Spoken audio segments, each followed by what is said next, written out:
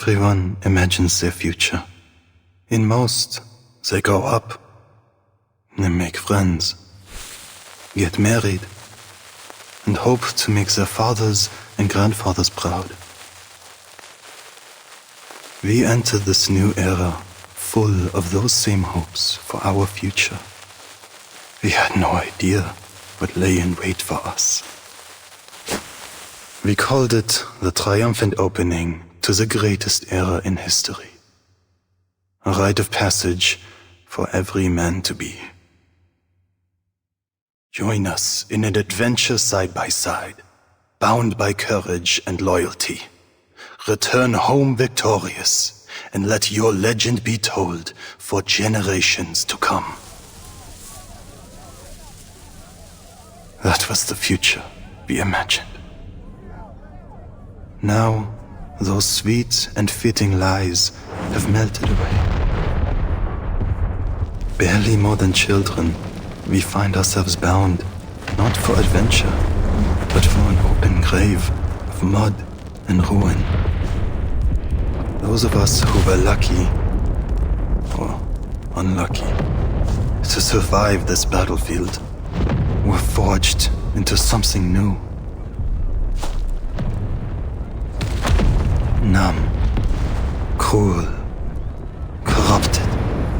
The earth became fire and mud, and all of us devils. What was it that we wanted from this war?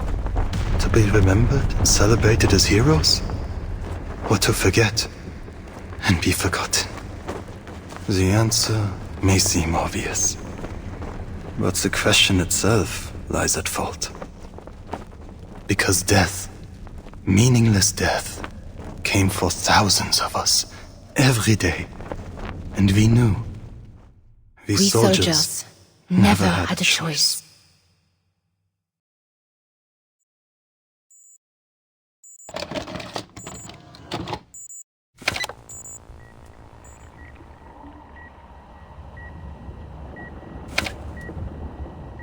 What do you see?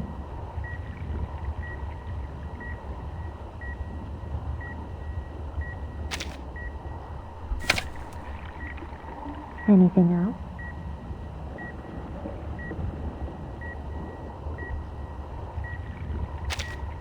It's the air of God.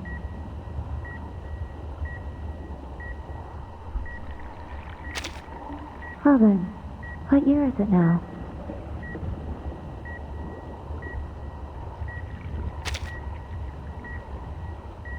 Subconscious stable, no sign of invasive illusion, cognition reality match rate normal. Our test subject awakens.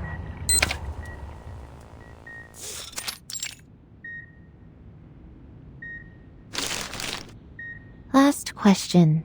What's this?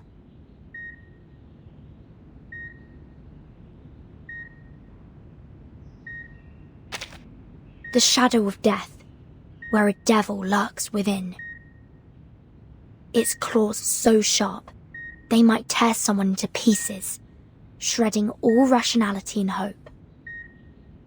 Not funny, Vertin. What a horrid image. Pardon me. Then it must be an elephant. Bad jokes aside, your mental status is within tolerances. This test isn't like the others, from the artificial somnambulism we used to go through. It's a special examination we've prepared for all personnel involved in the Antarctic operation. It wasn't my idea, by the way.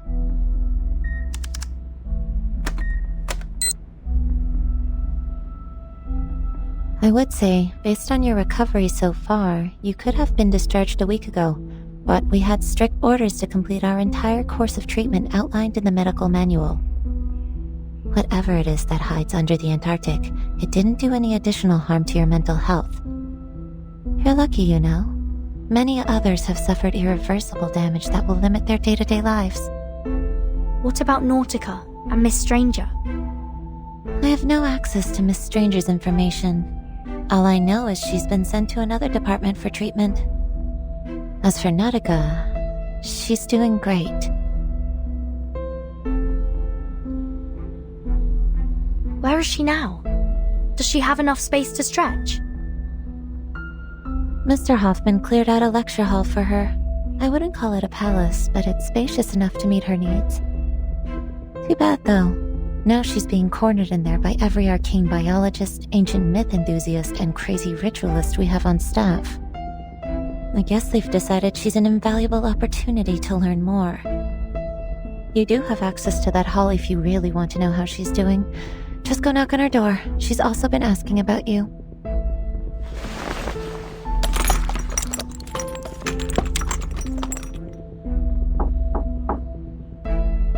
Timekeeper? Come on in, Neto.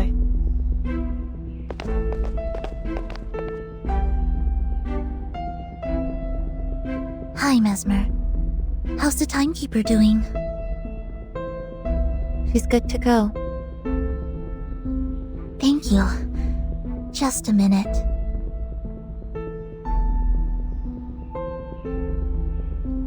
Timekeeper, Madam Z said the Storm investigation team is back. She's waiting for you in Madam Vice President's office.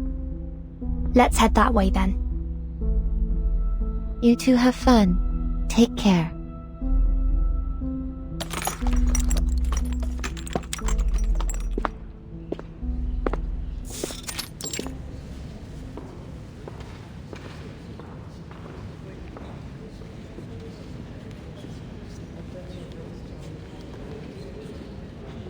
There's so much tension in the air now.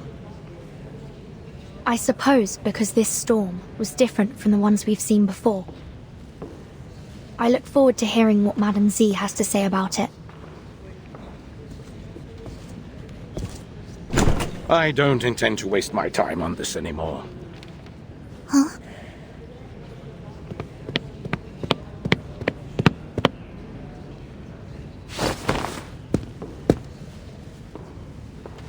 Please, I thought we reached an agreement, Erenai.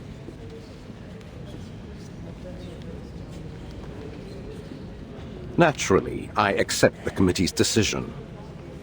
If you really think we don't have to prioritize the manners, then be my guest. Our top priority is to restore peace and order to this era. You should know that. We're at war, Mr. Pacifist.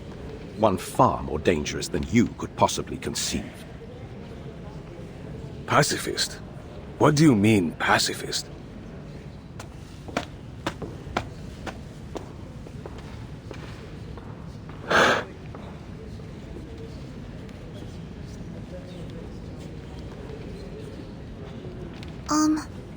The room they just came out of, is that... It does appear so. The Vice President's office. Let's go. After you.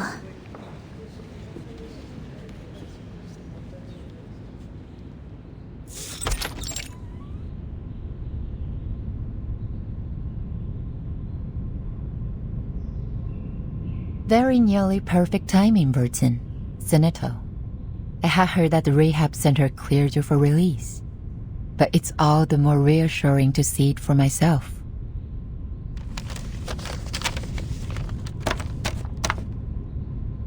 Madam Z, we saw Erenai and Pedra at the door. Let's not talk about them for now. Understood. So, the Storm investigation team has returned? Correct. Thanks to the field agent squad and our investigators. We've collected enough proof to verify your hypothesis. History has changed. The 10th storm has brought us to an entirely different 1920 than we knew. One with the war still raging that should have long been over. Do we understand why history has changed? Laplace has two hypotheses. The first centers on the ritual held in the Antarctic. Despite being interrupted, its flood might have changed the storm's nature, which has resulted in an even greater deviation from history as we knew it. Don't look so discouraged. That would be much better than the other theory.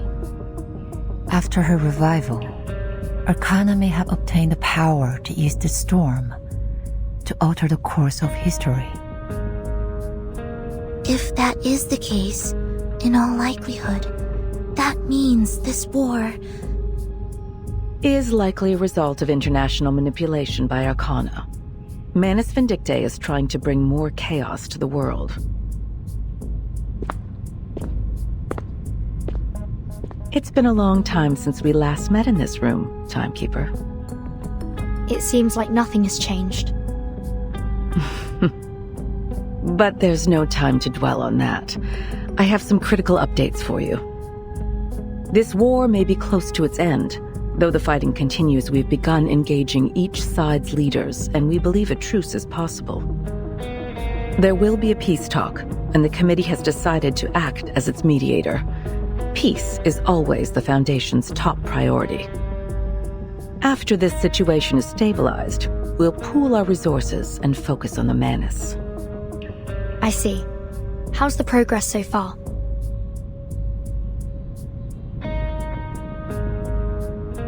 Our branch leaders have built lines of communication, and we have reached an agreement on some of the terms with their respective governments.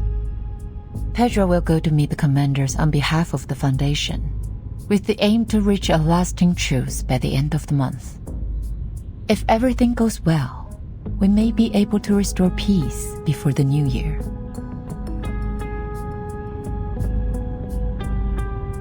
As we arrived, I heard Iranai call Pedro a pacifist. Does Iranai disagree with the Foundation's policy regarding the war? It isn't a matter of the policy, but the means by which we achieve it, to be precise. How do you mean? He and a few others believe all attempts to restore peace are bound to fail unless we destroy the Manus first. In short, he wants to do things the tough way.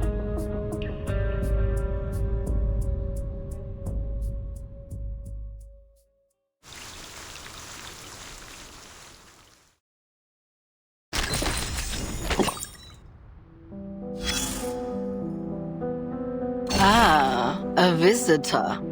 How unexpected. There's nothing here now. Only the ashes of war. What is it you want from a place like this? Run along now. Back to your school books.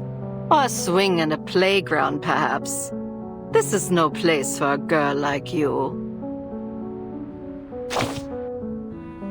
Naturally, I am no celebrity. I'd prefer to keep it that way. Fame is no interest to me. Just an opportunity for greater harassment. But the entire world is in ruins now. I have nowhere else to go. And it seems you're stuck here with me, you poor sap. You trekked to the end of the world, fought a pointless war, and for what? A broken spinning wheel? Even that they took away from you, along with the girl clinging to life by a thread, before sending you off to the next battleground. I hope that rusty old thing holds some kind of secret to saving the world or ending this war. Maybe then you can take on another career before you die. A watchmaker, perhaps. I've nothing more to say. Would you kindly leave me alone for a while? I have no tea or snacks to offer. I can't even recall what they taste like. Go on. Savor the war. There'll be another after this. No need to worry about things going exactly as you'd like.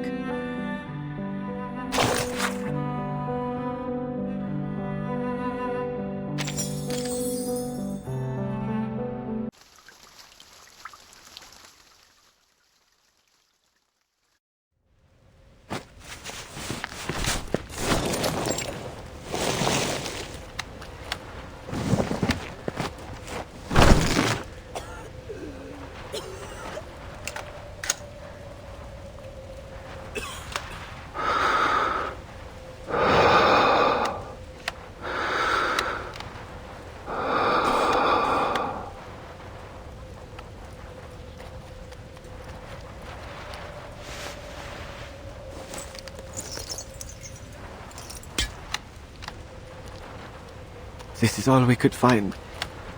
Can you take care of him, Charon? Natürlich. He will be given a proper burial. I thought they said this war would end before the winter came.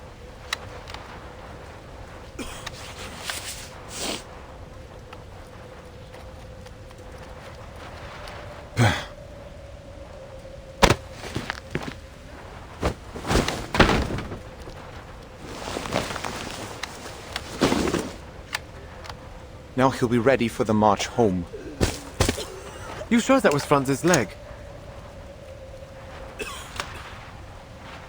Better be. I risked my life up there grabbing it. He promised I could have his boots if he got scraped off. Mein Gott. I remember when he said that.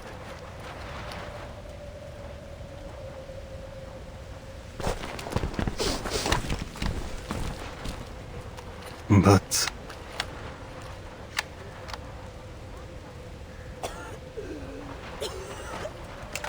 Andreas went missing in the last attack. The body will be impossible to move off the front lines without him. Your pony could pet its worm food. Up, Erich! Please, don't worry. They will be somewhere quiet nearby. But it may take a while to find it. Take your time, Charon. The weather's cool these days.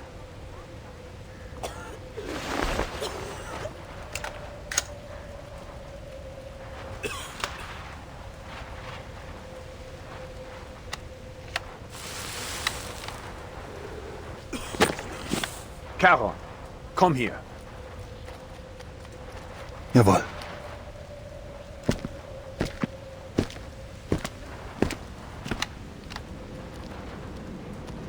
You remember Montpellier? The town near Aria? Gewiss. We fought there in the warmth of summer. Our Oberstleutnant died in that battle. You were in charge of a company, until you were injured and sent to recover. There were many graves to be dug, but the days were warm and dry. It was a hard fight to drive our enemy from that town. A damn good one. Even if our lines have only moved a short distance past it since. But why this talk of Montpellier all of a sudden?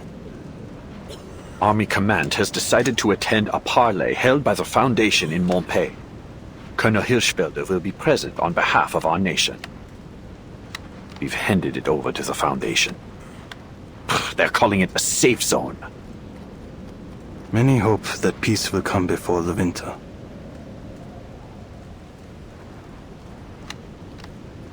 The only end to this war I can accept is victory. Total victory over our enemies. They say we've broken through on the Eastern Front. We only need to push our advantage and they'll collapse. Once we've freed up all that manpower and material, we'll be able to crush our enemies here too. We may run ourselves dry of ammo and blood before then, sir. No cries of victory are loud enough to wake the dead. Winning here is a part of something far bigger than you could understand. Is it? When you returned to the front after your injury, you came with eyes red as a furnace. You wore an old face, a mask of war. You haven't worn that mask in many years, since before our first taste of battle and blood. A whole class volunteered. Nothing more than schoolboys. We marched obliviously into the killing field. You should rest.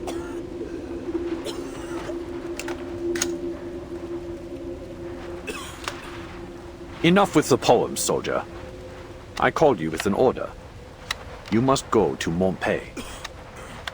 Herr Mühlenberger sent us a package, and I need someone to fetch it for me.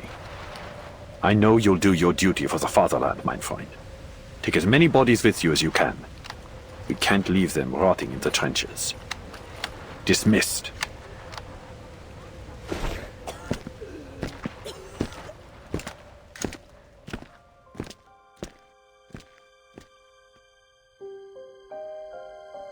Montpellier looks like it had been a nice little town. Before the war. Now, its old streets and laneways are pocked with craters and crumbling buildings. Cruel reminders of the brutal battles that raged through it.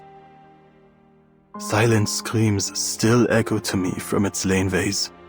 A reminder that a man who has seen war will only find peace when he is dead and buried.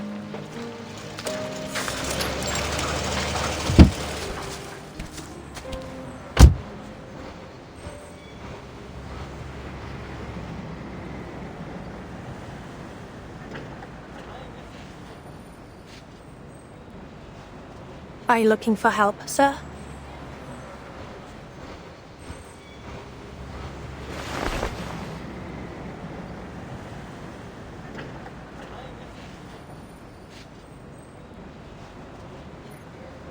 Hold on, soldier. I'm Krankenschwester Mascha. Please show your face so I can verify your identity. Guten Tag, Schwester. What lies beneath this mask will not give you the answer you seek. Here, let this serve for identification.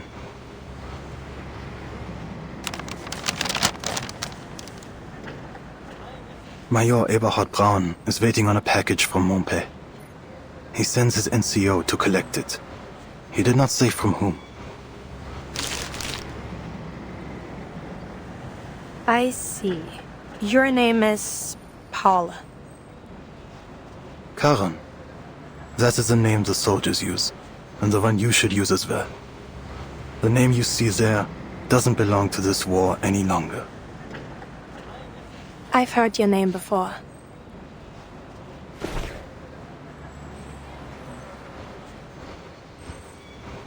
You'll find plenty of packages here. Go ahead and look for whichever one belongs to your Major Braun. But there'll be more paperwork to sign before you can leave with it. If you're willing to wait, things will get moving again once the parley has finished. Time is a resource the dead have in abundance.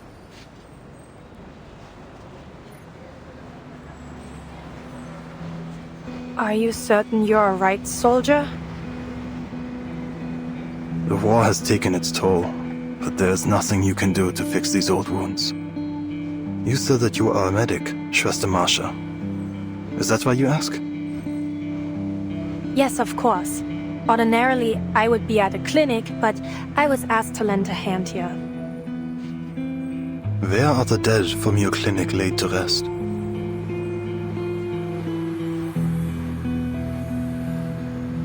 We don't have any yet, by the grace of God. Though, I don't expect that to remain the case. There's a bare slope just outside of town. I noticed it when we first arrived here. It could serve that purpose for someone to die. That is good to hear. That someone might die?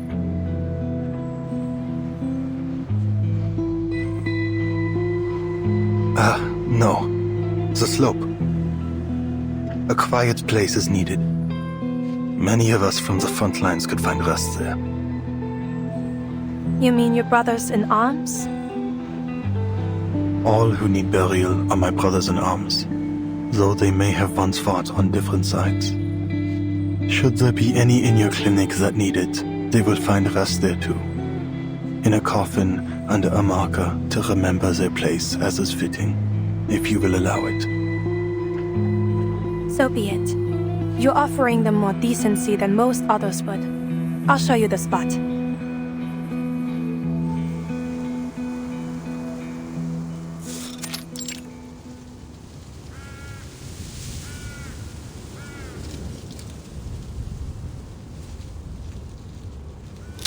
Who's there?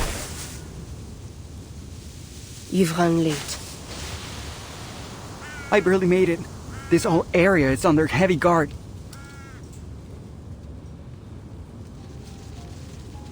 Where's Hector? He never mentioned you. Give me the countersign.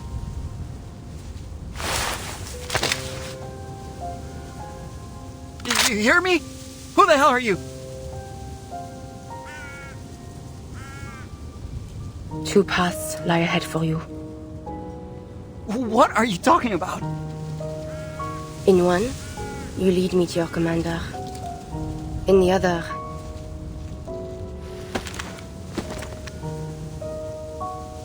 you are led into perdition.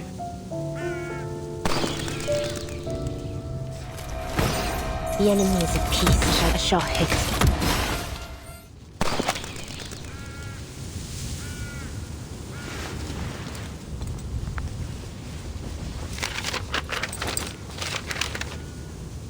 Foundation, Parley, Hirschfelder.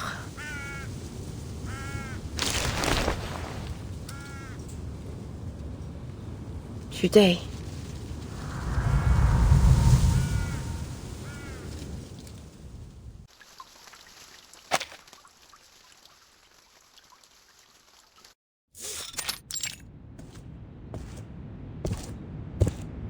Are you sure you won't come with me, Capitan?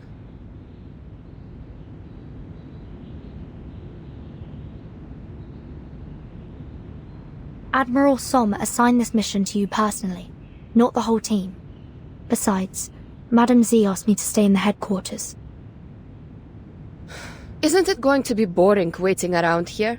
The Storm Reformation Directive said Team Timekeeper isn't subject to the Foundation's orders. We can go wherever we want. Yet it also says the Timekeeper is still bound by Madam Z's orders, Lilia. Ugh. So frustrating.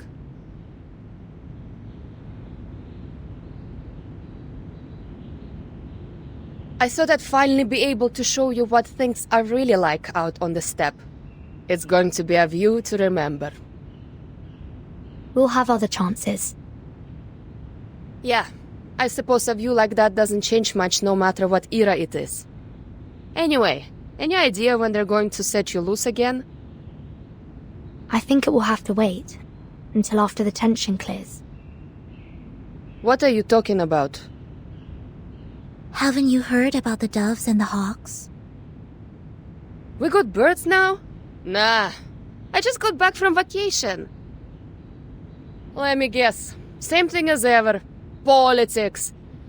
Go on. Just tell me enough so I know who to blast if someone kidnaps Vertin again. Simply put, the committee has split into two factions on the Foundation's course of action. The Doves and the Hawks. The Doves insist on seeking peace through diplomacy, hoping to secure advantages in the post-war political landscape. Uh-huh. And the Hawks? They believe that the governments we're dealing with have been infiltrated too deeply by Manus Vindictae, so diplomacy is off the table. They want to take more direct action by arresting any high-ranking military and political figures suspected of collaborating with the Manus. Really? I would have never thought we'd do something like that. Efficient, the kind of plan I like, but also like it could be the mother of all messes. Precisely. That's why the Doves prevailed, at least for now.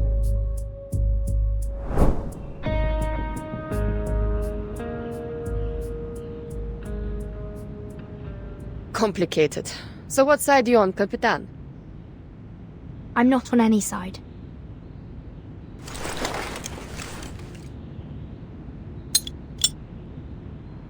No matter then. I'm on your side. Das Korova!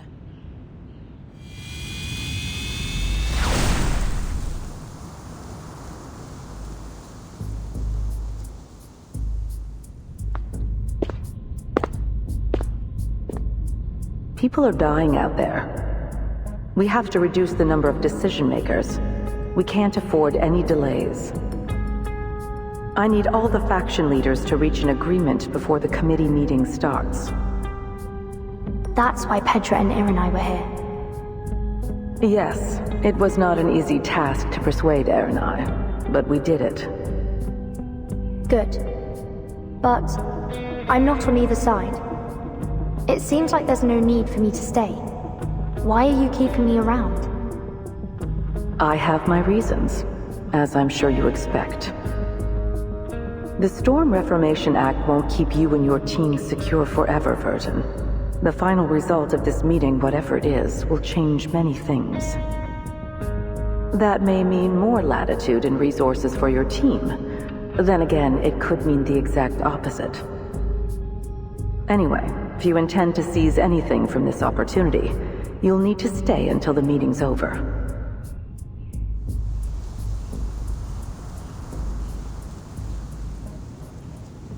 Time to go, Sonato. Quite the takeoff. That must have been Lieutenant Lilia, wasn't it? Hmm?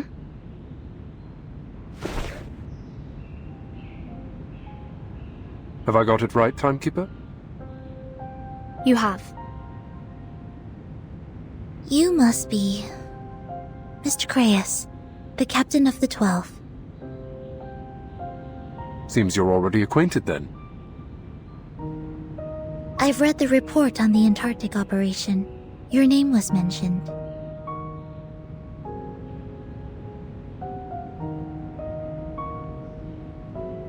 I've been reading up on you. Just a few choice selections from your after-action reports before our Antarctic expedition. Seems we have you and your team to thank for thwarting many a wicked scheme, hatched by Manus Vindictae in previous storms. Shame we couldn't put a stop to Arcana's revival, too. Now look at the dog's breakfast of an era we stepped into.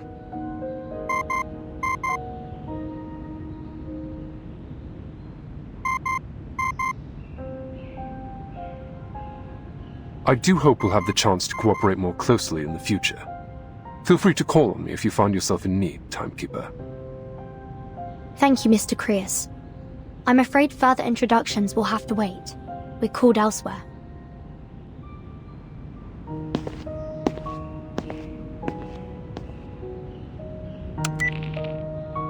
Speak. I passed along our intel about Manus Vindictae's possible infiltration of the safe zone.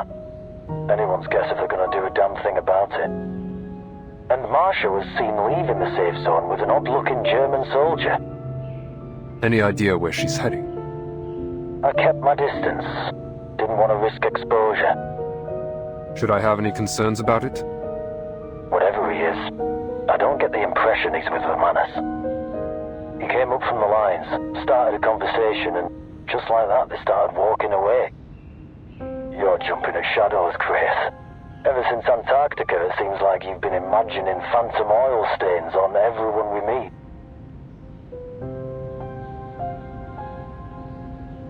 All the same, keep an eye on her. And take my eyes off the town. What about searching for those infiltrators? The Foundation has enough security on site to keep things in check. Yeah, right. Let's just hope those Hafergrains can do their job. Haven't Merrill and Paravian been transferred to HQ? I hope you weren't expecting a hand. I need them for my field mission as soon as our application is approved. Still waiting for that? They haven't learned to trust you yet? Focus on your mission, Yemalai.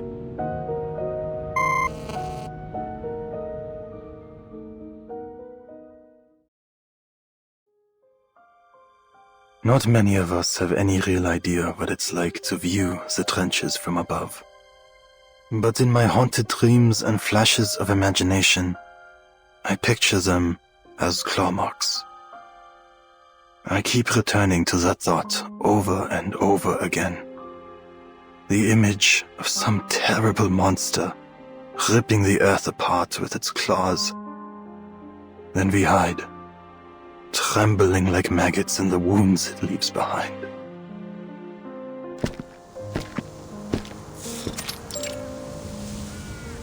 Here.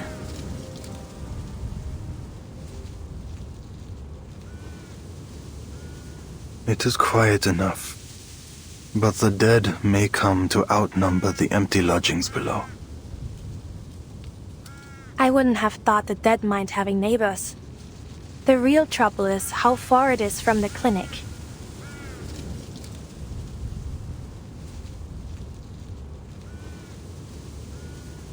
There is something about you. A contradiction lying under cloth and steel. I know what you want to ask. Yes, I was a knight once.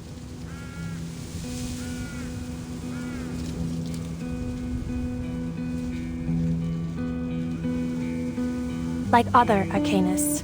I was enlisted in a special unit and sent to the front as soon as the war started. This armor is only a habit. I'm a medic now. It's not much for protection. Modern bullets go through steel this thin like paper. But I want to remember. Only in death does the duty end. Yet you live again with the Foundation. Noch eine deiner Fragen? Diesmal werde ich dir keine Antwort geben.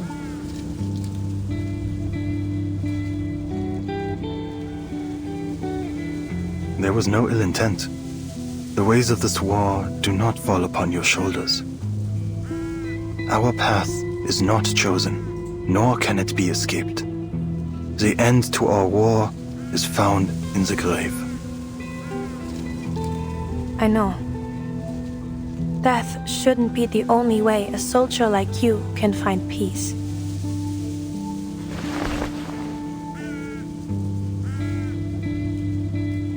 I'm needed back at the clinic. And there is work to be done here. Please, hear this apology. You have chosen a noble path.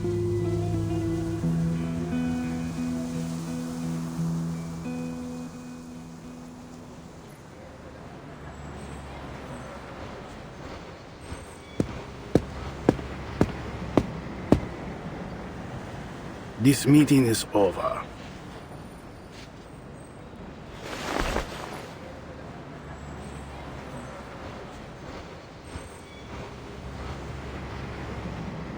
Our proposal really is in everyone's best interest. Please, give it a bit more thought, Colonel. Our best interest, yeah. You have failed to convince me. All I see is the insistence that we pretend this war is not going in our favor.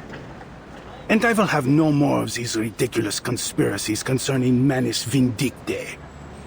Our war and our victory have nothing to do with this terrorist organization, or cult as it may be.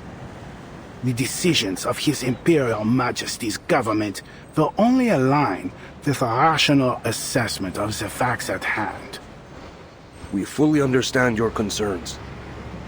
Words without action. Would you at least consider a temporary truce?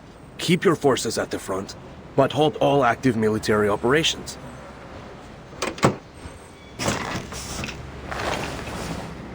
There are two sides to every truce, Herr Negotiator. Our enemy has yet to show any hint of sincerity. You are referring to the assassinations. Do these Schweinehunde have any honor, sending their snipers after our high rank?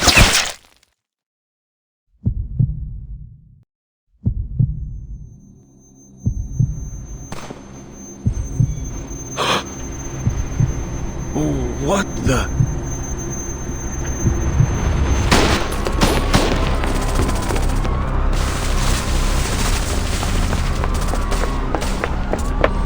Take up, Mr. Pedra!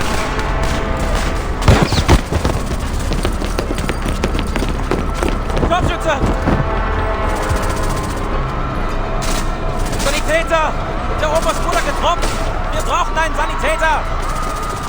Los! Bring den Oberst in die Klinik!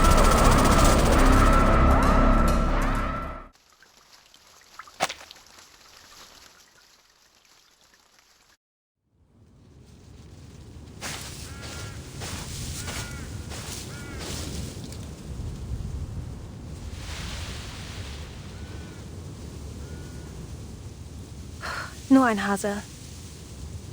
Wie schön, dass Sie zurückgekehrt sind.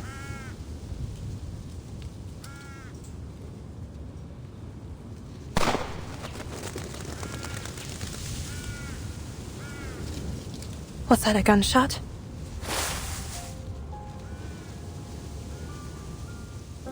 From the safe zone.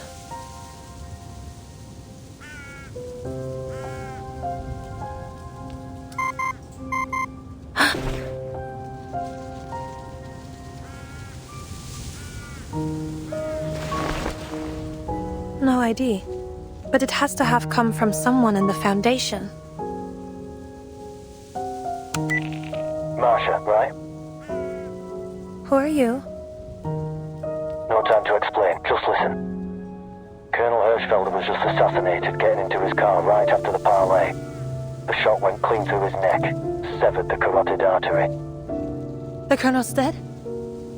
Yeah, but the important thing is that the shot came from the forest, somewhere near your location. How do you know where I am? Just take cover. I'll call again when it's safe. Who on earth are...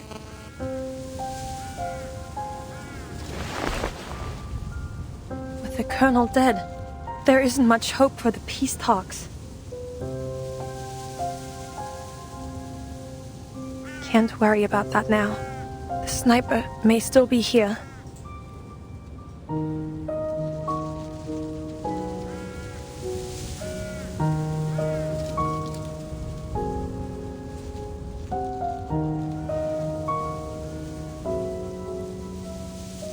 All I have is this pistol. Still, a bullet is a bullet. I'll just need to get close.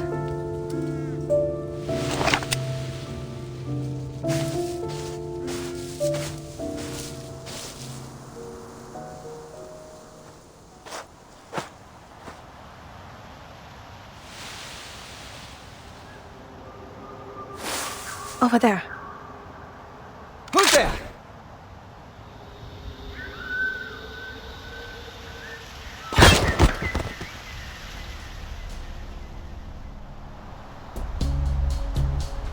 Small caliber. 5 of them, 2 with machine pistols.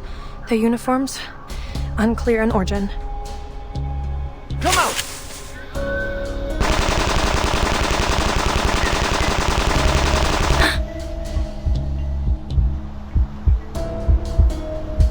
Need to leave one alive. Now, to get a little closer.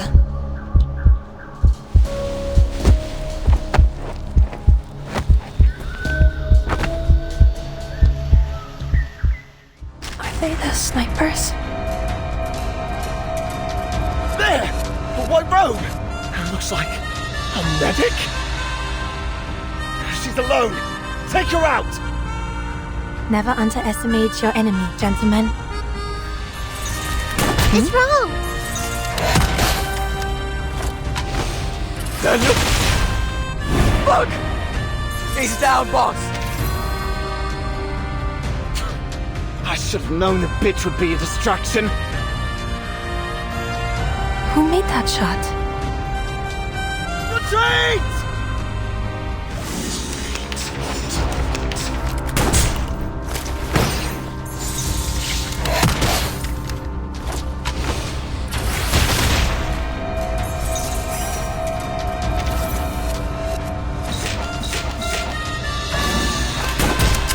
Ouch! What an awful racket you made!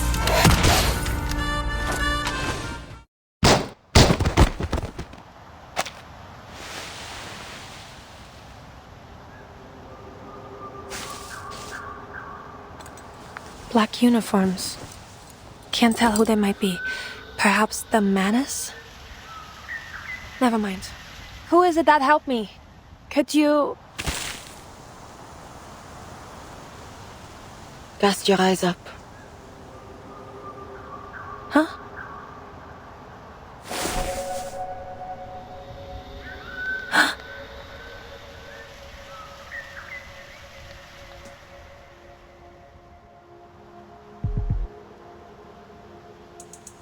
Was it you who shot these men? Do you know who they are?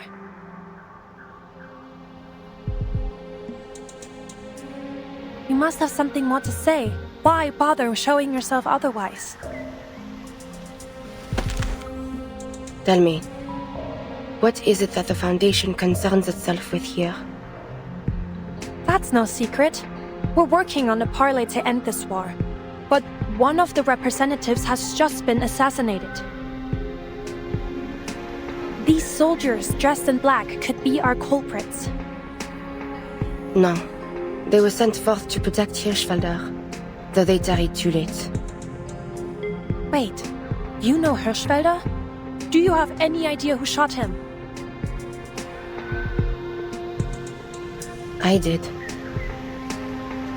You! You...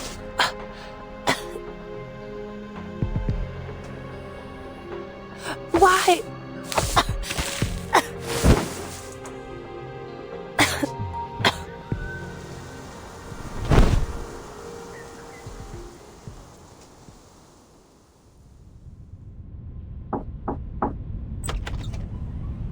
Management dictate?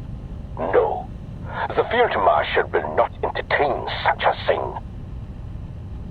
You've simply conjured up some invisible enemy to achieve your goals.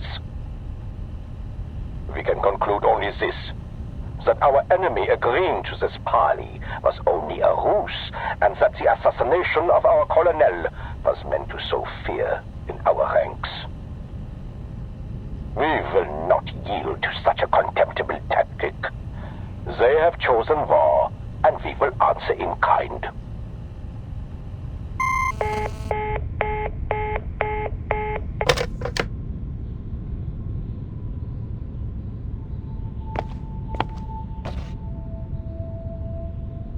The assassination in Montpellier has been a serious blow to our global efforts.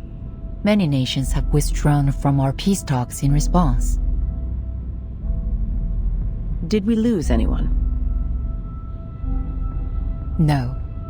Our investigators on the scene confirmed they heard just a single gunshot at a time. We do have a confirmed sighting of the shooter. Yes, I heard. Yet they didn't fire on her, which means our shooter isn't likely to be with the Manus.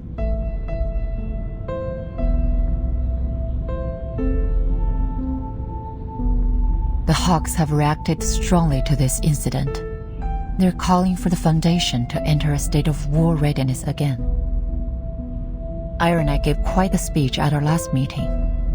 It's clear the moderates are wavering over to his side.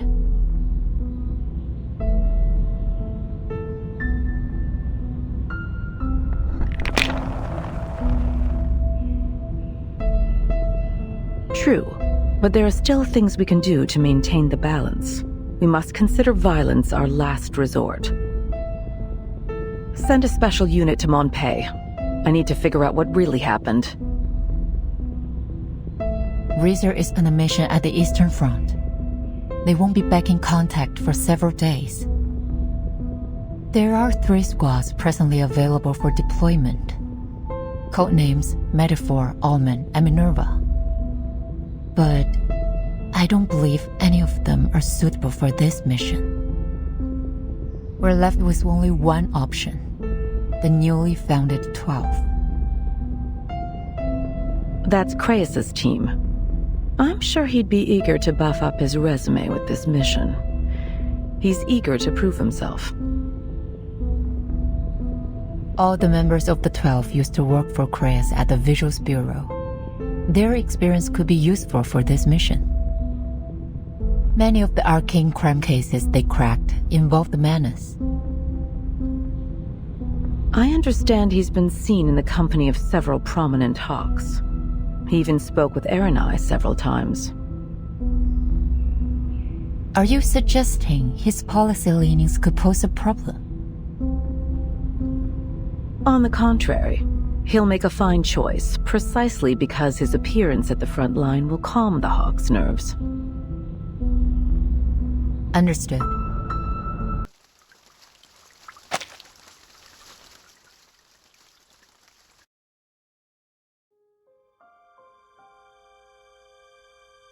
Since the first grenade exploded in our trench, we've been dreaming of the moment when the guns fall silent and our commander calls out, "The war is over."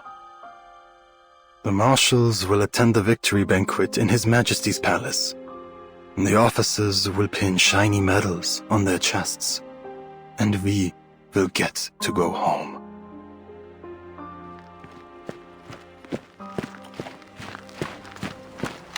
Out of my way, soldiers!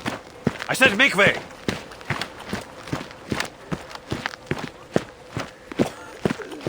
What's wrong?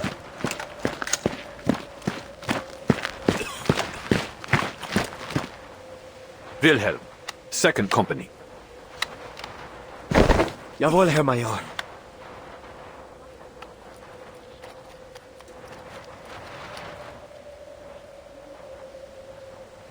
You'll be in charge of these runs from now on, and I'll need you to choose the pick of this litter to join the stormtroopers. Jawohl, Major.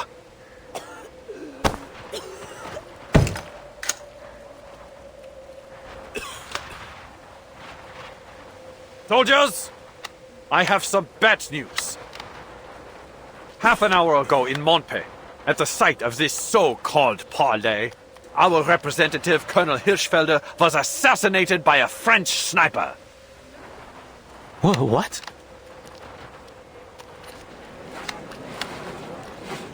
How's the Traum? The devil is he talking about? How could a sniper have made it so far behind our lines? Shh.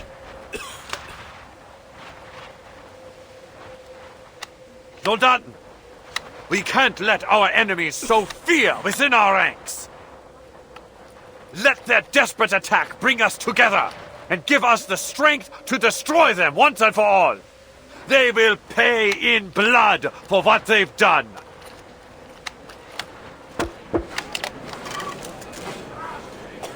Was zum Teufel? I thought this was finally going to end.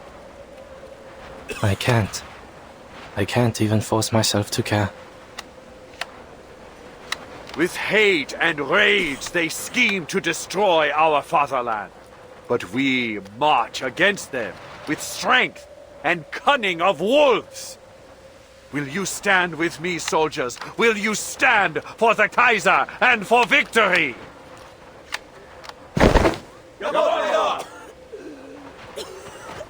They're good. You've shown me your steel, soldiers.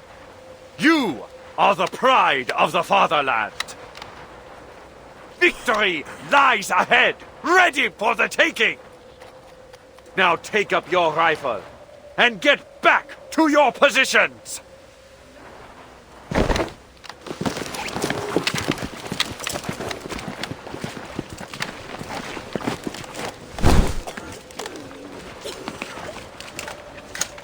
Ach, Frontischwein, what's that you're holding? You got a fresh tin? Eisencow? Sausages?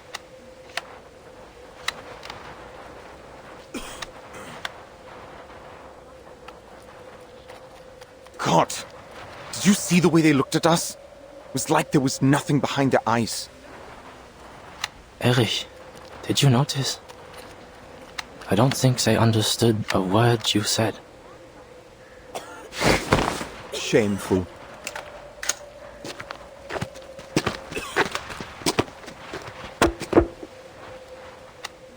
Come on, boys, follow me.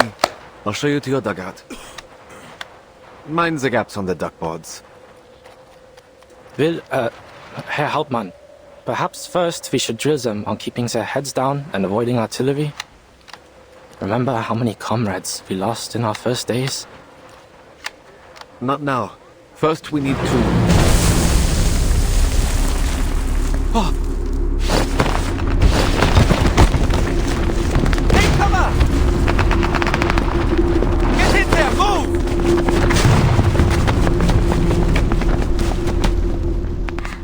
Move! Gott im Himmel, you're not bulletproof! Watch my hand! I'll signal you where to run, understood? In Deckung, boys! Come on, don't just stand there, follow me!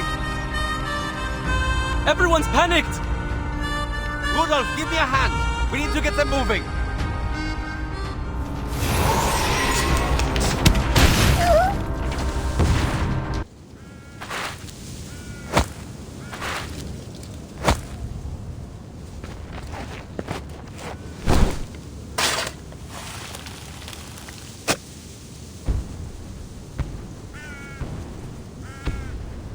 It seems peace lies beyond our grasp.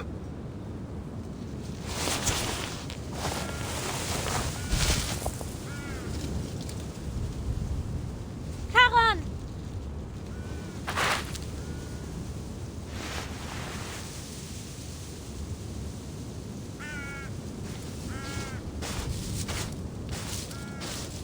You don't remember who I am? Your presence is familiar, but faces and names come slowly. There are so many memories here. It can be difficult to tell what is from what was. I'll wait a little longer next time.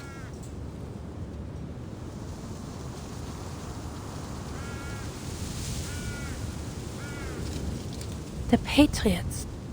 Did you make the cenotaph? A stranger brought it here. A gift for the dead. I see. I found your Major's package. Here.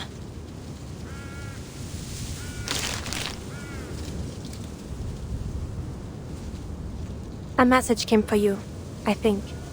From the front. It seems your Major needs you to report back immediately.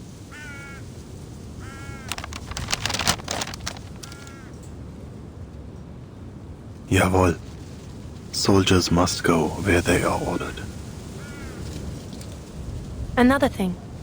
They're sending a new head of security to oversee the safe zone. His name is Kreas, a tall man with red hair.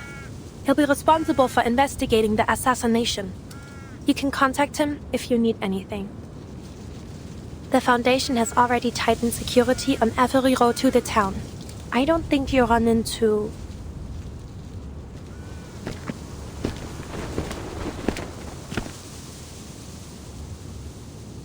any danger on your way back.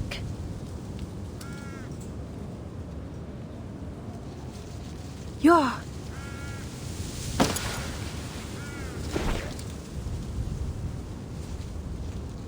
The dead rest here. They have seen enough violence. You don't know what she did. She...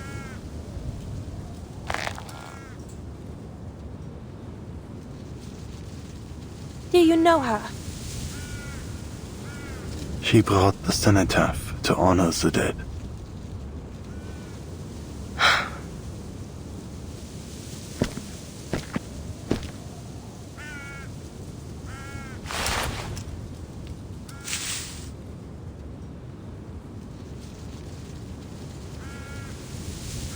Ihre Haut. Sie sieht so aus, als wäre sie aus Stein. Und dieser Kopfschmuck. Ich glaube, ich habe ihn schon einmal gesehen. Könnte es sein, dass du...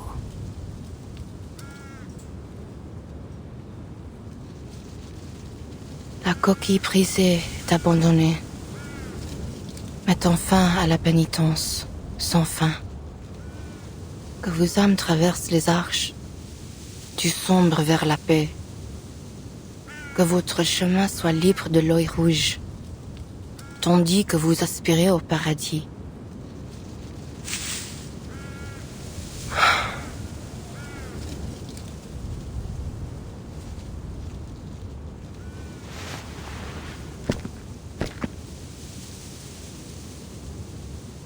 We meet again, young chevalier.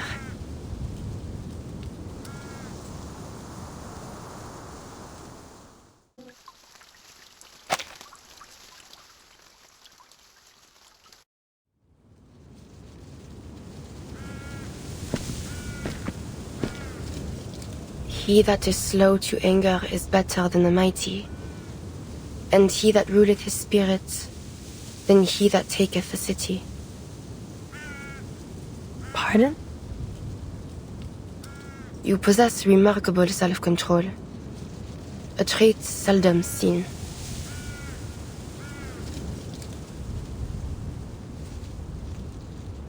My thanks. But I have a question. As I have one for you. Why did you kill the Colonel? Answer me likewise. Why did you protect him?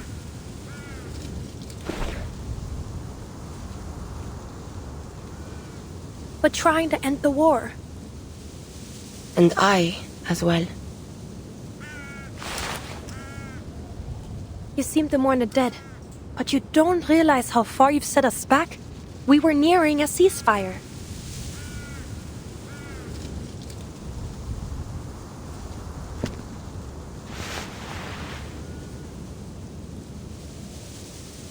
"6 years and the war rages still. Do you think ending bloodshed is as simple as to say, 'Tis done? Have you any mind of the mission the Foundation pursues here?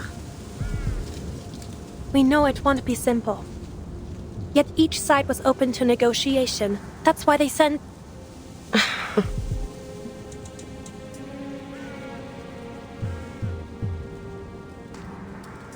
You placed false hope on Hirschfelder. You invited a wolf into a bed of lambs. You think his death to be the spark of a reignited war. But even if I had stayed my hand from him, your plans would have been for naught. The Manus scheme, and the wicked prosper. Manus Vindicte.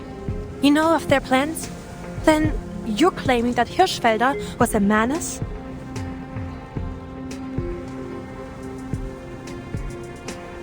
He is not one of those devils. He is only one tool of many. The Manus offer the gifts of Mammon and Asmodeus, greed and destruction. Hirschfelder was tempted by their technologies and became a willing servant in their schemes.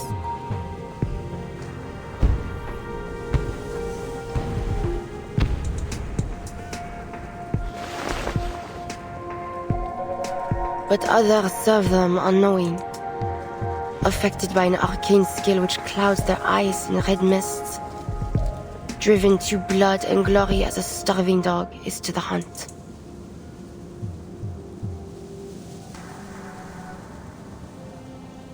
Your commander, Eberhard Braun, bears that mist.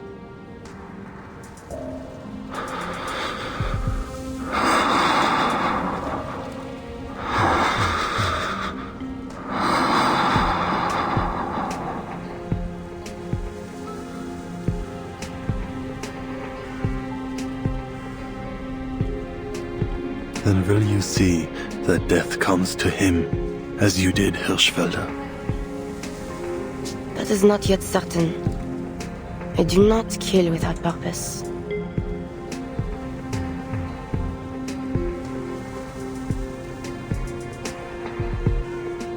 What you just said about the Manus, can you confirm any of it? The Foundation could make use of any intelligence you have. We may be able to save these peace talks. But we will need proof. All is vain. There is nothing new under the sun. When I told my commander about the Manus, all I received for my effort was scorn. Their eyes were not satisfied with seeing, nor their ears with hearing. Kings and generals yet still turn a blind eye to the suffering. If they had a shred of the light of God within them, they would never have pursued this war. As for the Foundation, that which is crooked cannot be made straight, and what is wanting cannot be numbered. I have no faith in them.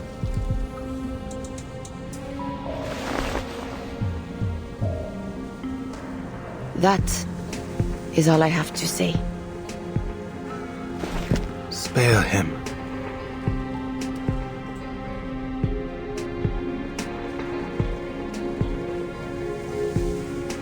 Eberhard Braun, I need you to spare his life. Neither mercy nor vengeance is mine to give.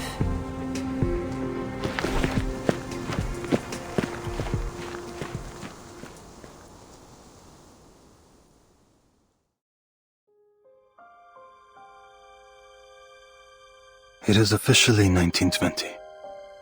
I wonder at other people's impressions of this war. From what I've seen, there are two contrasting views, though in various forms. One of heroism, and the other, sadness. There is one truth which I have found bridges both of these visions. Despite how cruel it may sound, this war is the prelude of a new era. I have to believe that, because if this death and destruction so unparalleled in history does not herald change, then there is no hope for humanity.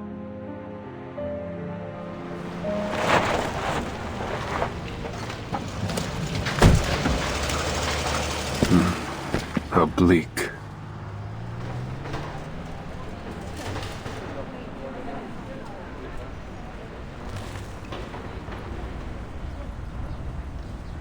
Blackbird, give me a hand.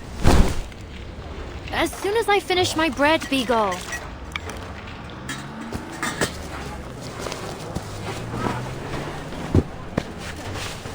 There are 122 armed personnel available at your disposal, sir.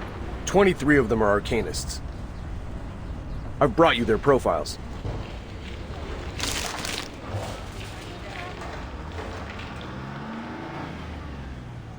Right then.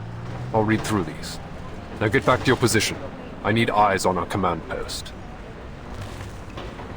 Yes, sir.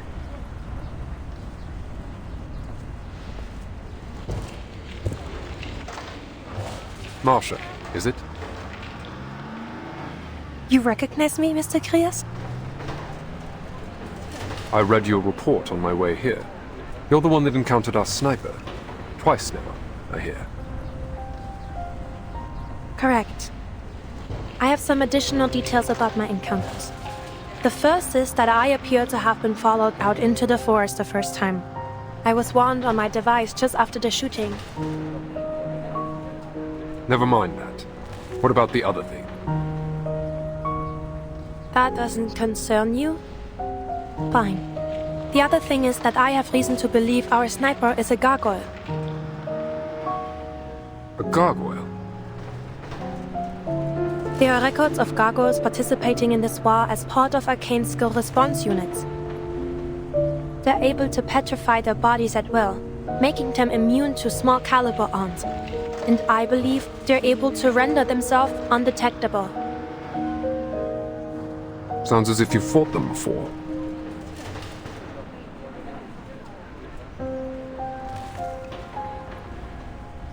You could say that. It would go far to explain how she managed to enter Montpellier without being noticed. I'll have to ask HQ to send us a counter-arcanum device. She shot the colonel, but then slipped out, leaving our own agents unharmed. We can't be sure of anything, but we can't rule out that she may possess reliable intel about the Manus.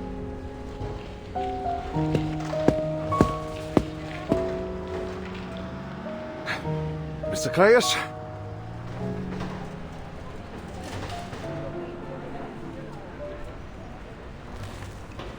I'm Herr Georg Kramer from the Interfactional Committee. I've come on behalf of the Reichstag to start another round of negotiation with the Foundation. Didn't you get the message? The parley has been cancelled, Herr Kramer. Seems there's no more room for negotiations. My job now is to investigate the possible involvement of Manus Vindictae.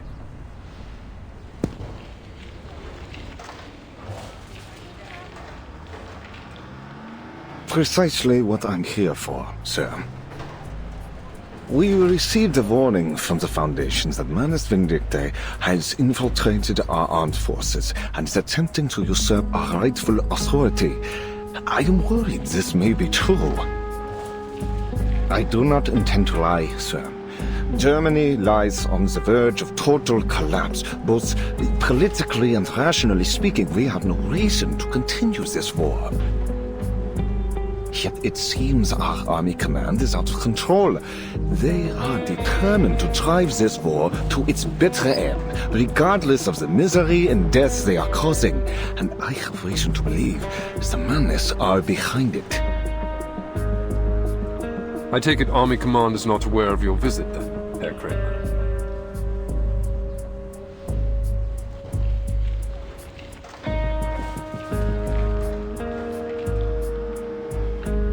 I represent the majority of the Reichstag, sir, as well as the office of the Imperial Chancellor.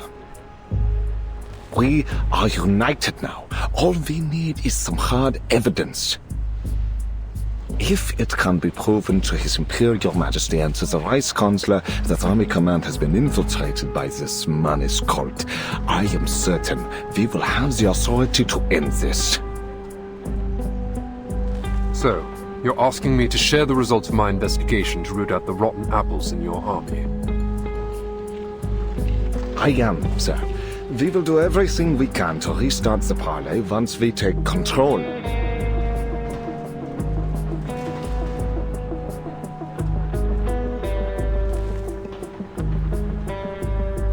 and we're willing to reach a ceasefire on certain conditions. I assure you, I'm not just saying this because of my stance. For the sake of my country and its people, this war must be stopped.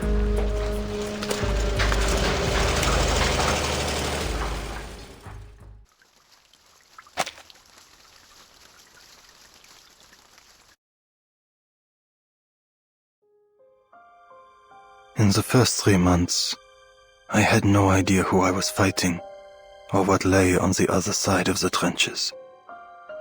It was as if there were a black wall standing between us and our enemy.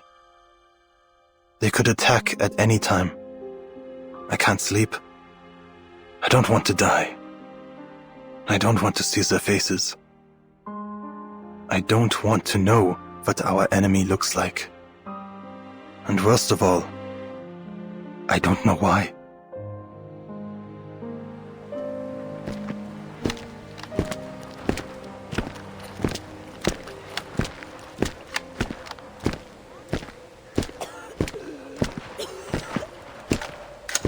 Ach so, you're back, Millman.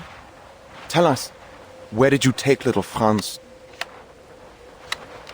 He lies beneath stone, in a silent wood, and marches no more.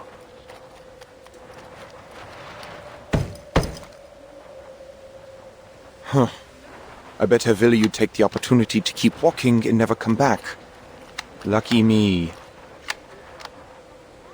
Where is he? He's dead. I guess you'll call me Herr Hauptmann now.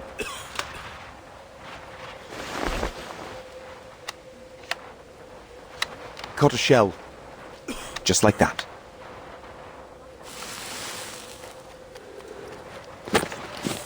Lucky me. And lucky him. That Schweinhund.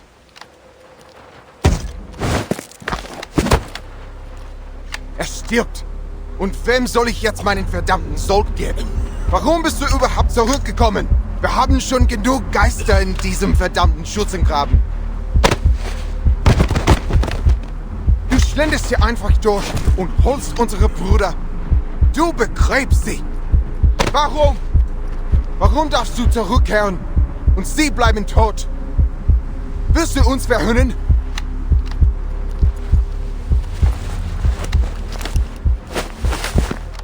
Der Tod verspottet nicht.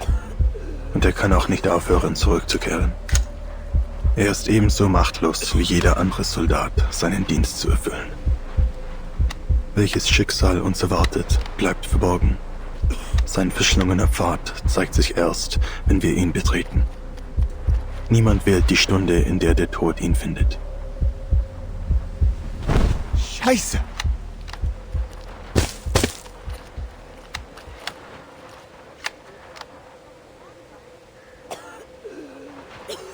I just want to keep myself in one piece when my time comes.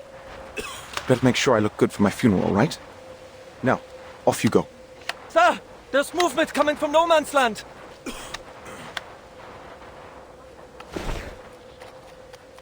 What?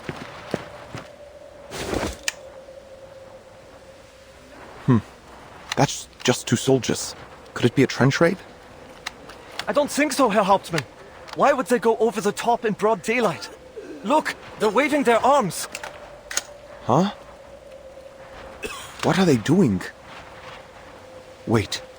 Their hands are wrapped in bandages. Is that a problem? Keep your eye on them, soldier. I think I know what's going on. The living walk over dead men's ground. Deserters, I'll bet. I heard some soldiers used to shoot their own palms so they could be sent back to the rear. But they reward that kind of cowardice with bullets nowadays. Do they come seeking death or life? With all the officers keeping their heads low, maybe they decided they don't want to do the punishing themselves.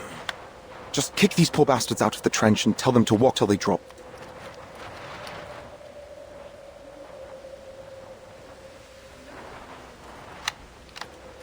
They do not march to us as warriors, but as broken men. You're right. Pass it down the line. Does anyone here speak French? Oui, a little. I took some French back in school. Schnell, schnell! Say something. Ja, Herr Hauptmann.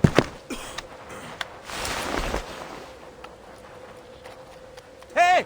Toi! Là-bas! Lâchez vos... armes et... venez ici! Nous... What? Verdammt! Who the hell shot him?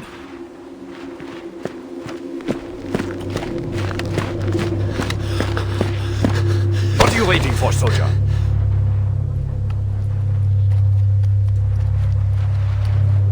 I killed him.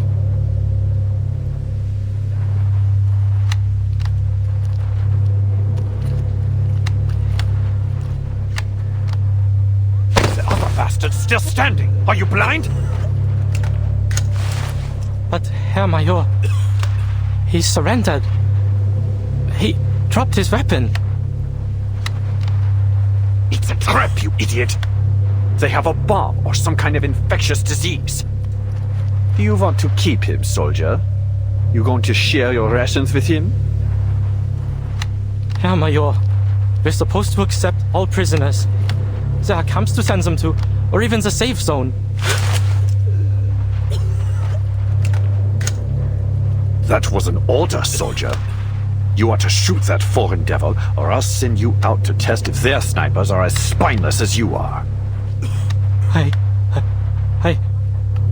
Major.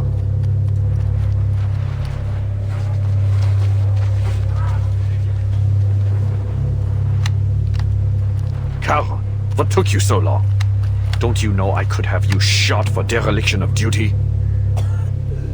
Punish the guilty then. But the man that stands alone is innocent. Spare him.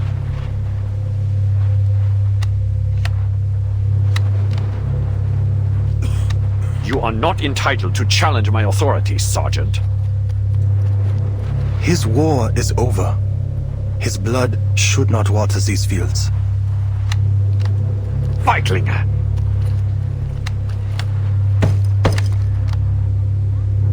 Verdammt!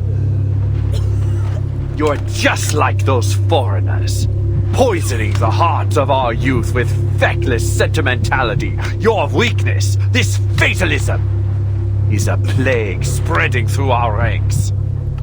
That man over there is a threat to our fatherland, yet you plead for his life.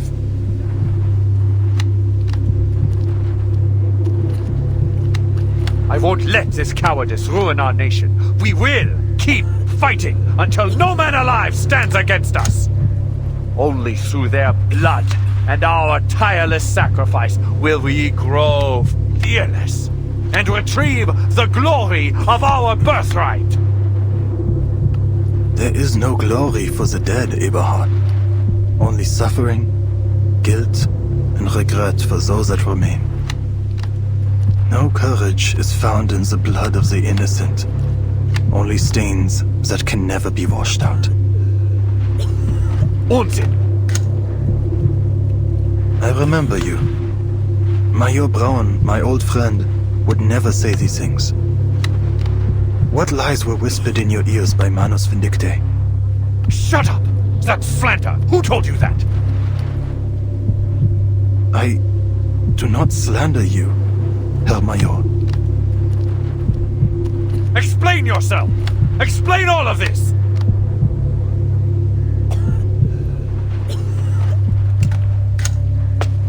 Lügen!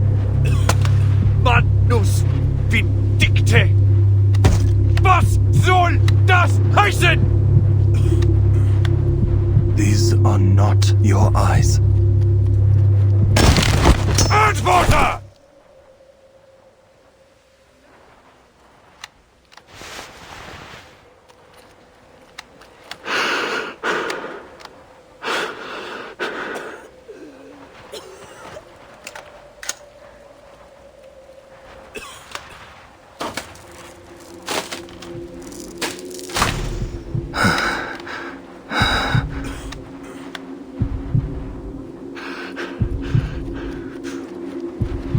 Raise your head, Sergeant. Eberhard. Do not call me that. I am your superior officer.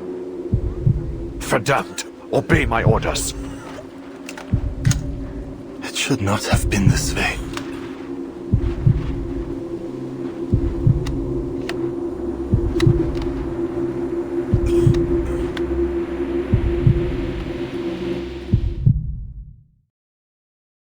Gott. Im Himmel. This is not a sight fit for the living, Eberhard. But perhaps you must be reminded. No! Your face! Cover it now! Do you remember the fear as bombs exploded by our sides? The pain when our brothers moaned out their last breaths? Have you forgotten? Or have you only hardened your heart? This war is... Sacrifice is necessary for a nation to make progress. Every soldier who has died for the fatherland should feel honored for their sacrifice. You should have been honored, Paul. Jetzt sprechen wir nicht von Opfer. Der Tod ist keine Ehre. Er kennt kein Ritual, keine Tugend. Er ist Leere und nichts. Der Krieg hat uns den Tod zu sehr zur Gewohnheit gemacht. Du, Eberhard, du hast den Respekt vor dem Leben verloren. Ganz gleich wie dieser Krieg endet. Wir haben bereits verloren. Ich bin dein Vorgesetzter. Du willst mich töten? Dann tu es. Der Tod wird dich nicht retten, mein Freund. Ich hoffe, dass du dich selbst retten kannst.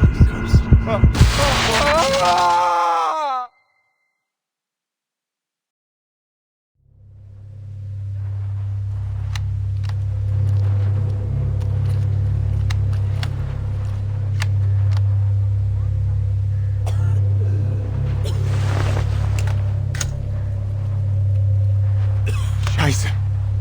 What the hell just happened? Is Major Braun dead? Caron, you didn't... Did you?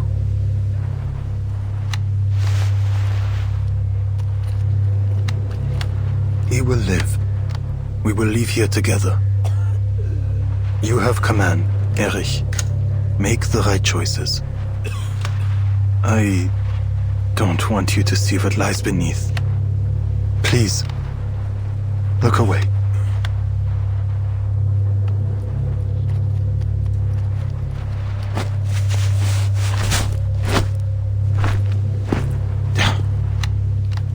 All right. Someone grab that deserter. I'll search him. Show's over. Move it, soldiers. That poor sap is still waiting. Ausführung!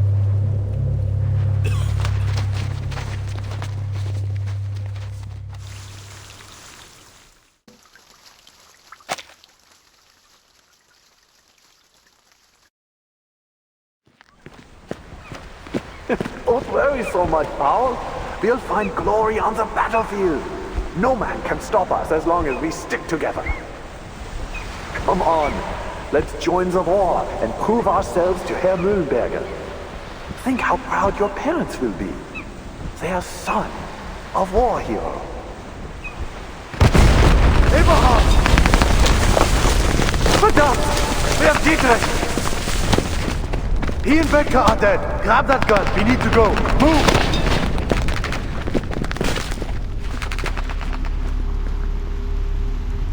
Do you think we'll win, Paul? I don't know, mein Freund. I think I just want to go home. Dietrich, Bertke, and Elvin. What did they die for if we just give up?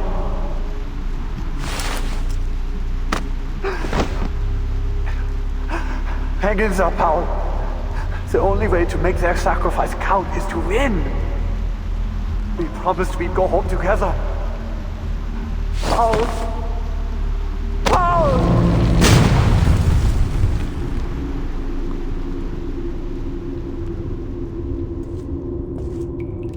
Major, The past is in the past.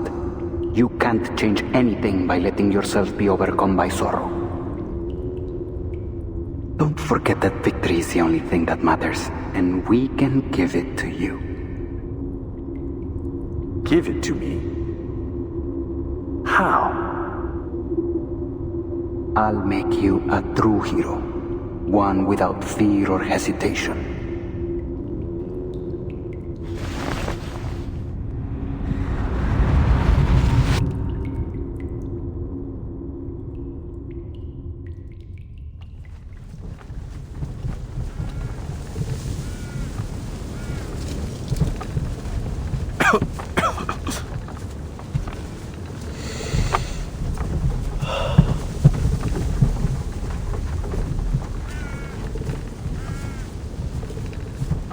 You're awake.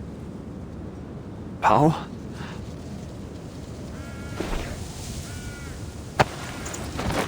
Ugh. My head. It hurts.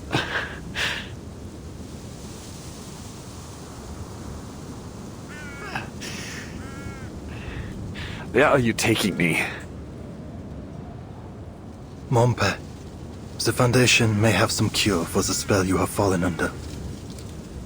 No. No.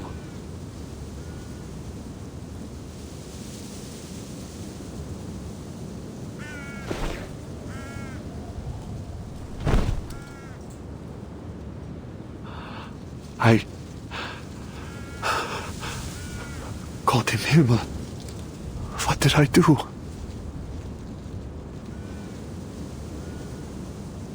That deserter. I ordered Rudolph to pull the trigger, but I was the one who killed him.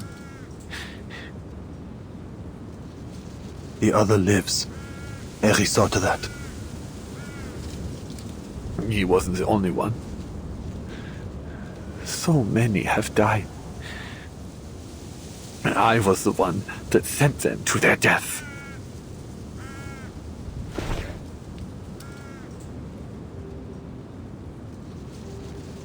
Do you remember, Power? There was a poem by Goethe, no, Schiller, maybe. Those days at school feel like a fairy tale now. Herr Mühlenberger asked you and Dietrich to write it out on the blackboard. You two didn't even know where to start. I remember, I thought he was going to snap you both in two. Just a few months later, we were here. Dietrich died that very first day. Do you remember how we cried that night? We thought it would be the saddest day of our lives.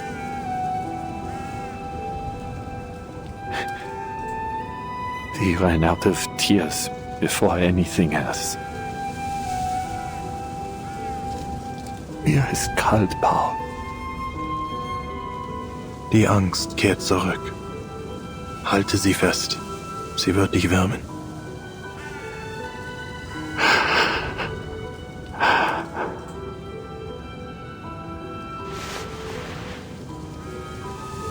This is the place you found, isn't it? Where Franz was buried. He lies below us.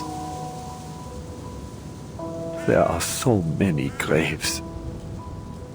But I'm still alive. Why, Paul? Why am I not lying among them? The living speak of luck. The rest are silent.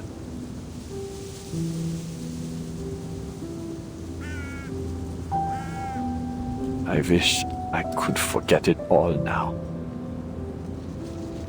If I didn't know what happened, I wouldn't... No. No, it's not right for me to ask that. But I'm still alive. Is there anything I can do for them? That isn't a question for the dead. I can't tell you what to do, Eberhard.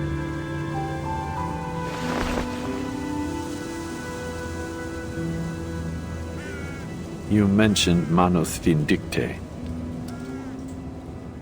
You remember? What about the Foundation? You talked to them too, right? Do you really think they can stop this war? They pursue peace, but it cannot be found by their efforts alone.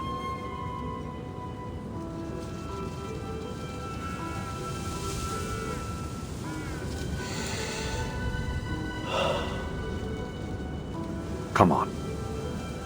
Let's go see Montpé again.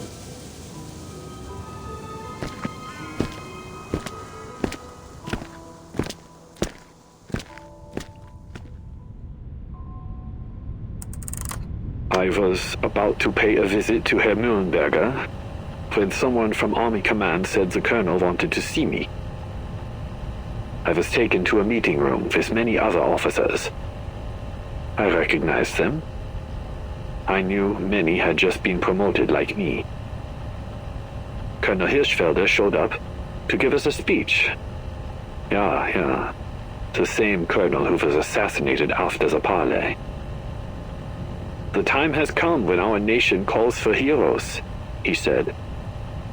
With our foremost goal to create a prosperous new world for our children. We have fought valiantly. And now the war turns in our favor. We stand but one step away from total victory, yet it is at this very moment that our soldiers have lost their courage. They waste their time looting every barn, cellar, and shed in search of treasure, and drink to numb their fears, delaying our operations. Their greed and cowardice have spread through our army like a malignant tumor. Fortunately, we have found a cure. An organization that believes in the promise of our victory has provided us with an extraordinary development. That's all I remember. I don't have a mind for technology, but it just washed the fear off me. Thinking about it now, we must have been like lab rats to them. As soon as they finished their ritual, we became so sure of our victory that we began yelling and singing as one. We were just fresh-faced boys again, thirsty for a war we'd forgotten.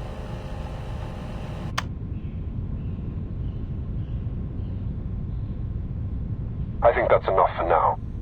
That was a recording from a German major we encountered in Montpé. I intend to submit a report with full details, including his entire statement and an explanation for our inquiries.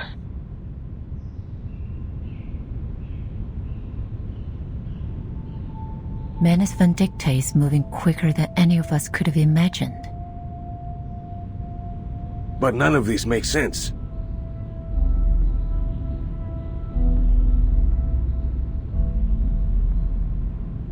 If they came to this era at the same time as we did, how could they have already infiltrated the military higher-ups in such a short time? We've already theorized that Arcana may now possess the power to rewrite history. Which means going forward, any records from history as we once knew it will be unreliable for estimating their strengths.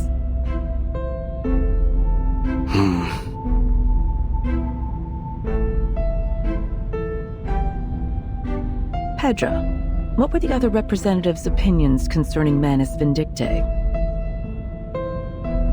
They all denied its existence.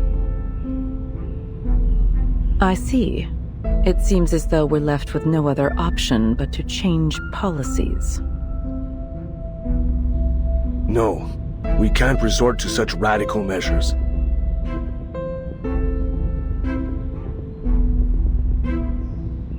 The Foundation risks alienating any potential allies if we act too aggressively now.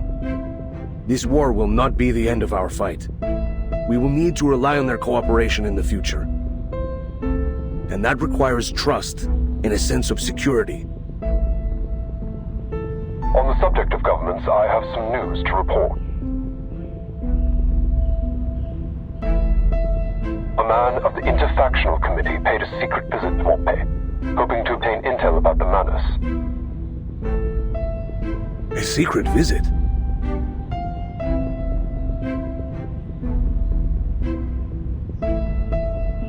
What did they say? Do they intend to use our intel against the heads of their army command? You've guessed it. If their government manages to rein in the army, it'll be much easier to reach a ceasefire. But if anyone were to find out, we might be accused of interfering in their internal affairs. Have you considered that, Creus? Officially, the Foundation never made any contact with their government. All I did was have a candid conversation with a man about my concerns for his people. At any rate, they haven't any reason to expose their cooperation with us. There are simply too many uncertainties to consider.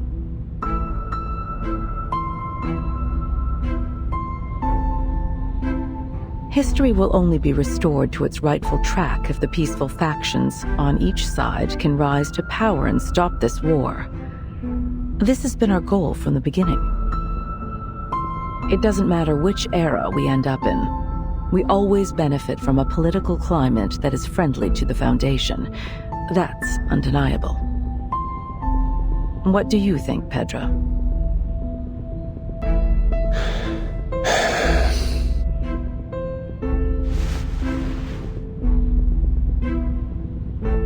I might be able to persuade some of the other committee members to support this proposal.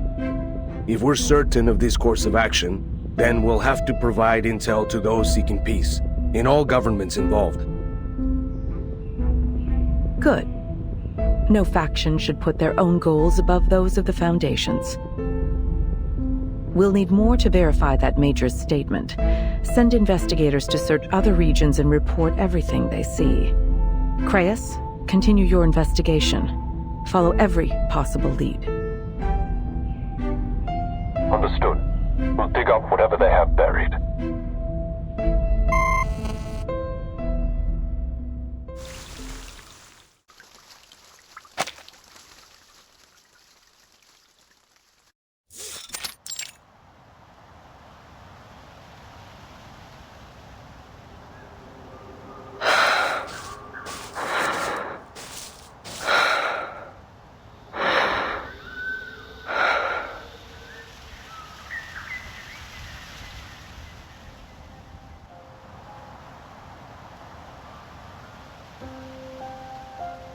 Un homme est proclamé coupable, et pour cela condamné à mort, près même de la justice d'un procès. Son exécution est survenue telle en vent, le réduisant au silence avant qu'il ait pu prononcer un mot de repentir. Et c'est cela que tu appelles la justice? Leave me be, Ladislas.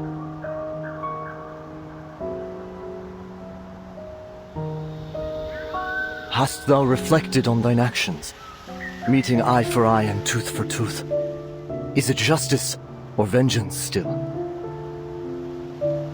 Do you think so little of me, that I would call it justice, even were it not so? Blame me then, cousin. Damn and condemn me. I care not. Never would I damn thee, cousin. For it is thy soul for which I am most concerned. I fear it doth wither with every act of malice. Hark and listen well. Dost thou forget the nature of our unholy ancestry? We are the kin of demons. 1,000 years hence, and their malevolence yet floweth thickened in our veins, and their whispers pricketh still our ears in the silence. Then answer me this question, dear cousin. You stand before the scales of a balance. On one pan, the lives of 10 men, and on the other, 100. If you had the power to shift its weight to save the money, would you? A question that is heavy laced with blasphemies. Hast thou already bent thine ear to the devil's lies? Answer me, cousin. Elsewise, there is nothing more that needs to be said.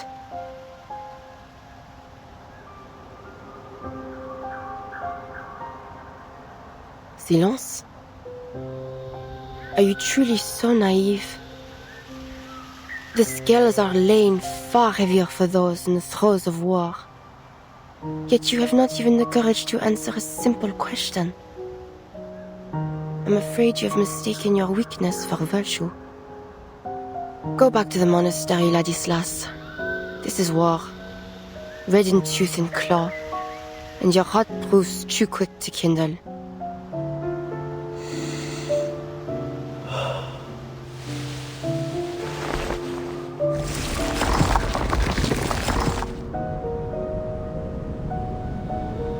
You are again at odds, it seems.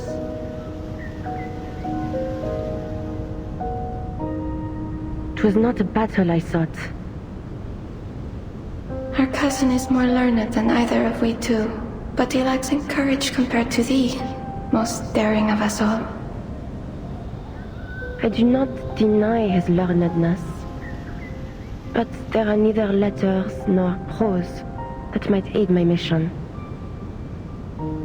Thou burnest too short a wick, and the flames of perdition rise to meet thee. I fear for thee, Marie, that thou go forth to a battle that will consume thee, whether in defeat or in triumph. Marcel, Antoine, and Yvonne, they once promised to return as thou didst. Yet they fell all the same, each after the last. Yvonne was taken before she had even tasted battle. Let remorse consume me if it must. But God willing, I will see the end of this war first. Ere then, the fear of regret will not stay me.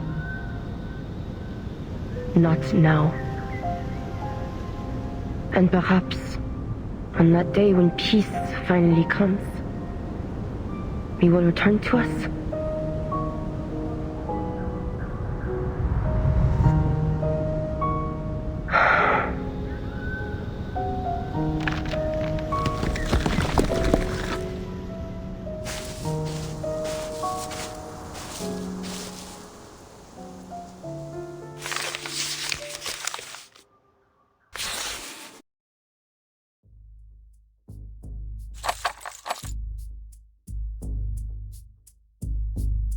Major Brown was able to recall some of the locations that may have been used by the Menace.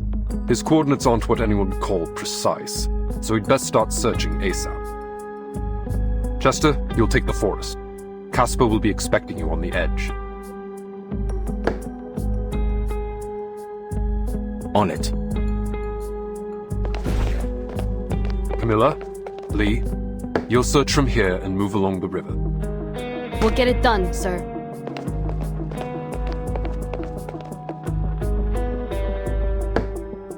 Charles, Amanda, you're on Hill 299. You'll need to cross no man's land to get there. Make sure you establish your identity with both sides in advance to avoid friendly fire. Understood.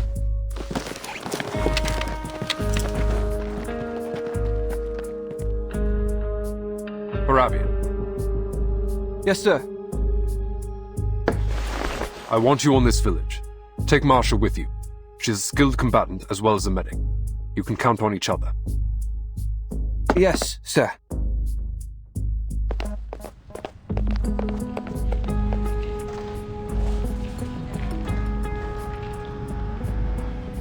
So, does that mean I'll remain on standby in Montpay? Yes. I need someone coordinating the defense of this town should the Menace attack. Oh.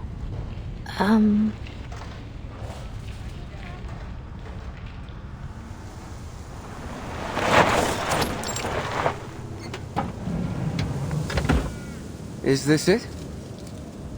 I believe so. Let's get on with it.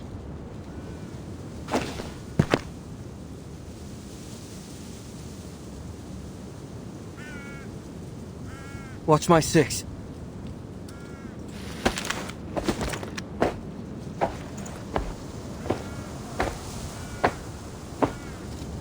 This place is empty. It's heartbreaking to see it so quiet. We're ahead of schedule. Let's start by checking the houses one by one. Good.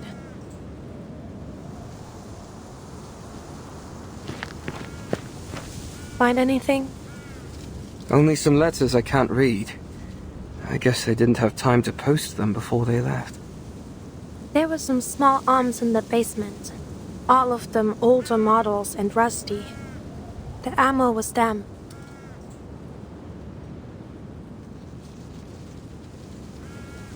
This place had to have been looted more than a few times. The only valuables left are the ones too heavy to move. So basically there's nothing here. What do the Manus want it for?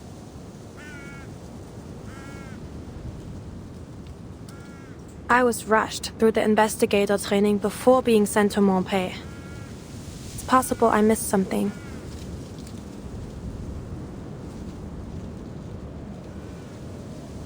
Don't worry, you're doing fine. Mr. Creyas always says training is no match for experience. Blackbird is a prime example. I mean, Meryl. You met her back in Montpellier. She's been through all the training the Foundation could throw at her, but she still isn't ready for the battlefield. I probably shouldn't say, but she nearly went mental during the Antarctic operation. The battlefield is crueler than ordinary people can imagine. A few weeks of military training just isn't enough.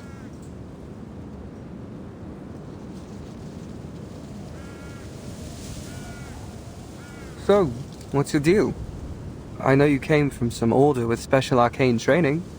You can freeze your fear and pain, emotional stuff during battle until you feel safe. I only skimmed through the briefing. Is that right? It's more complicated than that. But I'm not sure I'd like to get into it now. Yeah, sure. Sorry. No need to apologize. Just... Do you think we missed anything? Well, let's take a minute. What could they even possibly hide here? Arms? Chemical weapons? Secret files? Or gear smuggled back from the future?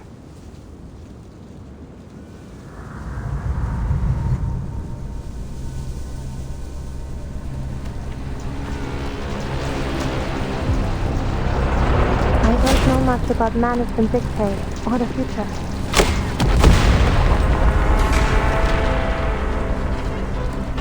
Incoming!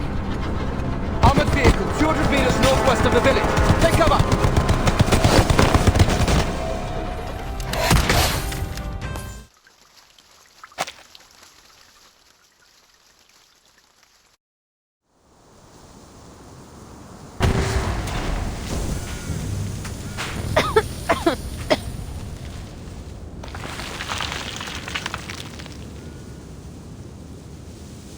It's over.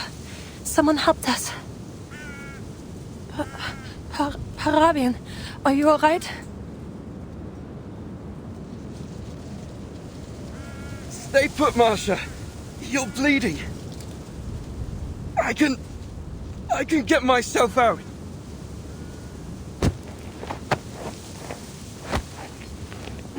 We're all clear. Let me help you. Don't fuss over me. It's just a bit of wood. You need to stay put. Your head and shoulder are bleeding. What? Am I hurt? Ugh, I'm feeling faint. It seems you're right. I'm bleeding profusely from several wounds. That's what I get for suppressing all my pain. Ach so. Just a little shrapnel. Nothing too serious. Treat your wounds first, Marsha. Understood.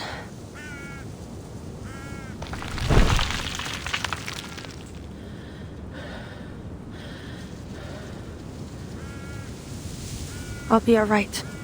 I just need a little rest.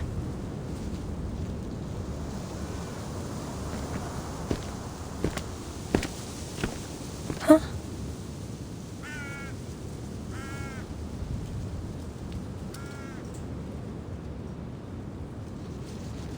Who?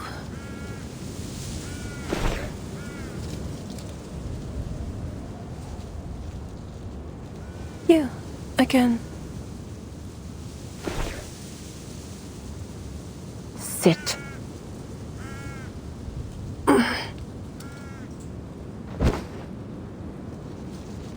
You saved us.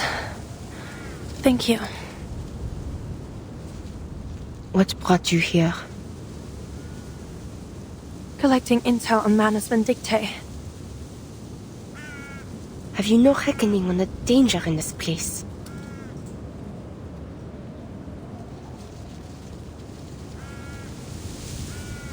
Imbecile. You might well have breathed your last in that battle. Let go! Huh? Who's out there?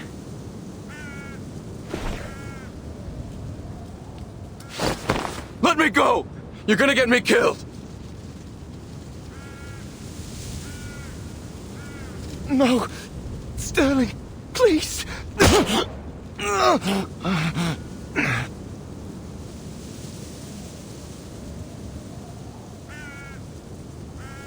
Fuck!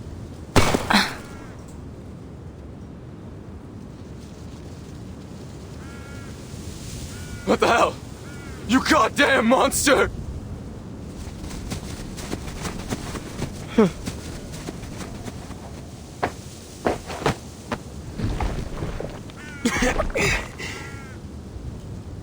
Thanks. Who are you? Are you with the Foundation?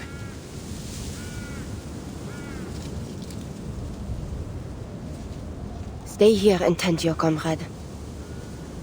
I will tend to our enemies.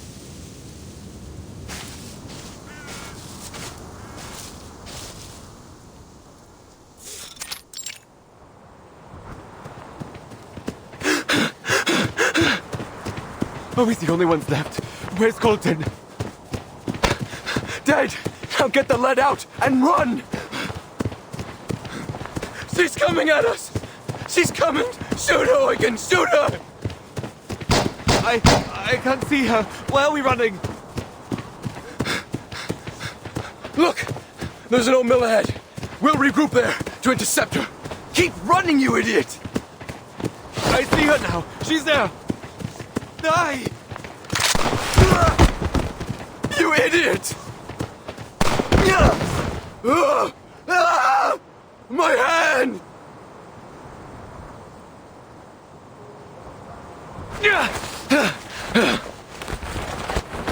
For the wicked flee, and I pursueth.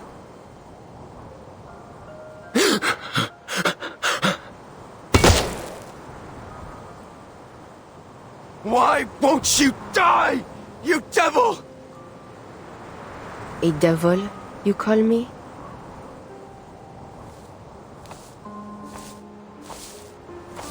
What are you, then? What hast thou done? The voice of thy brother's blood crieth unto me from the ground. You who discord between nations and plot schemes for the undoing of man. Who then is your master? For if you do the devil's work, are you not a devil like me? J'ai pitié de vous. Repent and you may yet find mercy in the judgment of the Lord. And now art thou cursed from the earth. What the hell do you want? Back off! Sterling, isn't it? You need not fear me. You still have time. Which hath opened her mouth to receive thy brother's blood from thy hand. Repent and you may yet be saved. Speak. What are you talking about? What do you want from me? When thou tillest the ground, it shall not henceforth yield unto thee her strength.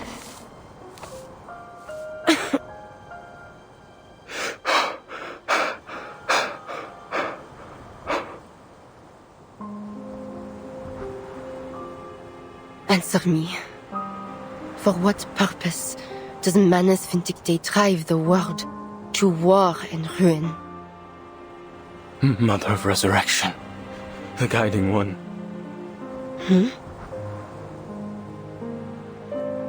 Please have mercy on your humble servant. I pray for a miracle, a ladder into your eternal kingdom. I hereby offer my life to you. Please save me from desperation and take me to the Golden Era. A fugitive and a vagabond shalt thou be in the earth.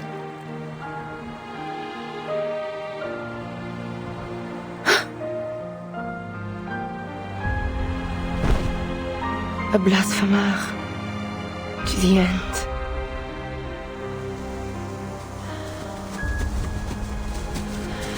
Miss Sentinel? Miss Sentinel!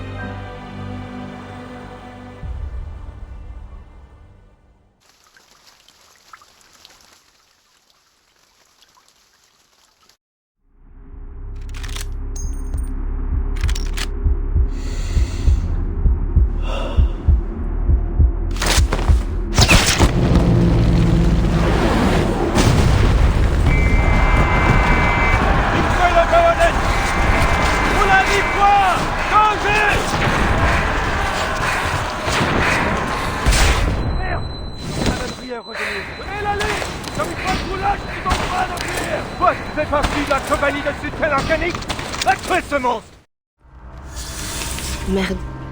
Those accursed knights.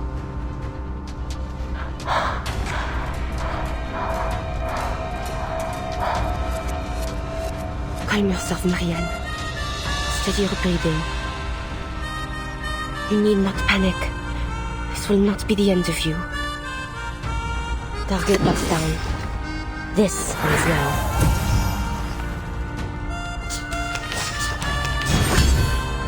A short hit.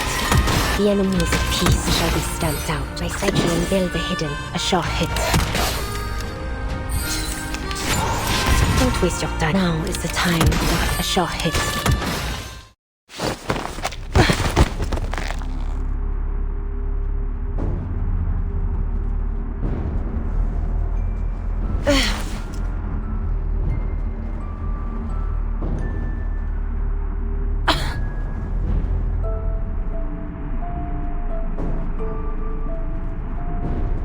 Dost thou recall when once, in our youth, we fought over an apple tree? Lâche-moi! Mein Teufel! Thou wished to cut its wood and make us a fire to roast a chicken. But I rebuked thee, for I believed the tree would bear fruit, and it would be the sweeter bounty of the two.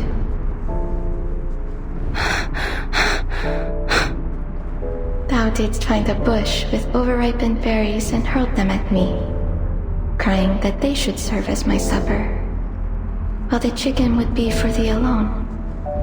And I retaliated in kind. Ere long, we were painted red with juice. What a bloody melee we fight, we laughed as we laid down our arms. What fun we had that day. Non. Je ne veux pas. But the battle thou fightest now shall not end in the gentle smears of red berries. What drives humanity to war? Could it be so different from what drove us to it beneath that apple tree? I dare not imagine how a slaughter that has claimed the lives of millions could be waged for so small a cause? That we should be brought to bloodshed driven only by the fear of those whom we were taught to despise. What immortal hand or eye could frame the cause behind these deadly ends? Thou art more courageous than I, Marie. Never hast thou doubted thy conviction. So tell me, I pray, is there some purpose in the war they now fight? For I see no divine meaning to be found in this killing and dying.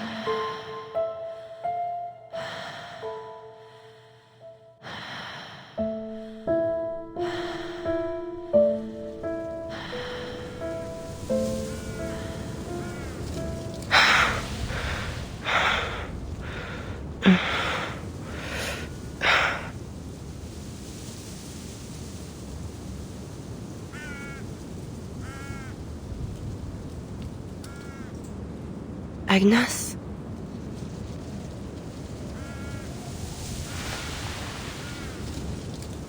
Who's Agnes? She matters not. But what brings you here? I'm taking you somewhere safe. Paravian, that young man who came with me, is back at the village. He'll continue with our search. Before you ask, I'm doing fine. Like you, I'm made of sterner stuff.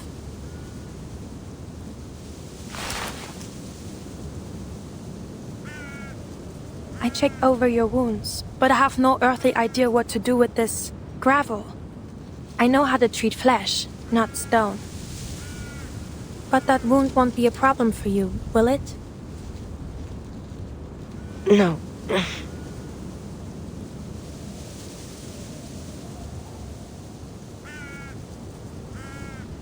Were you dreaming? Seemed like a nightmare.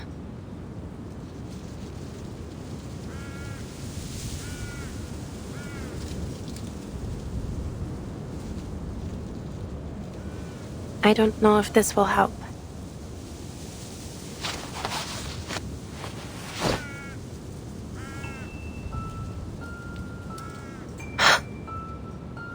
Could it be? Are you... I am. But that battle is long over. You and I are no longer enemies.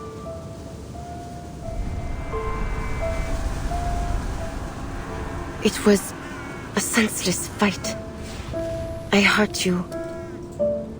It wasn't your fault. In fact, I thank you for it. They thought I died fighting you. I used that as my opportunity to leave. For some time after that, I was with an international rescue team. We came under attack by the Manus for our efforts, but the Foundation intervened. Wait, then you remember me?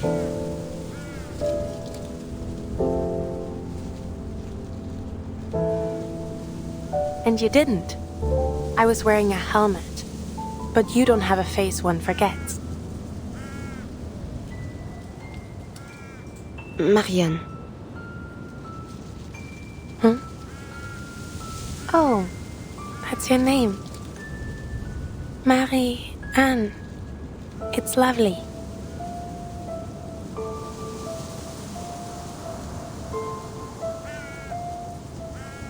Tell me then, what do you know about Manus Vindictae?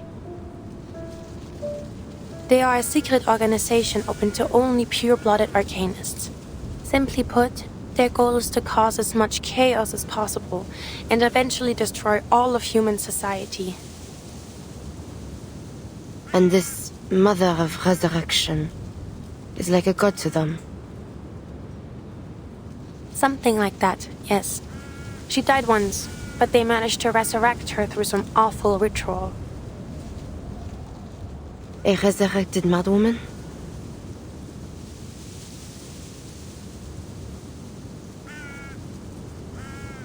Then she is a false prophet.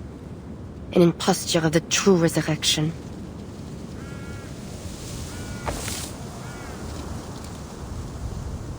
The war between the Foundation and Manus Vindictae has lasted ages, longer even than this war.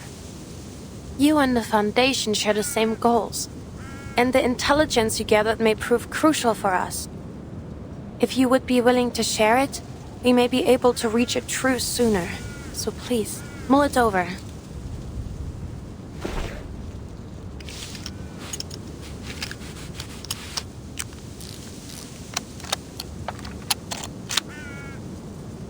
My search into Manus Vindictae began at the turn of 1918.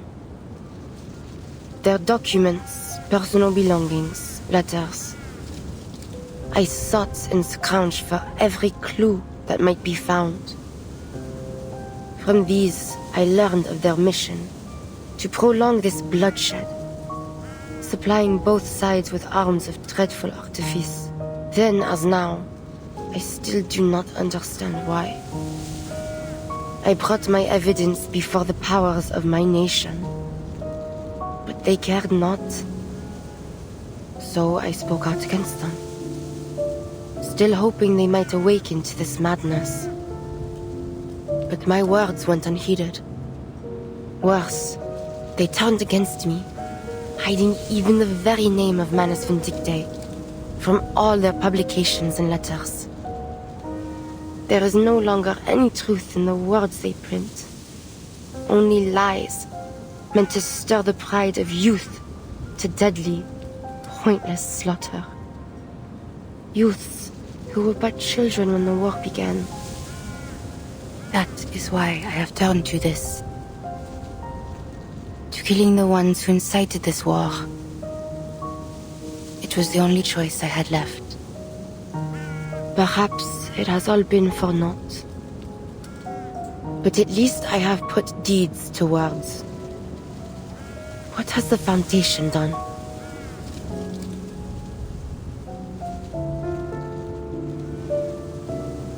We have done more than you know, but I'm not authorized to tell you. You expect me to offer all I know to you, yet still withhold your trust. I'm sorry. No, I suppose that isn't fair of us. If there's anything we can offer in exchange to make a deal, I'll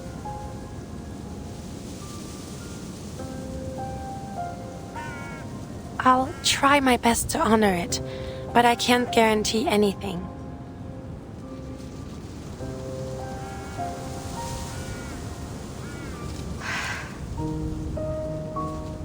I will give nothing to the Foundation. Neither freely nor for any bargain.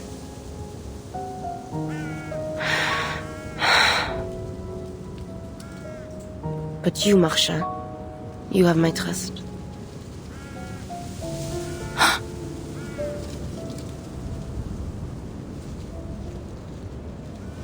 Follow me. Oh, of course.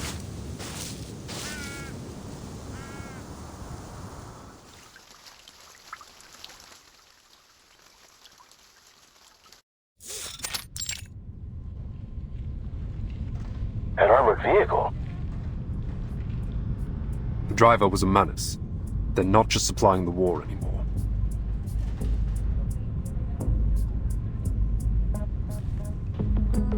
What do you think that means, Chris?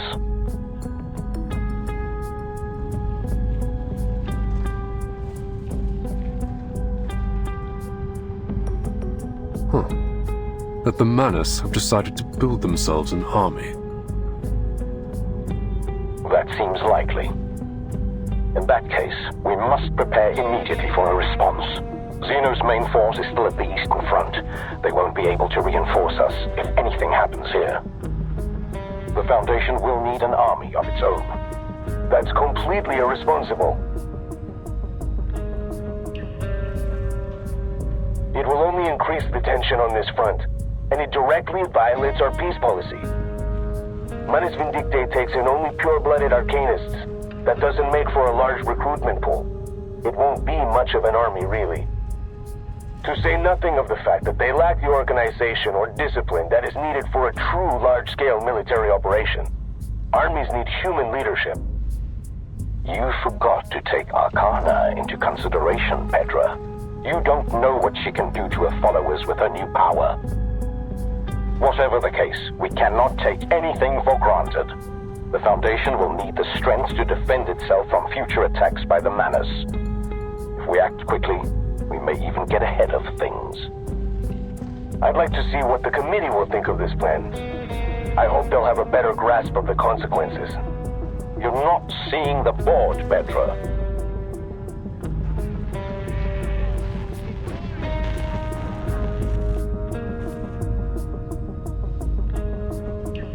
We can't rule out the possibility of a large-scale conflict. However, the committee will maintain its peace policy until we have reliable evidence. And if the worst happens? Then we'll do what we must to survive, even if that means igniting a worldwide war.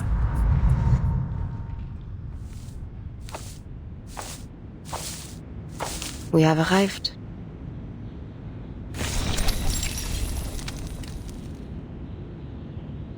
I see.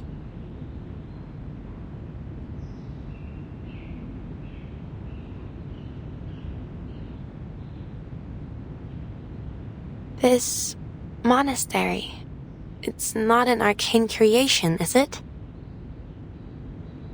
No. It has only been enchanted with our arcane skill, Carthusian.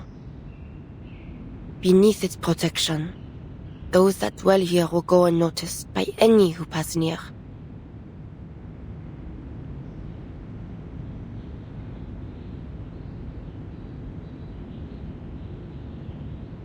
Greetings, I'm Marcia, investigator of the St. Pablo Foundation.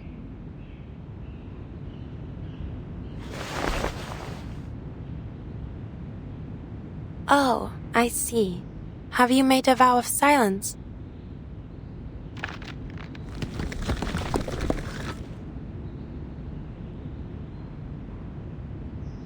Huh?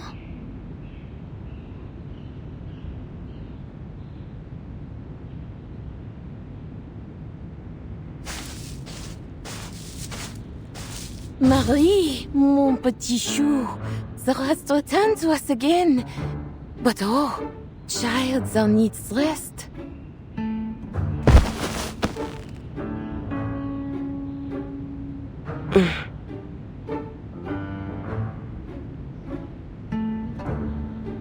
And this is a friend?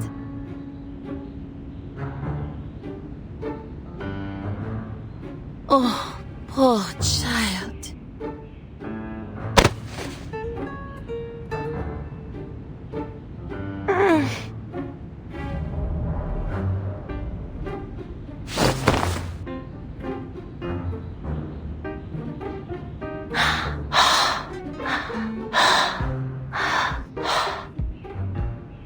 Our Marie has never been tireless in her toils.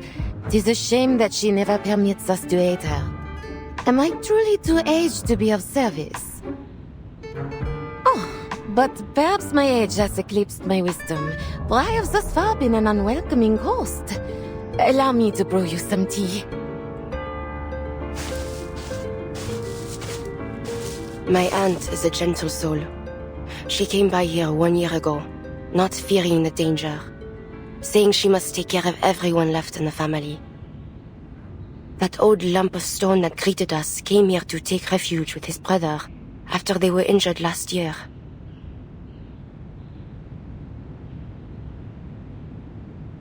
Only a small number of my kind dwell here. Many of us remain divided by the war. Enjoy my aunt's hospitality. I shall go now to collect what you seek. I'll be here then. Hold on.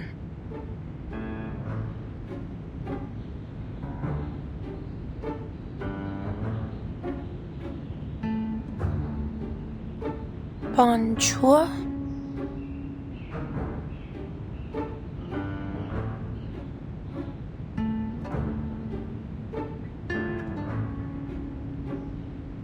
This is... Why hath my cousin brought you here?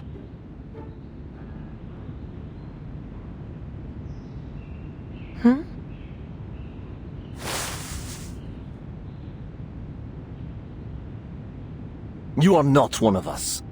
You are a bringer of war in our house of peace. What does your foundation seek from our quiet holes?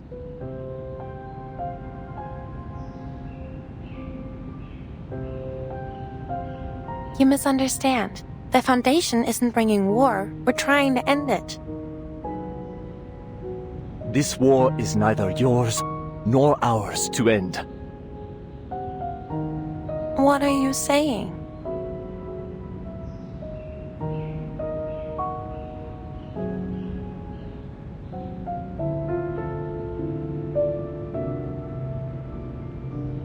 It has come as a divine punishment for the faithless who have turned from God. Its end will come only with the extinction of civilization. It sounds like you want everyone, humans and arcanists alike, to suffer and die. You twist my words, Chevalier.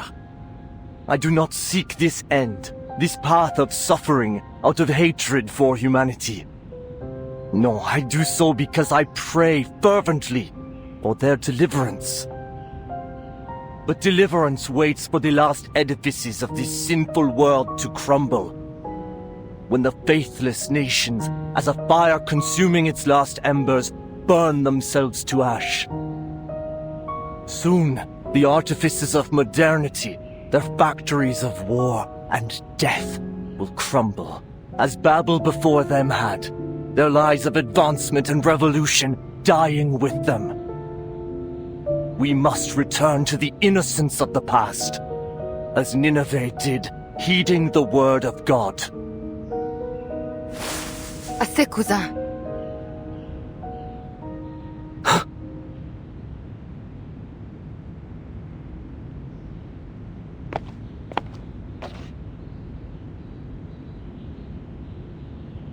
Tes prophéties ont empêché notre invité de prendre son thé.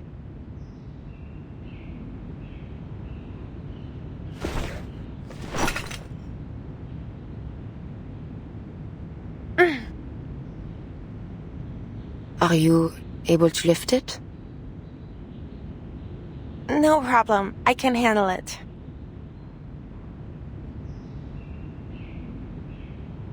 Marianne, n'est-elle pas issue de la Fondation que tu dis dépourvue de volonté pour mettre fin à cette guerre? Quel effort vain poursuis-tu donc à présent? C'est une amie, Ladislas. Je lui accorde la liberté de venir et partir ici comme elle veut. Mais elle n'est pas... C'est mon droit de le faire, n'est-ce pas? Oui.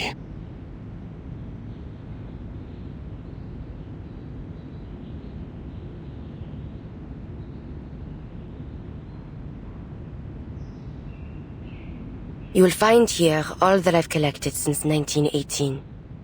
Most useful to you may be a list of those in each military who have made contact with the Manus. Take them from here to your foundation, and make of them what you will. I hope they will serve you better than they did me. I will. Thank you.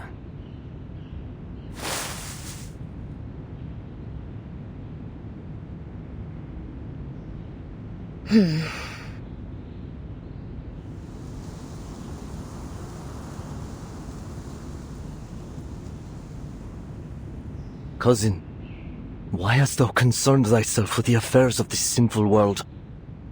We are involved now at our peril. Even if this war was, as you believe, a divine punishment, the people have suffered enough. Ont-tu donc souffert? Je ne vois que des cendres et nul sac de pénitence.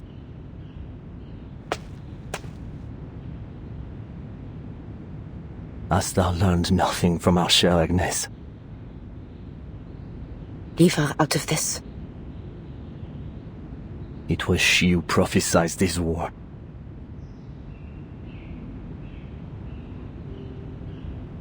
And whose body turned to stone as it came to pass. Was she not the closest of us all to the ear of our Lord? Then I can see only one reason for her sacrifice. It is a warning to us.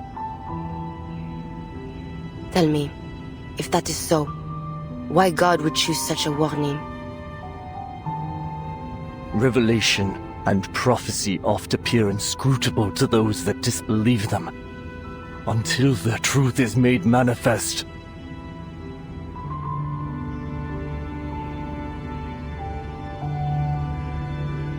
Mais je crois, et je vois clairement ce que tu ne vois pas, que notre Seigneur nous enjoint de ne ni combattre, ni mettre fin à cette guerre. Car cela est venu tel un nouveau grand déluge, destiné à balayer ce monde pécheur. Agnès reviendra à nous lorsque notre innocence passée sera retrouvée et reconstruite à partir de leur ruine.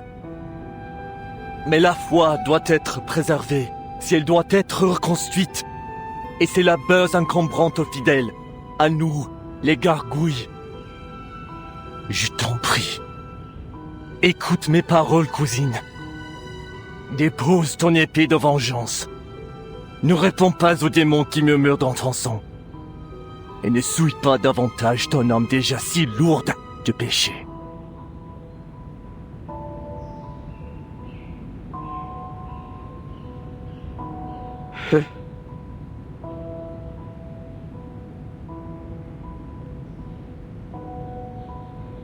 Armes à feu, canon, donc, bombes. Tu te souviens comment ces machines ont détruit nos vies, n'est-ce pas? Alors, tu sais déjà que l'innocence du passé ne repose pas simplement enfuie, prête à être reconstruite. Elle est morte et disparue. Si porter un fardeau de péché permet de mettre fin à cette guerre, ce prix me semble dérisoire.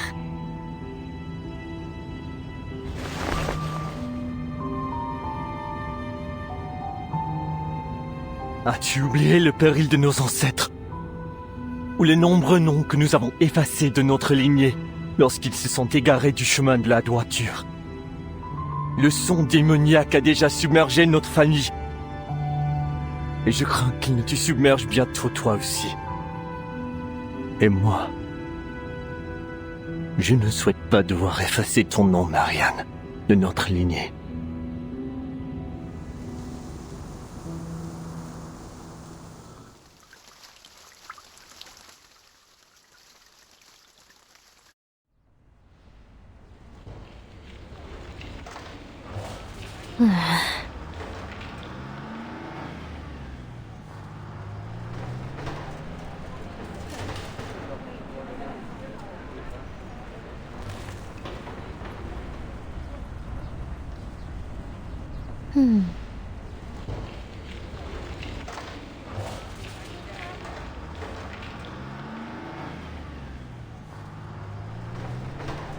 Clearly, no one's bothered to do any cleanup then.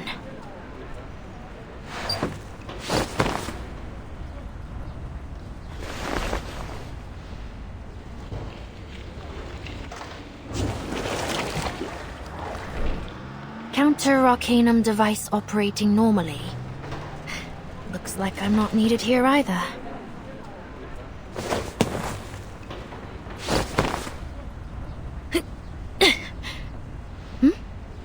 Aren't you... Meryl? Masha?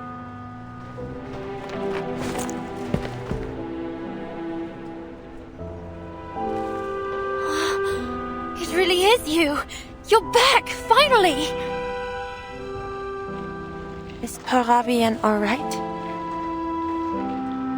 Oh, poor guy's had a hard time of it, but at least he's still in one piece. He's lying in a sickbed as we speak. He should recover soon. It's too bad he didn't find anything too useful in the village. Well, aside from that armored vehicle. Fortunately, Sentinel happened to be there at the same time. So, it really was her? The one who assassinated Colonel Hirschfelder? Yes, she'd collected a wealth of evidence concerning Manus Vindicte. I've already delivered it to Commander Kreos. As for the assassination, it turns out her actions weren't entirely unjustifiable. Let's just consider it a misunderstanding. Misunderstanding? She literally killed the guy. She's not the only one.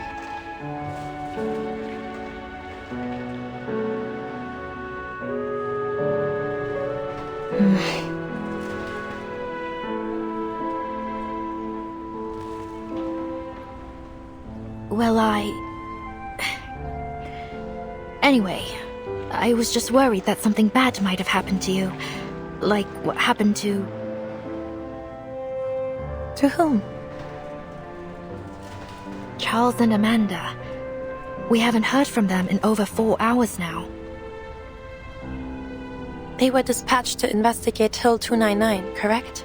Has any help been sent their way? Commander Kreia sent some men to look for them. Hopefully, we'll hear some good news soon. Most of the other teams have finished their investigations. A few of them are already in the safe zone, actually. Apparently, they found a lot of useful info. So, we won't have to head back out again, right?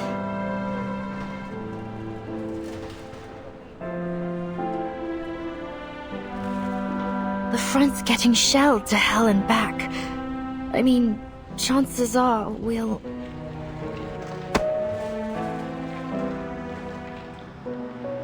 The evidence Sentinel provided is quite damning. Our job here will be over just as soon as we can get a hold of the team at Hill 299. Don't worry.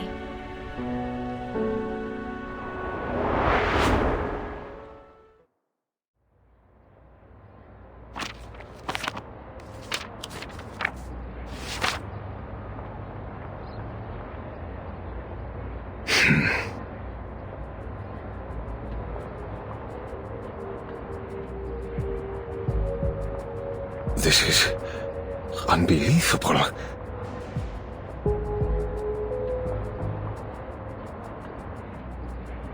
These documents, the evidence is undeniable.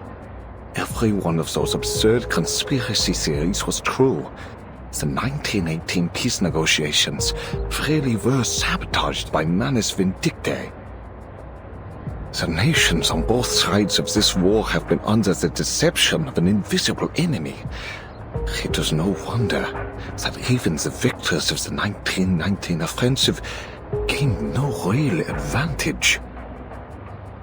My God, to think Manus Vindictae has been sharing war secrets with both sides to ensure neither can win this war. That they have used our commanders as tools for their massacre. It is nigh on unimaginable. This does not simply concern one nation. These documents could topple nearly all of Europe's military leaders. With this list of managed defectors in our hands, and if we act with haste, we may finally put every one of them behind bars.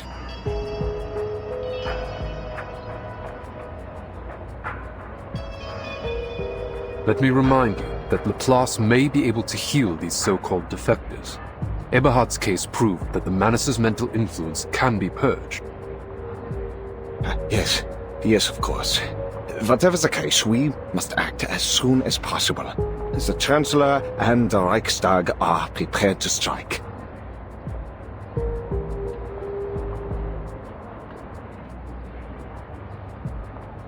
Agreed. The evidence is sufficient. There's no need to delay. Wunderbar. Just think of the soldiers finally making their way home. This is the day we secure a century of peace for Europe. Sounds like a line for the history books.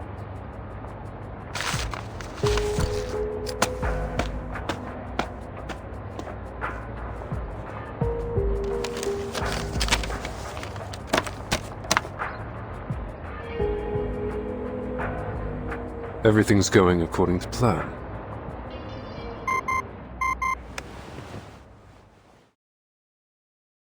Good. The other teams have shared the same intelligence with the pacifist political leaders in their respective regions. All the Foundation has to do now is watch for any interference from Manus Vindictae. But won't this approach cause even more turbulence? Timekeeper.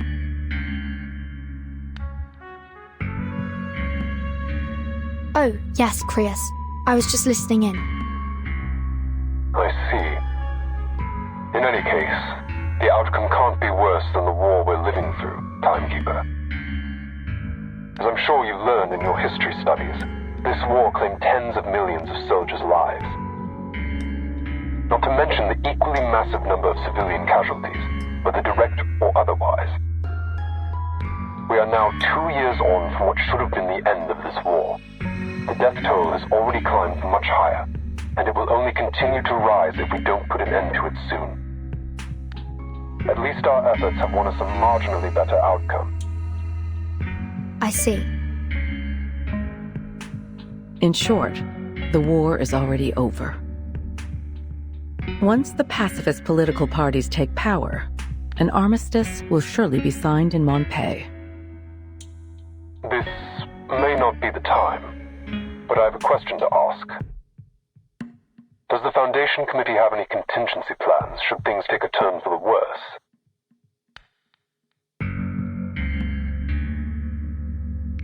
Did you notice something suspicious? It's about Hirschfelder's assassination. Do you remember a certain detail from Marshall's report?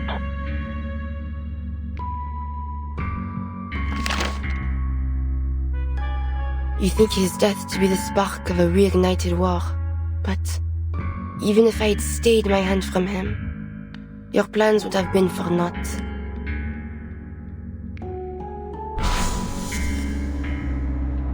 If that was so, why would the Manus risk exposing Hirschfelder? Why would they allow him to meet with the Foundation in Montpei? If Hirschfelder hadn't been killed, would the negotiations have become a fruitless tug-of-war? Manus Vindicte would only cooperate with the Foundation on something that was sure to fail.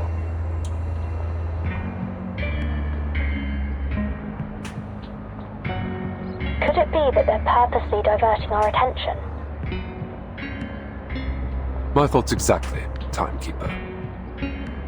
That said, securing peace is our top priority at the moment.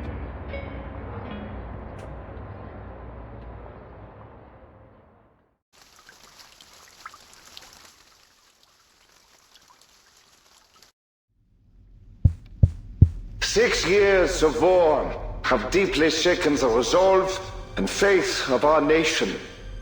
It is clear to all that this war cannot continue any longer.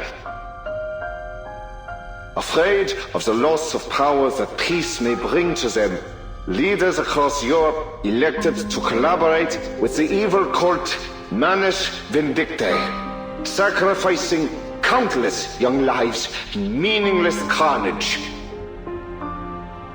But carnage is precisely what Manus Vindicte desires. Unseen by all, their wicked influence has long wormed its way into the leadership of every warring nation. But worry not, the conspiracy has been thwarted. Every treasonous general has been arrested and will soon face a fair court-martial. The heroes who bled for the fatherland are finally returning home, where we will welcome them with smiles on our faces and gratitude in our hearts. On the 11th hour of the 11th day of the 11th month of the year 1920, this war will come to an end.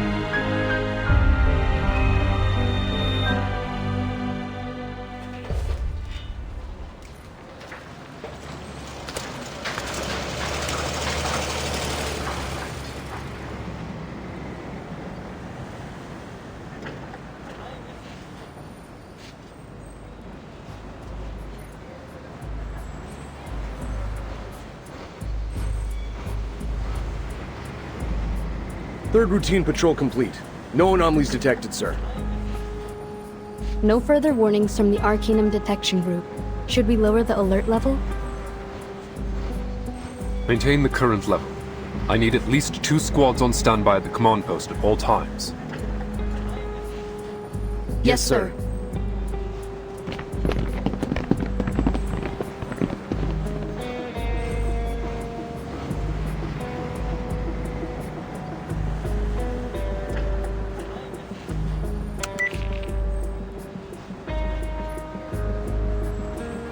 Any response from Charles and Amanda? Negative. They've been silent since they reached Hill 299. It's like we're calling into the abyss. Chances are they got snuffed out by the Manus. Luck can't be on everyone's side. Even so, we need to recover the bodies. What? So they can be buried with shiny medals?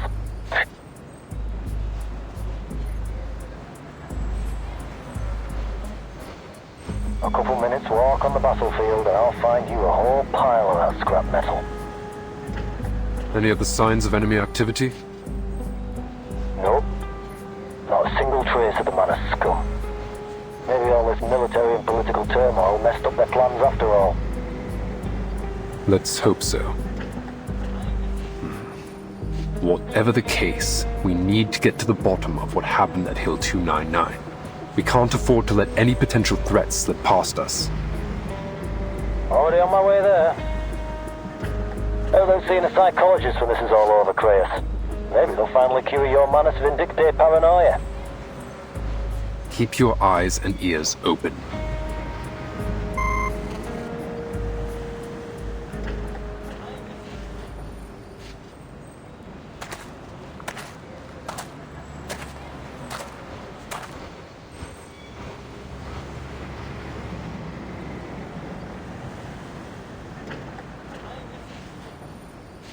Will Andreas ever return?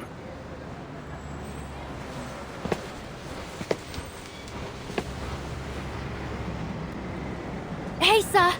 Mr. Charon!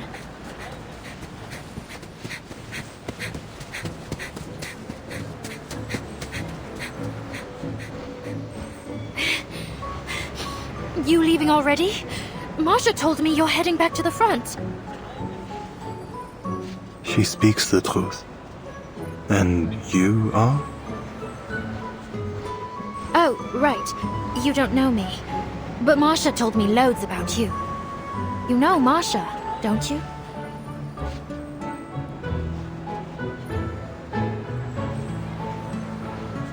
Yes. The night. I remember. Great. I'm heading to the front as well. Do you want to... could you please join our convoy? You wish for me to join you? You know the front better than anyone.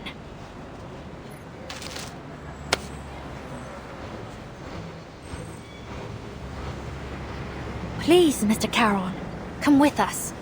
We could really use your help.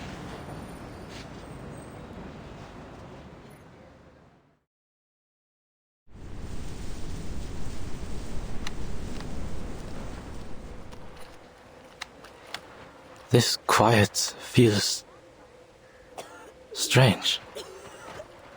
Halt's Maul, Rudolf. Why, damn it?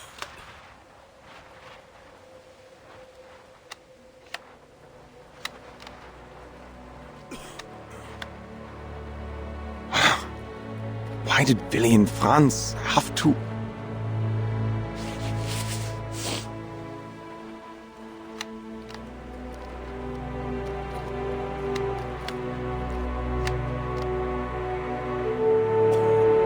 So, who won in the end? Does it matter? Then, should we start packing up? Sure. You can finally take all those notebooks of yours back home. Weren't you planning to turn them into a book? Yeah, but I don't know. Maybe once I stop being a soldier, my motivation to write will stop too. What about you, Erich? What will you do? Make bread, I think. My family runs a bakery. I can already see it. My old man cracking open his finest bottle of Spätburgunder when I arrive. Speaking of which, I bet we can go and ask the boys on the other side for some food and drinks. They've got wine and soft white bread. At least, that's what Peove said. I wouldn't mind some canned peaches. Fine, I'll get you your peaches. I guess I really am your Hauptmann, huh?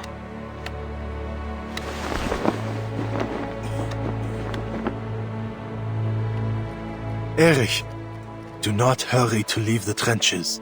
Have patience.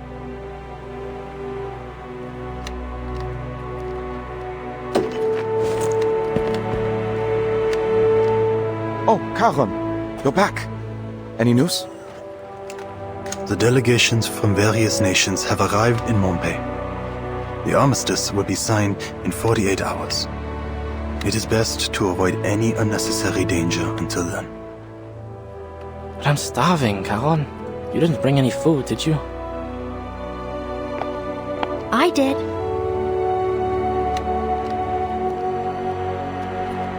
Who are you?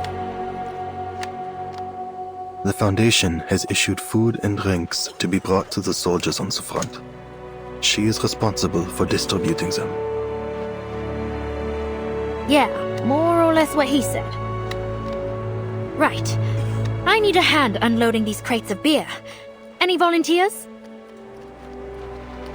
Das Bier?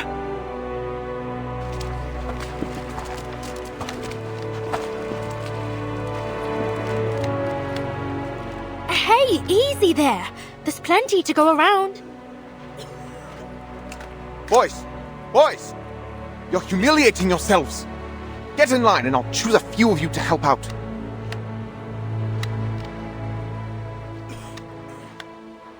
Where's Meyer Braun? He is needed in Montpellier. Ah, that's a shame. Ja, he's got a Backpfeife im Gesicht. But, who cares? The war's over. Forget it. You, and you. Come here and unload the crates for the nice Foundation girl.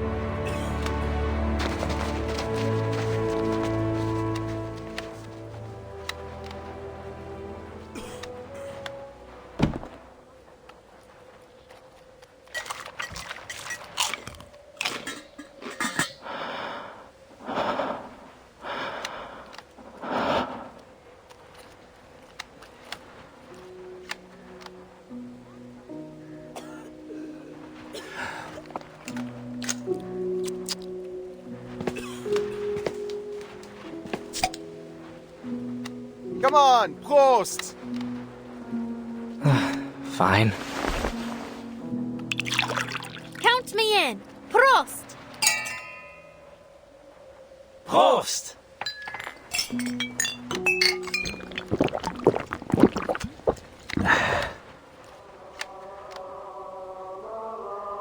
What's that? Do you boys hear singing? I hear it too, from the other side. Why are they singing? Oh, right. These are humanitarian rations. They've been given to the other side too. They're probably celebrating.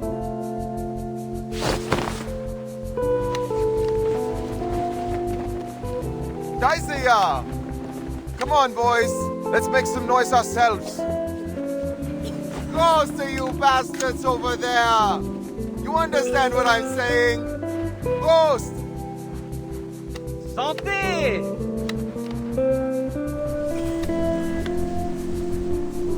Auf den Frieden! Auf den Frieden!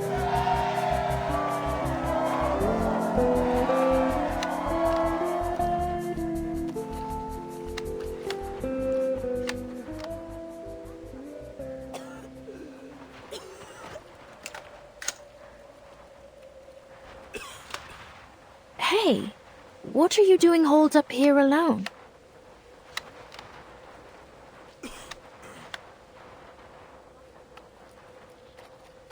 The presence of the dead is not fitting among such joy.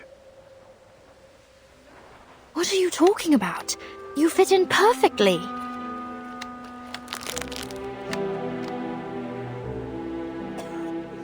I mean, I know you don't exactly eat much, but you can still enjoy the taste of the stuff, right?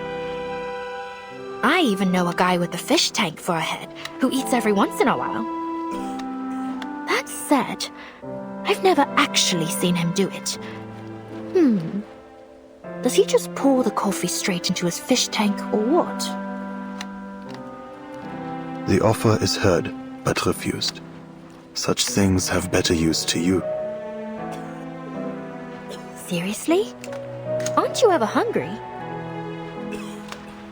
There is always hunger within me.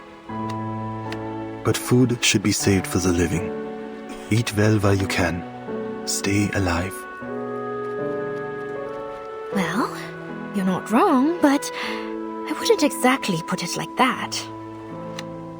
Come on, take it. Hound's always poking fun at me for eating too much anyway.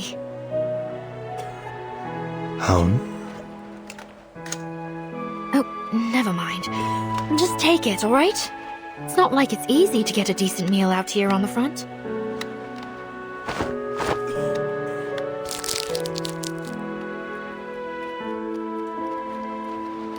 Oh, at least try the chocolate in your pocket. It'll melt if you leave it in there much longer anyway.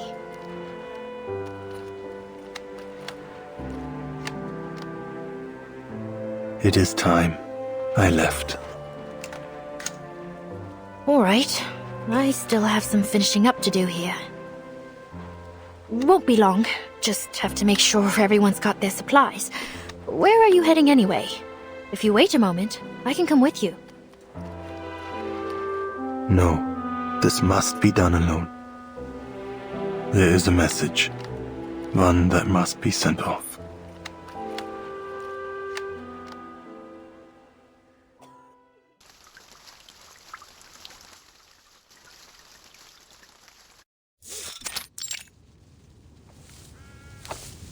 Here you are, Eberhard. Paul. It's good to see you, mein Freund. How's everyone holding up on the front? They are celebrating this war's end, singing songs and drinking beer. It's peaceful. Peaceful.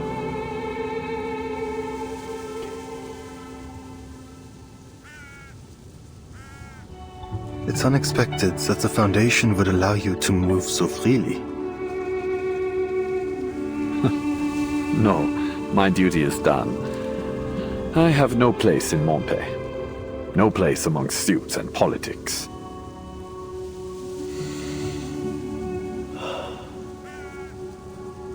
That red-haired official agreed to let me go for a walk every once in a while. He said, someone will keep an eye on you. Whatever. It's getting cold. But I enjoy a crisp winter morning like this. It reminds me of our days as students. Remember? We had to get up before dawn. I was lazier than you. I wouldn't wake up until you rode your bicycle to my window and shouted my name. Then the two of us would miss Latin class, just as Walter did. Yeah, I don't blame him. Latin class was hell. Walter. He was a good lad.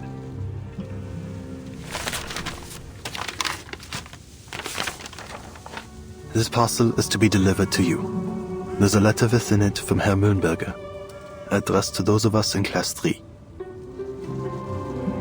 Herr Mühlenberger? I was planning to visit him during my home leave, but... well, you know what happened back home. But he doesn't have a clue about what happened out here.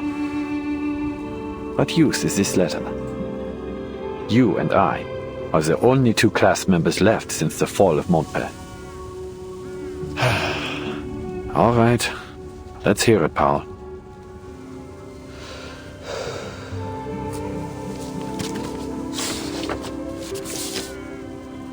Meine lieben Schüler und ehrenwerte Soldaten. Der Krieg hat einen kritischen Punkt erreicht. Und als euer Lehrer ist es meine Pflicht, euren Mut zu stärken. Ich weiß, dass die Sicht auf den Krieg von der Front aus begrenzter sein könnte, als für uns im Vaterland. Lasst mich also klarstellen, der Sieg ist in unserer Reichweite. Obwohl das Leben an der Front hart ist, denkt daran, dies ist ein Opfer für eine größere Sache. Lasst daher euer Leiden süß sein. Dies wird der glorreichste Moment eures Lebens sein. Und wie ich euch beigebracht habe, wird es uns vielleicht eines Tages gefallen, diese Dinge zu erinnern. Gefallen? Ha! Hört ihn euch an. Er hat sogar Lucans Gedicht zitiert. Oder war es Virgil? Es ist höchstwahrscheinlich Virgil. Er hat ihn unten zitiert. Ardentis fortuna iovat. Das Zitat über das Erinnern. Wie sagt man es nochmal auf Latein? Forsan. Haec. Und dann was? Das Et fehlt, Eberhard. Forsan et haec, olim memenice juvebit. Ja, genau das. Dieser alte Fatzke. Er hat geschummelt. Das sind nicht mal seine Worte. Was für ein Dummkopf. Er weiß nicht, wovon er spricht.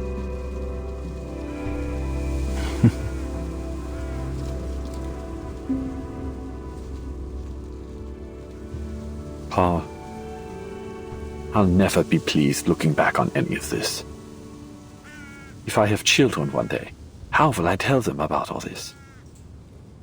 I sent our fellow countrymen directly into the line of fire, a death trap, knowing full well that the enemy would retake the ground in mere hours. Young lives, lost one after another. And for what? Some senseless orders? I've heard enough. Put the letter away.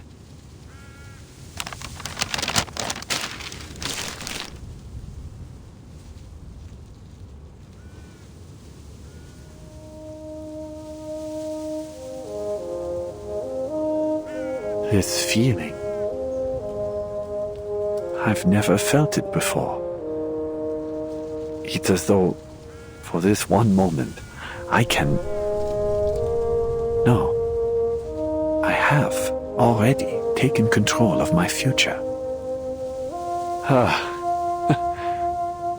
I'd forgotten how good it feels to be alive.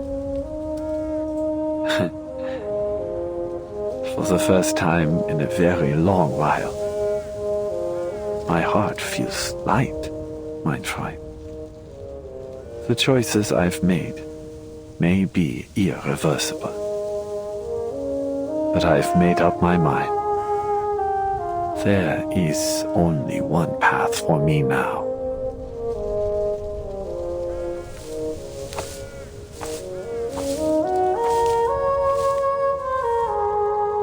Do you not wish to continue your studies?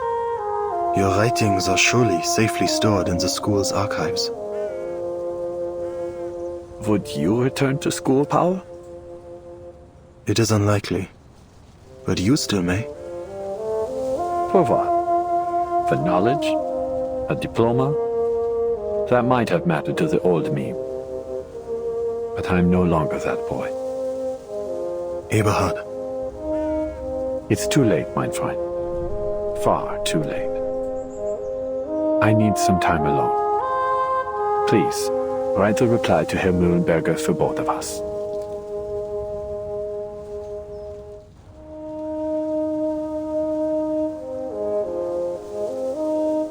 The war is over, Paul. The sky is so blue. Just as it always was. Just as it always was. Well said.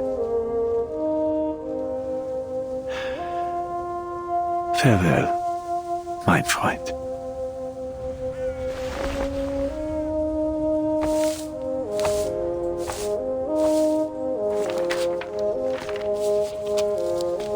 Sehr geehrter Herr Mühlenberger, Ihr Brief wurde von Ihren Schülern wohl erhalten.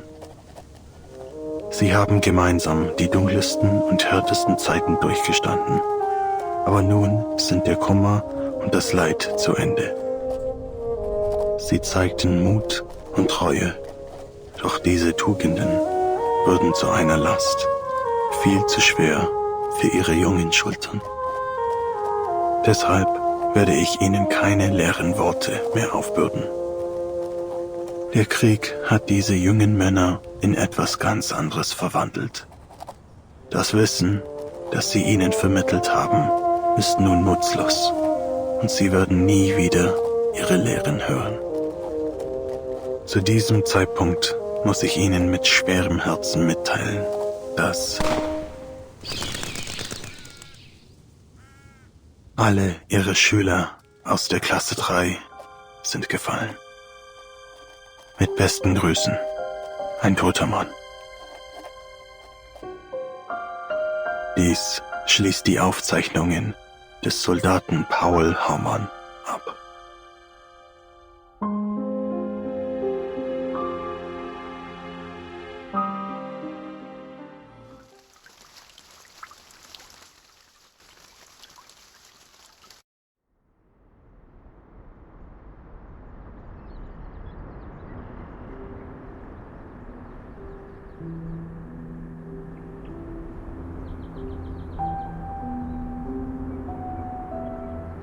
What am I to do, mon petit chou? You will not so much as touch the biscuits I baked for him. Never have I seen him in such a state.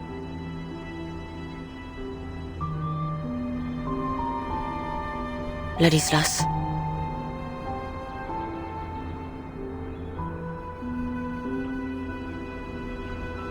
The war has ended, not as he foretold. It may take some time ere he is able to free himself of his guilt. Cher Ladislas, keep thy heart in the Lord, for he shall forgive us no matter how great our missteps.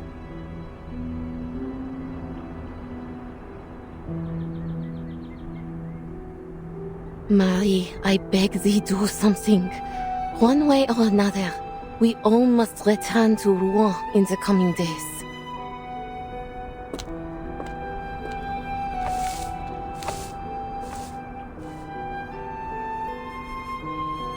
Ladislas, you foretold that Agnes would return to herself come the end of the war.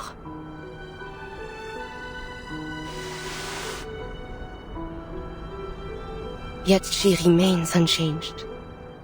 Is there truly no way to revive our dear friend, our family?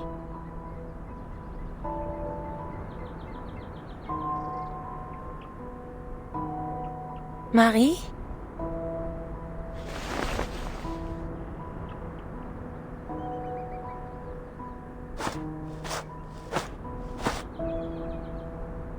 What news from the front?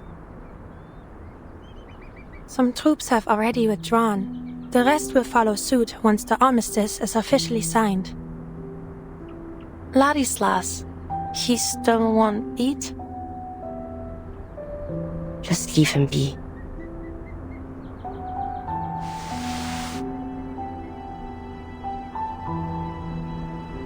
If you don't mind me asking, is this statue real?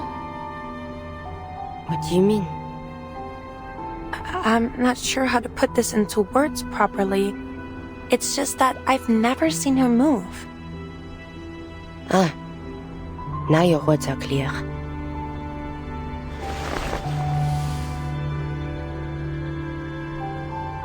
This is Agnes, a distant cousin of mine. We share a great-grandmother.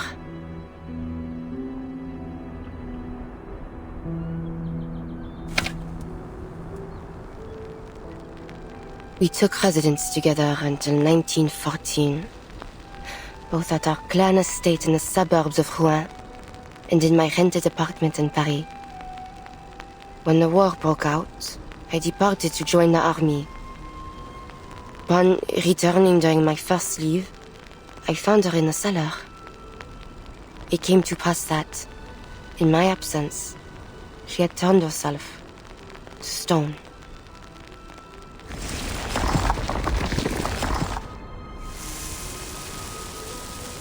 She can stay in this form as she pleases? Only so long as her heart yet beats. Were she to return from stone from within, she would be unable to restore her body to flesh. But Ladislas informed me of another possibility. He said Agnes's petrification was an extraordinary act of self-sacrifice, and that this sacrifice was also a prophecy. Gargoyles were not to coexist with this war. He said that a miracle would occur, that Agnes would be freed from her petrification. I thought it might have been true.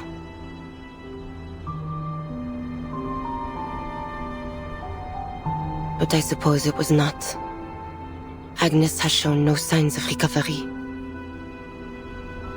There must be another way.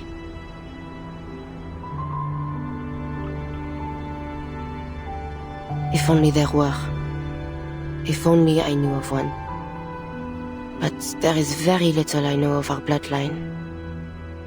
While the young of my kin generally receive a traditional education from within the clan, my grandmother supported my decision to attend a secular school in my youth. I resided in a small rented apartment in Paris for some time, hoping to enroll at Lonsad.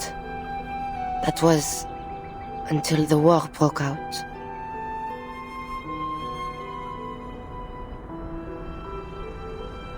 This war, well, you have seen the face of it. It takes but one shot to end a life. And this war has hurt millions. Friends, family, loved ones. I have lost far too many. Marie. Forget it. Tell me, have you yet time today? What do you want to do? Take a stroll. I have spent far too much time in the monastery.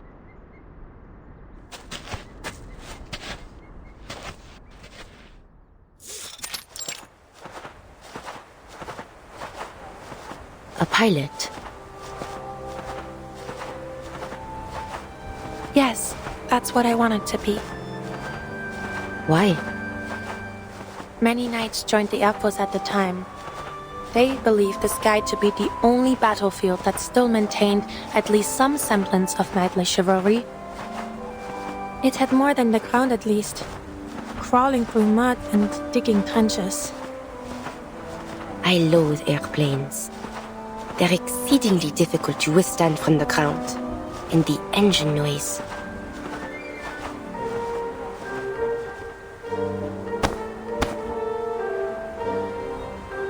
Relax. You don't need to fight them anymore. In fact, I'd wager you'll come to like traveling by plane in time.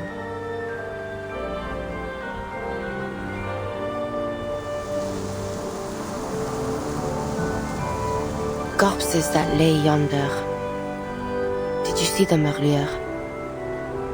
No. Perhaps Charon had already buried them. Ha, most likely. He is an interesting fellow, if not strange. And kind too. Without him, you and I would certainly have fought again at the graveyard.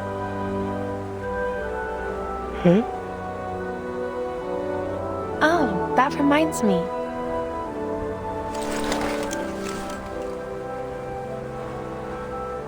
What? You threw a smoke grenade at me. Hey!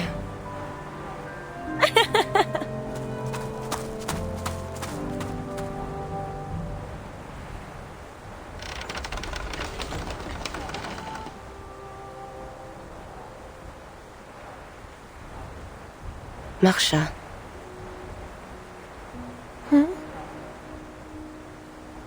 Are you leaving? No, I have plenty of free time today. Not now. After the armistice. I know well that the Foundation has tasked you with keeping a watchful eye on me.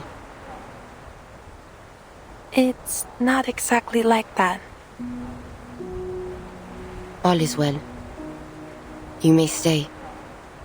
So long as you do not lie. I shall even aid you should you require it. But do not attempt to persuade me to join the Foundation. I cannot abandon my family. I know that. I'll be leaving after the armistice is officially signed. It comes from the windmill. Sounds like a horse to me.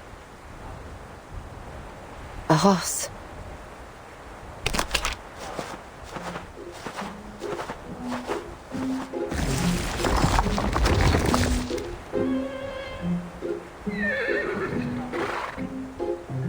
Wow, what a beauty! A horse indeed. What brings it here?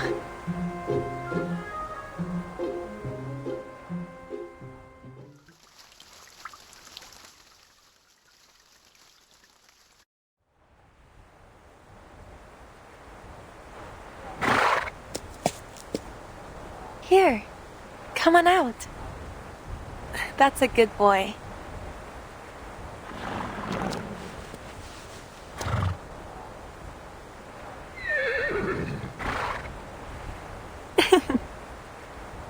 Oh my, Marie. Look at his beautiful coat. Not even the colonels have such handsome companions. He seems to have taken a liking to you. Can you ride? What sort of question is that, Marianne? You are talking to a knight.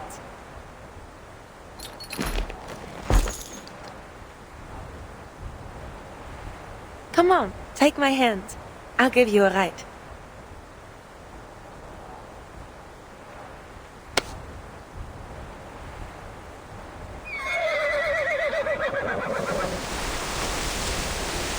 This feels perfect for a gallop, but I'm worried you might fall. Let me off then. Enjoy it yourself. What fun would that be? Come on, just hold on tight. Giddy up! Hey! I can't believe you don't know how to ride a horse, but I can teach you. Just think of them as oversized hunting dogs. I'll come find you after you move. How does that sound? Where will you be if you're not staying with your family? Perhaps Paris? My mind is yet made. But wherever I am, I should like to open a clothing store. Then you'd better choose a store name I'll recognize right away. No, you'll become so famous that it'll take no work to find you. Could you make a parade dress for me? I have never before made such a dress, but I shall learn for you. Wow! A parade dress tailor-made for me by a famous French fashion designer. It's like a dream come true.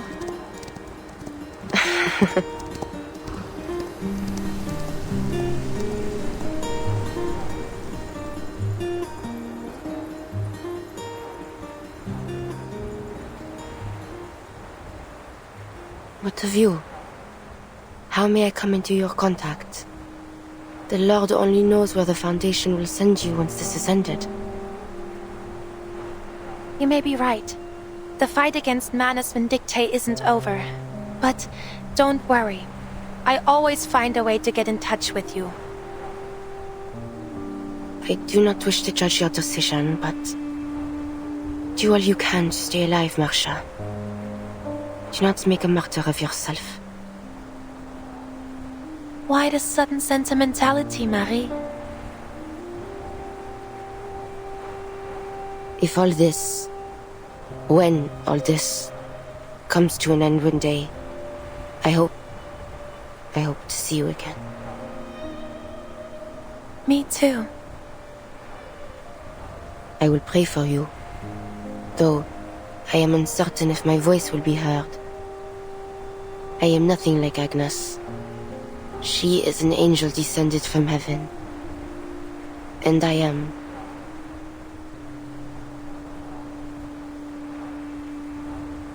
Never mind.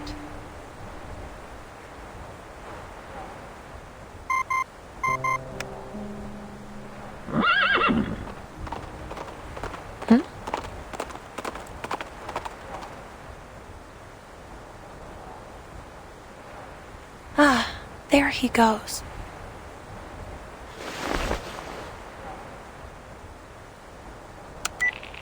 Marsha, we need you on the front immediately. I've already sent you the coordinates. Bring the gargoyle if she's willing. Who are you? We'll meet soon enough.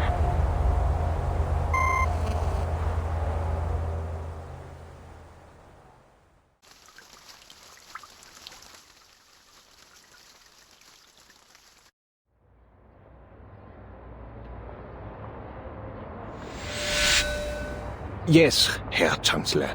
The delegations have arrived in Montpellier. The armistice will be signed before dinner time. Understood. We will be sure to serve a simple but delicious dinner. And of course, all journalists granted entry will be carefully selected.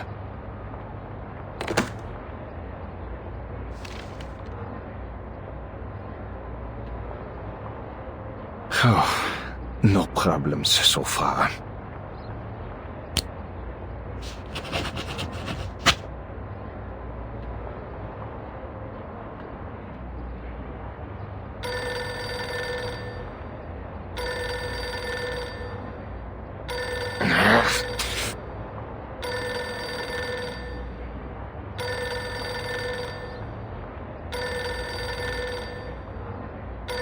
What are you waiting for, Friedrich?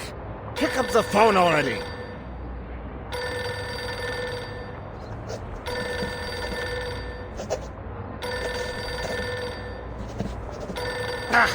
Pick up the phone, you hear? Verdammt! I still fail to understand why they would assign me a deaf sloth as an assistant. I'll have you fired the moment I set foot on the fatherland.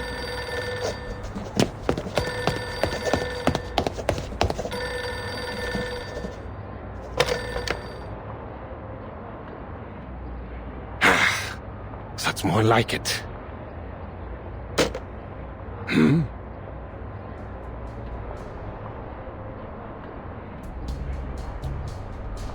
That was an awful racket, sir. How dare you!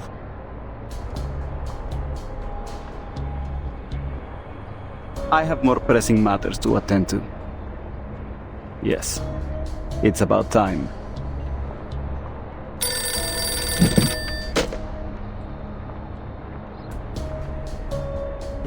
What? Explain yourself this instant!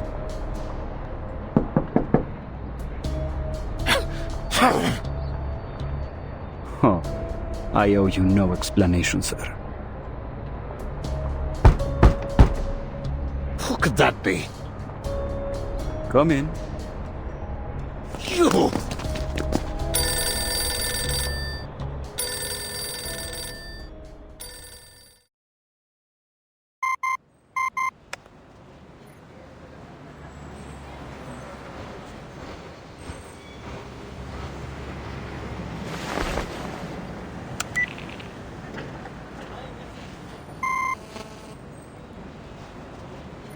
No response either.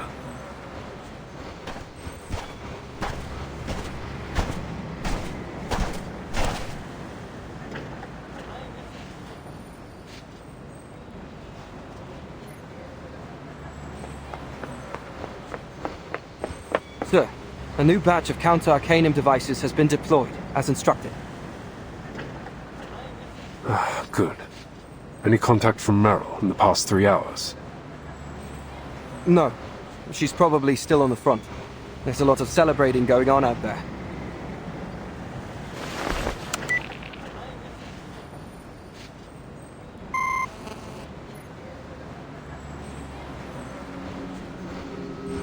Something's not right.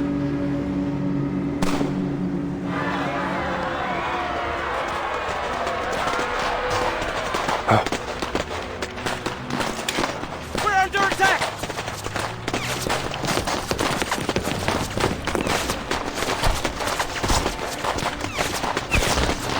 What's the location? I saw them in that house. They're wearing black. I have to. Get back here, Parab! We need to get to the command post and inform all security staff to resume combat positions. Yes, sir.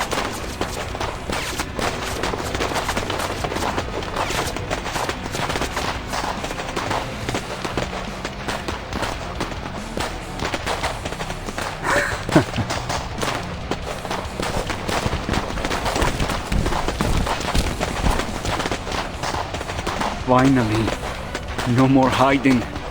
The moment of truth has arrived.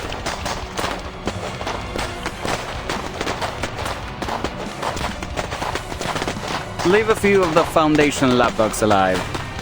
I have something to say to those sanctimonious hypocrites. As for the rest, kill them all.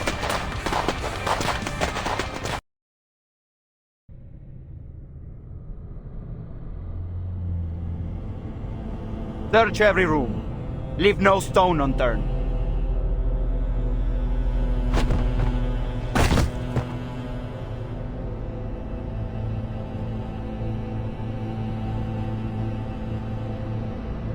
Oh, but keep that signing desk and the documents on it intact. It'll make for a great headline shot. Perfect for the front page of the papers. Now, bring her out.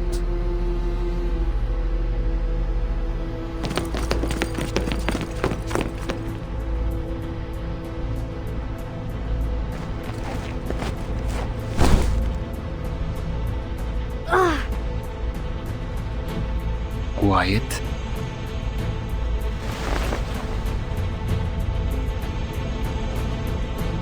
Better late than never.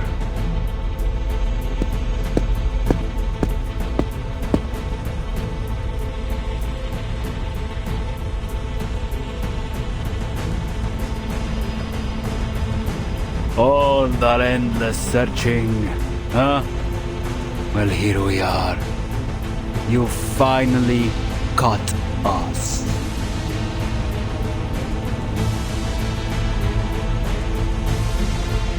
You might ask, why must things end like this? Why must we kill one another? Do you want to know why? Because our pleas, our pain, our suffering were all ignored by you. Humans started this war, all these wars, and yet you hurled us, arcanists, onto the front lines like cheap cannon fodder. You have created a world that despises us for our bloodlines and mocks us for our arcane skills. Yet you force us to use those very skills to fight the war machines you built. You humans have sown untold horrors in the name of conflicts created by your own hand, and still you refuse us even a single scrap of bread in reward. These are the lessons history has taught us, a history of arcanist suffering that must end.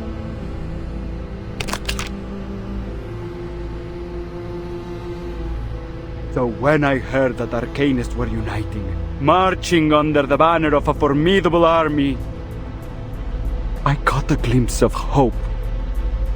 In fact, it shone like never before. Foundation lapdogs, human scum, mark my words. This war has only just begun.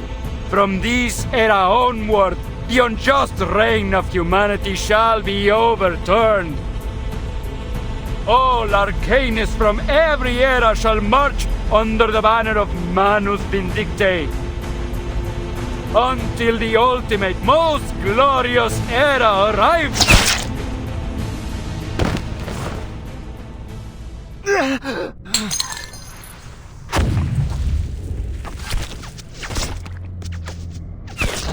did that?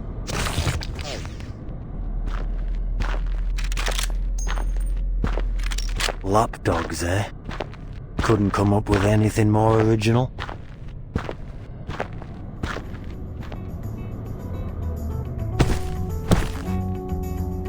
Command post clear now.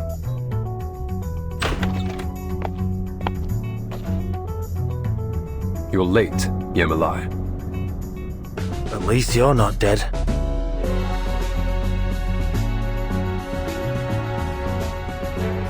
You won't always have someone around to cover your ass, Chris.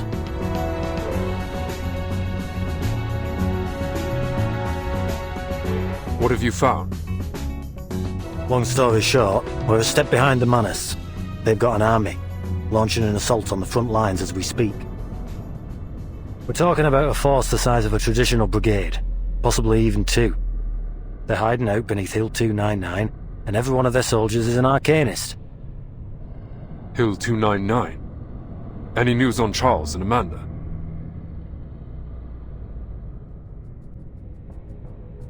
Yeah. They're both dead. But they did leave behind some critical info. Turns out Manus Vindictae's built a colossal, full-fledged underground fortress inside Hill 299. That's where all these Manus troops have been coming from. The ones here in the safe zone and the ones sent to eliminate the human soldiers at the front. Did you carry out the other order? Yeah. I've sent the request for reinforcements and your frontline contingency plan to headquarters. All available Foundation personnel in the region are moving towards the designated locations on the front. All except Meryl. I haven't been able to make contact with her.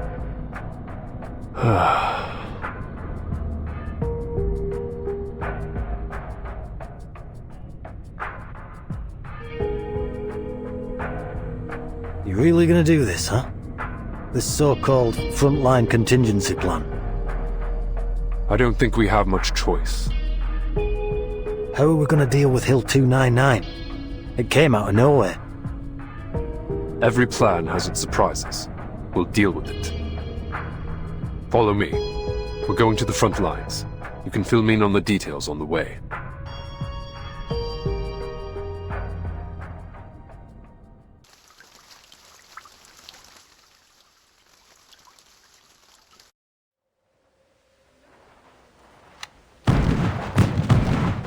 What's that sound?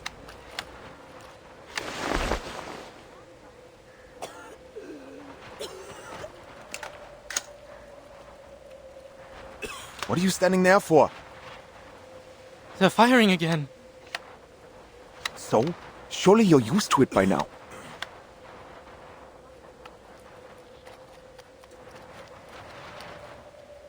But isn't there supposed to be a ceasefire? I know it isn't official yet, but there's no point in firing now, is there?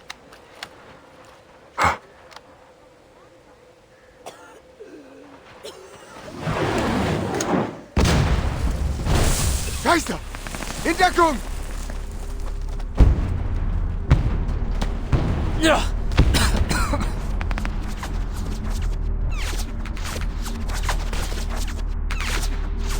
Verdammt! Has everyone gone mad? These are Outsetter. I thought they were supposed to be negotiating peace. Why? Why are we fighting again?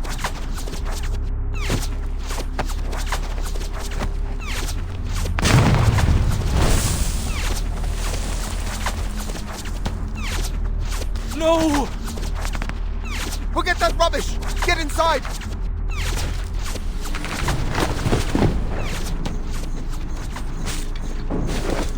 Scheiße! Scheiße! Who in the hell is attacking us? I don't know. They're not even wearing blue. They're in all black. Right. They're wearing masks. Can they even see through them? The flank!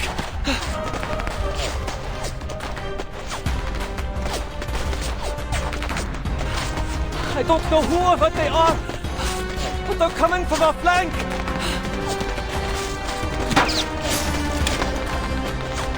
Verdammt nochmal!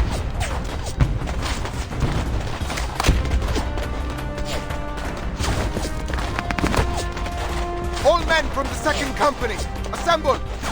Focus fire on enemies in black uniforms! Where are our men? This is all I could find. We've been caught off guard. Everyone's confused.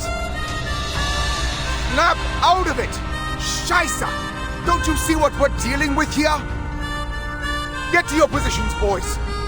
Fire! You hear me? Fire! Send these Scheisskerle to hell!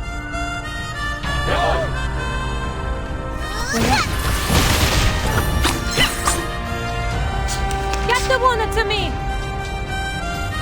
Stand strong! The Foundation's reinforcements will arrive soon! The Foundation? We stand together as brothers in arms! Target confirmed.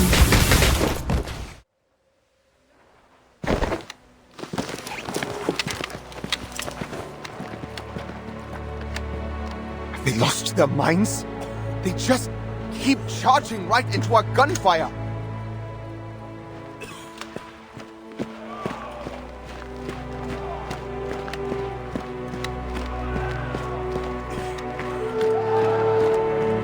Look, the mist! What the hell is going on?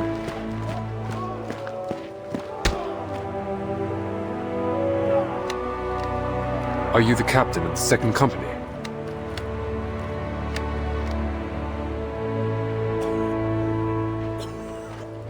I am. You're with the Foundation?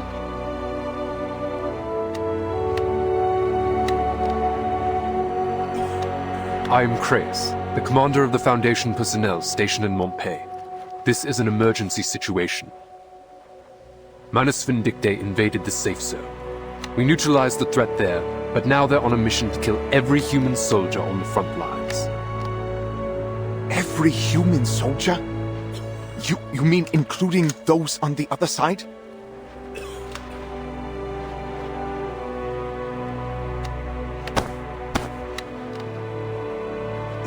If you're willing to give up this position, follow me. I couldn't give less of a damn about positions, but where are we going?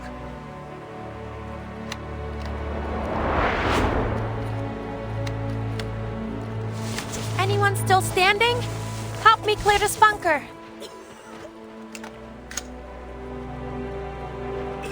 Doktor, mein Bruder! Er ist verwundet! Bitte! Bring ihn zu mir!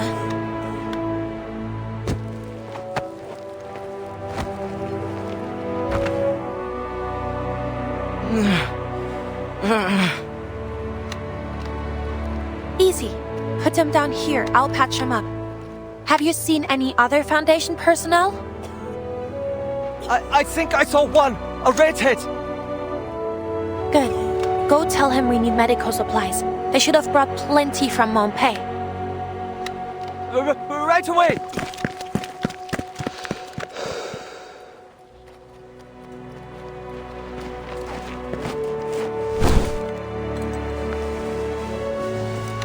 I'll stop the bleeding first.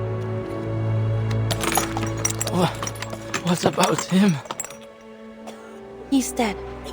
Now, relax and try to stay with me. He's dead? No!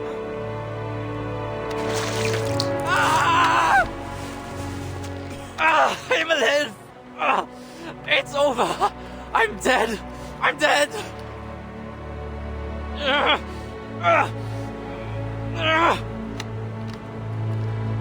No, you're not. Not today, anyway.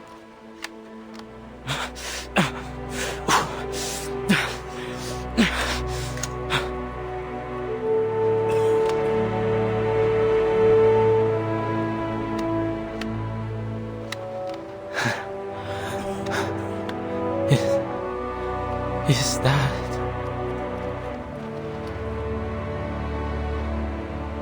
Update? Have you located Kreas? He's somewhere in the trench. A soldier spotted him.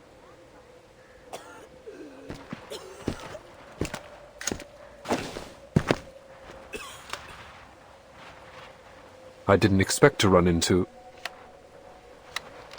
Save the pleasantries.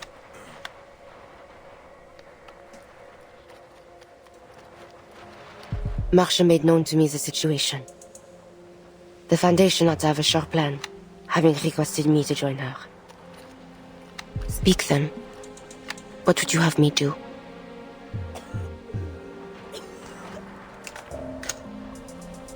The frontline soldiers have little experience fighting enemies with arcane skills. If they stay here, it's only a matter of time until they fall to the Manus. I'm going to move them to a safer strategic position. However, enemy forces on Hill 299 have us pinned down in the trenches. Manus Vindictae has turned it into an underground fortress, housing an estimated 10,000 troops. They've even...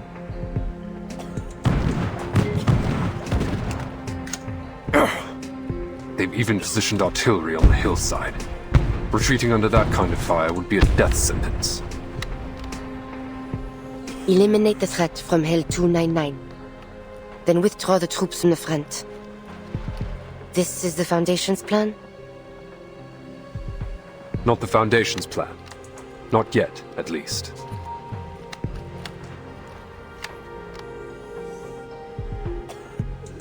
This is my course of action.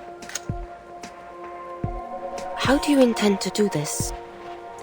Even with an army of 10,000 at your command, to take a fortified high ground under artillery fire is no surety. I know. That's why I need your help.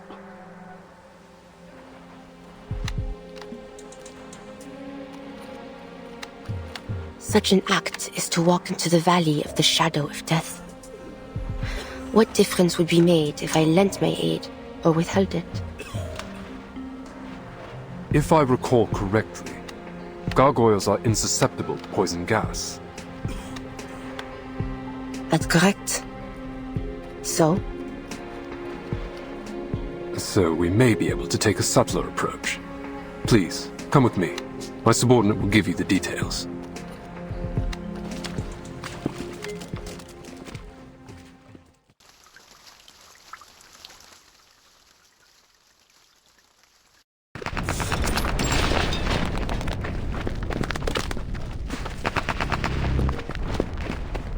How much longer?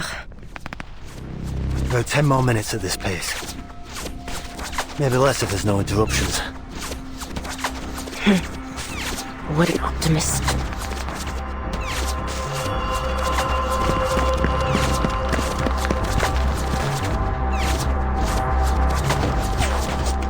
Take cover.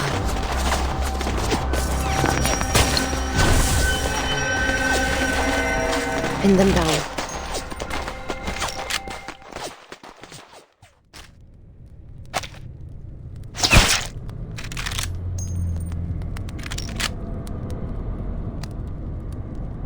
Threat neutralized. Nice shot. Right, we've arrived.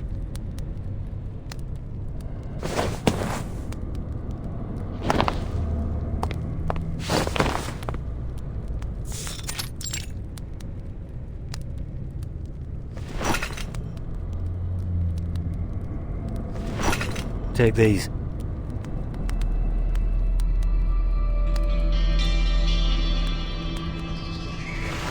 I'm surprised you agreed to this. I have my reasons. Sure. Let's go over the plan one more time. 2 of our investigators discovered a number of tunnels running under Hill 299. The one we've just arrived at leads directly to the Manus' ammunition depot. After the war broke out, the Manus sealed all accessible tunnels with poison gas. Judging by the bodies I found earlier, this gas can penetrate all existing gas masks. On the bright side, that means there aren't many guards in the tunnels. At least, that's what we think. Your goal is simple. Reach the ammunition depot, detonate the explosives, and destroy the fortress. After that, the Foundation will evacuate with the soldiers. Good to know the Foundation's investigation bore some fruit. Hill 299's so conspicuous that everyone just unconsciously overlooked it. I'm prepared. You may leave now. Alright. Good luck.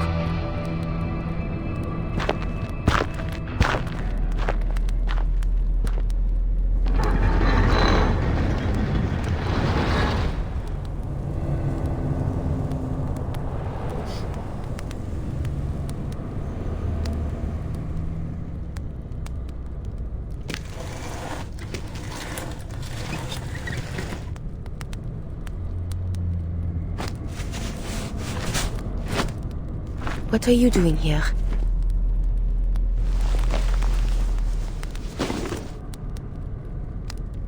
One war ends, and another begins. More lives will be claimed by their own kind. I am simply doing what I always do.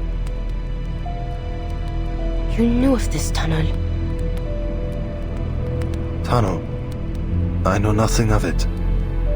The cloud of death hanging above this place. That is what led me here.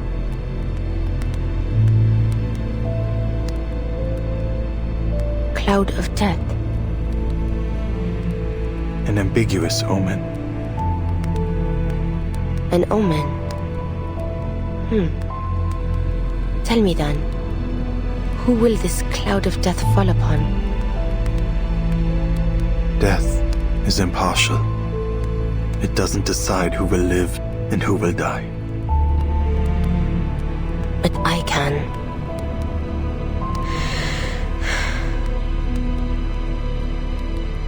I suggest you leave. Should this cloud not fall upon me, an explosion will soon obliterate Hill 299. Do you intend to claim the lives of all the Manus Vindictae troops here? Do you intend to stop me?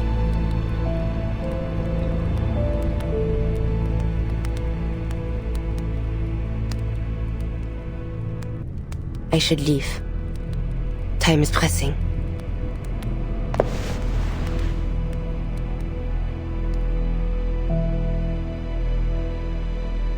I do not wish for such carnage to occur. Yet I am powerless to prevent it. But before you go, a word of warning. The war you've been fighting is, in fact, over. What lies before you is a conflict all its own, a much harsher path. You still have a chance to turn away from this and relieve yourself of the burdens placed upon you. In view of the sufferers of this war, my burden is light. Harsh or not, I shall not waver from the path I have chosen. You first set foot on the battlefield 5 years ago. What makes today different from that day? I now know the true cause of the conflict, and I have seen the face of the true enemy. If I must sin to fulfill my sacrifice, then so be it. Your willingness to suffer, your passion for sacrifice, it is beyond me. Perhaps you possess a wisdom beyond my comprehension. Yet, still, I feel a deep sadness for you. I am in no position to stop you from walking through the gates of hell.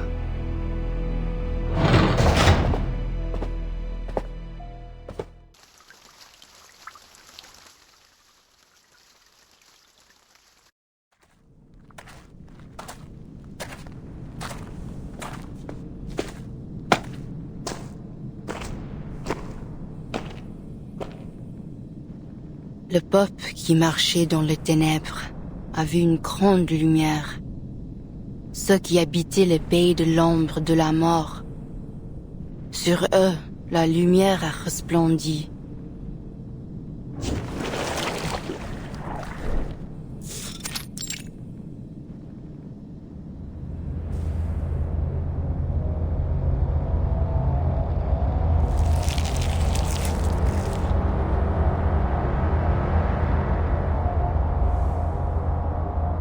Blasphemy.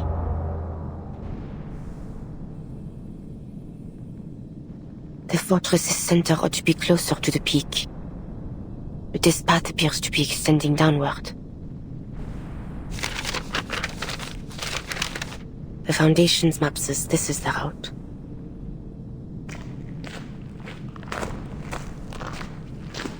Not the stench of rotting hay, not garlic or onion either.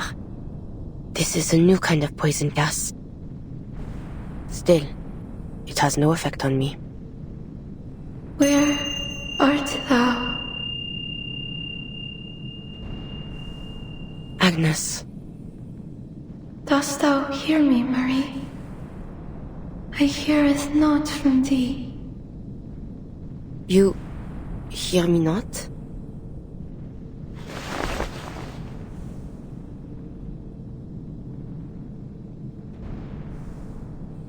Where hast thou gone, Marie? I sense thou art somewhere deep below the earth, surrounded by that which I cannot clearly see. Bodies lay scattered around me, Agnes. Many of them. They're Manus soldiers. It appears they attempted to flee through this tunnel but an hour ago. Their superior blocked their way and loosed upon them this poison gas, killing his own men. What kind of enemy am I soon to face, Agnes? Art thou afraid? Thou must have spoken much, Marie. I shall not leave thee. I am listening. Only I yet hear not thy voice. Dost thou recall the day we hid together in the catacombs of the manor? Thou said unto me, thou feared not the ghostly tales thy grandmother once spake. Thou saidst thou were a devil more terrifying than any tale. But on that night thy breath did tremble. Thou wert afraid. That was not the thing of which I was afraid, Agnes.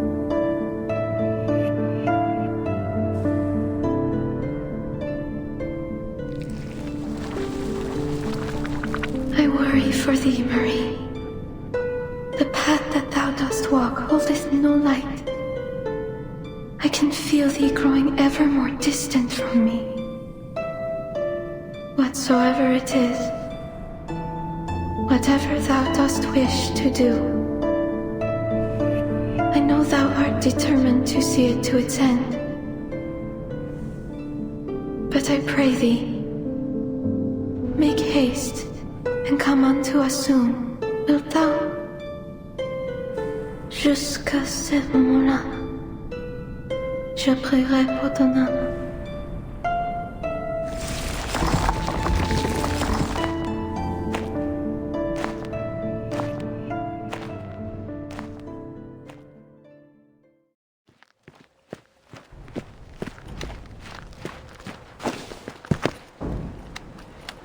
To summarize, your troops must stay in place for the time being.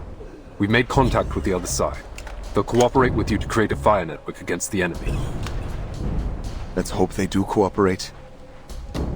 Manus Vindicte has waged war against all humankind.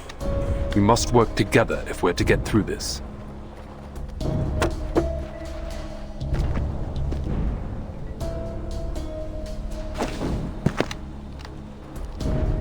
So, you're the commander too now, huh? All I did was convince them to work with the Foundation. But you don't represent the Foundation. Not without proper authorization for your plan. The soldiers are desperate. I won't hesitate to do what I must to restore their home. What's the status on your mission? The gargoyle's en route to the target location as we speak. Conservative estimates that she'll take another hour to get there.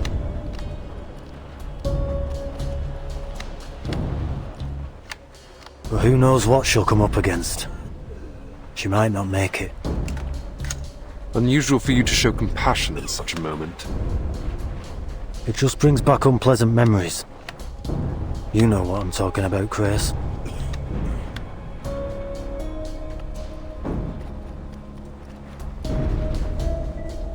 Then we'll wait one more hour. The Foundation's reinforcements will likely have arrived by then. Should it come to it, we will regroup and consider our next steps with them. Huh. If there really are reinforcements, that is. They're launching a second offensive! Hold your ground!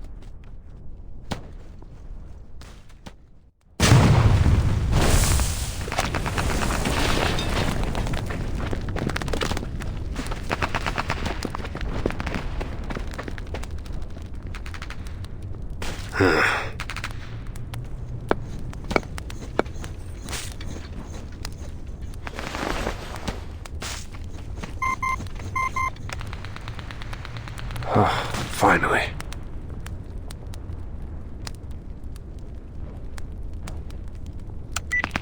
Kratos, are you still in the front?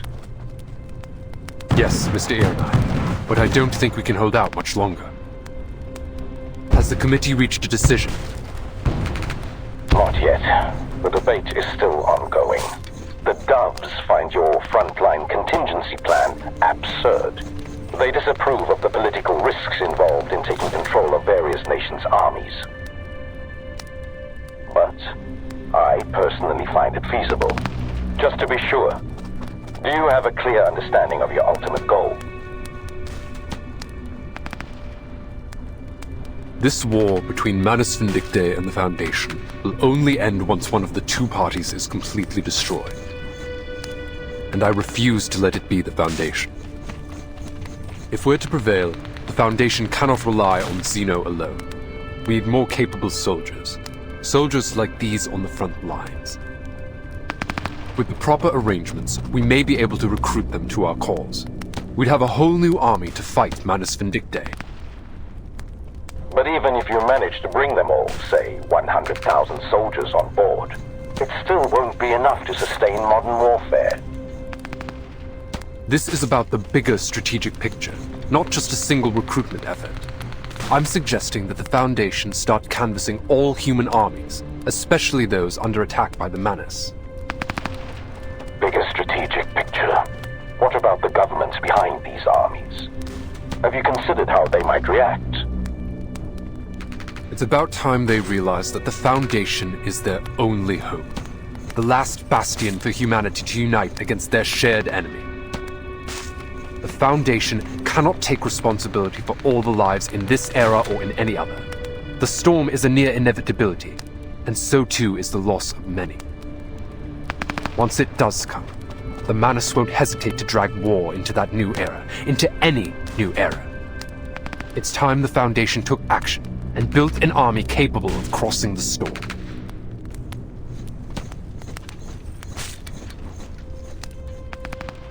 Enact your plan, Kratos. As long as you're successful on your end, I will deal with the political obstacles in your way.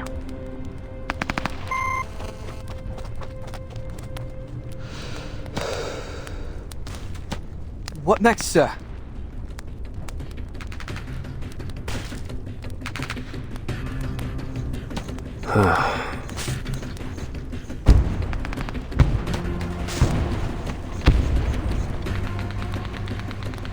We stand our ground for an hour.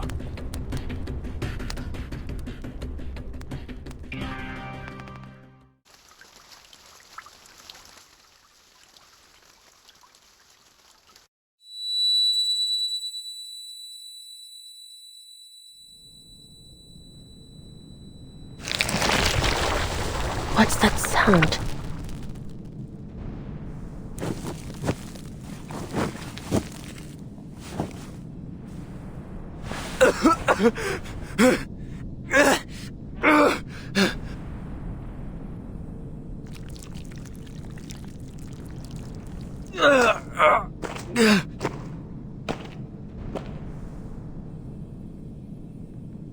Oh, it's you. You murderer! You murdered me! You murdered Colton! You murdered Organ too! You devil! You murderous demon!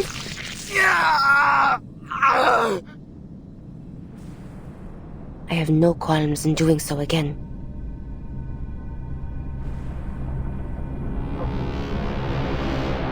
Pathetic illusions. Incoming attack. From behind. From the right. From below. Right before me.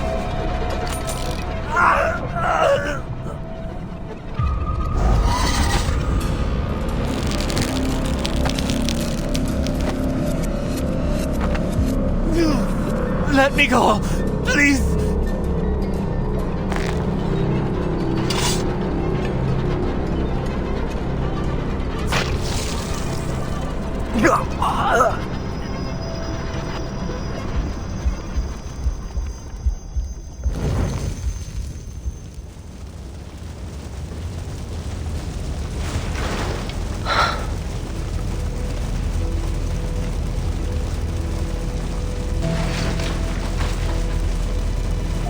How many have you killed? Do you even keep count? Remember, they were all arcanists, like you. Races of no matter. So the killer does the killing, and the dead have no say at all. I like it.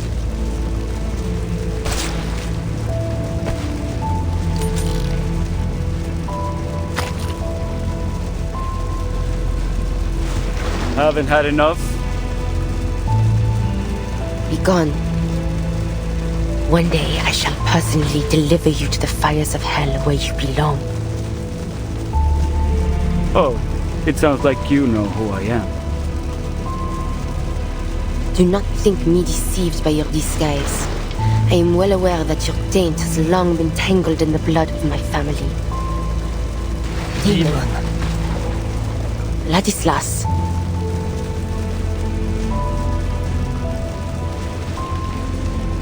Dear cousin, I bring thee a final warning. Thou art but a step away from utter corruption. Thou hast killed many in the years past, and now thou dost stand at the edge of the abyss. Hast thou not understood the suffering endured by our fallen ancestors? Their conscience crumbled, their faith shattered, leaving naught but an insatiable thirst for blood. It paineth me to see thee walk that same wretched path.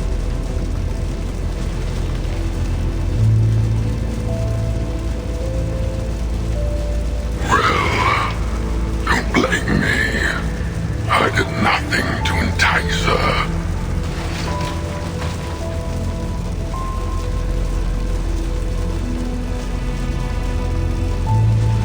Maria made this choice herself. Her hands have long been soaked in blood. And yet, she has never been troubled by that so-called guilt of yours. I've come to adore her for that. Perhaps it is true that this path of carnage shall save many lives, but why, I pray, must it be thee who walkest it? Our blood beareth an impurity like no other. To kill so many is to will thyself to the bottom of the abyss, never to return. The 10,000 thou art soon to kill. Consider, I pray, how many among them are innocent victims of deception and coercion. The weight of so many lives shall weigh upon thee in far greater measure than any sin thou hast yet borne. What good shall it profit thee to gain the whole world, yet forfeit thy soul? Did I hear that right? Are you also calculating lives, Ladislas?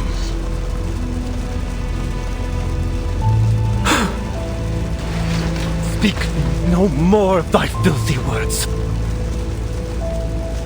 Oh, you silly, stubborn child.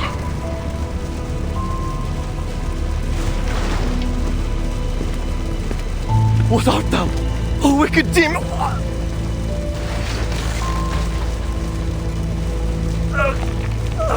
No! Marie!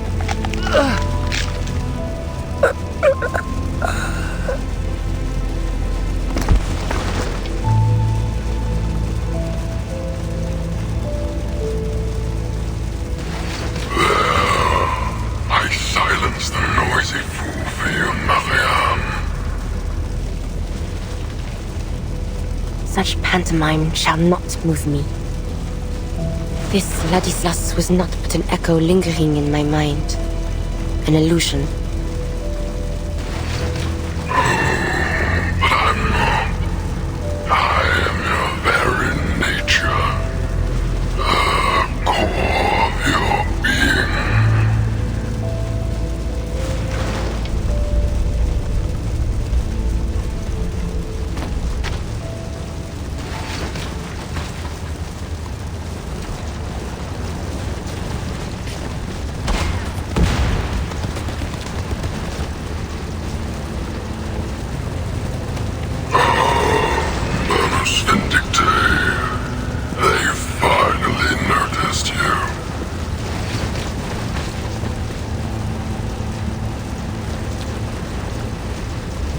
What a shame. They don't stand a chance against our ferocity. Do they, Maya?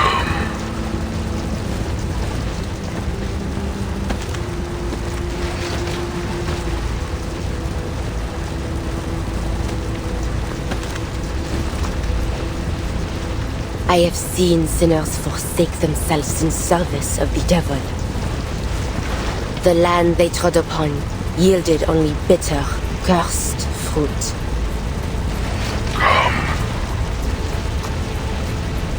But the hour for repentance has long since passed. Come with me. Then the Lord rained upon them, brimstone and fire. Let's kill them all together.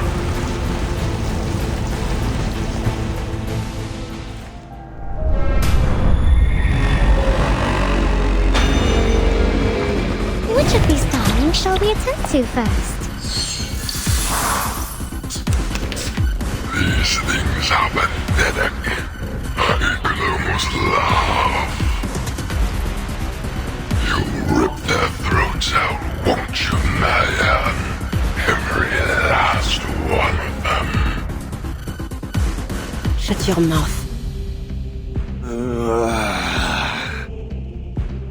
A tank. Here. Look at you, Maya. So tiny and pitiful on the face of that monster. Will you make it out this time? Or will you crumble? Cease your endless words. Perfect desolation. Keep calm. This is well. A short hit. Stay back, I say!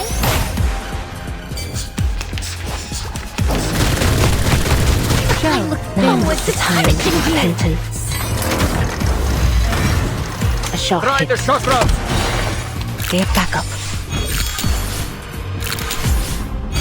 No, charge loading. Now is the time for repentance. Target confirmed. Eliminate target. The enemies of peace shall be stamped down. Now is the time for repentance.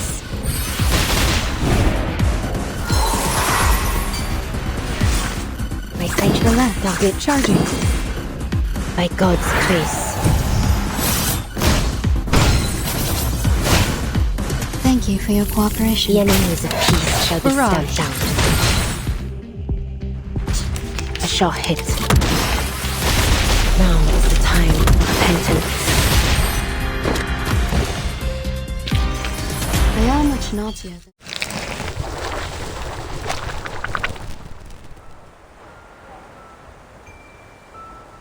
Marsha?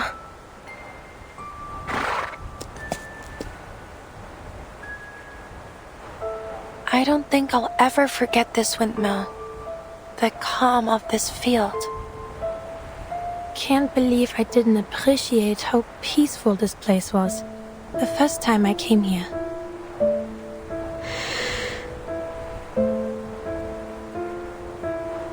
Perhaps it's because the land was quiet, just like our lives once were. And back then, we thought everything would be peaceful again once the war was over. I'm sorry.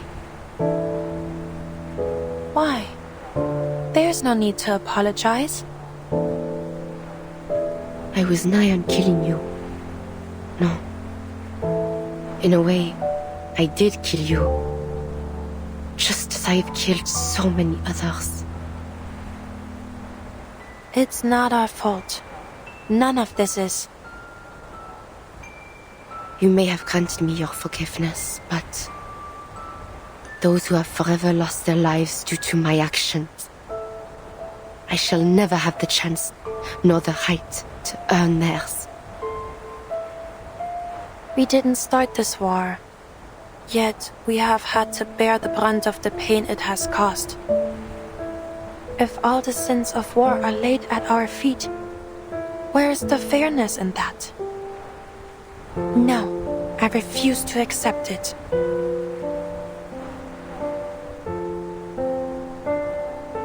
Marie, perhaps when peace finally comes,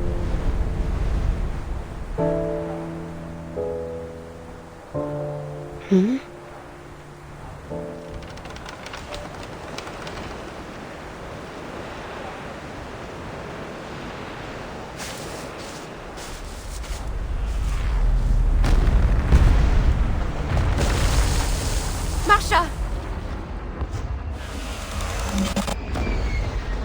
Die!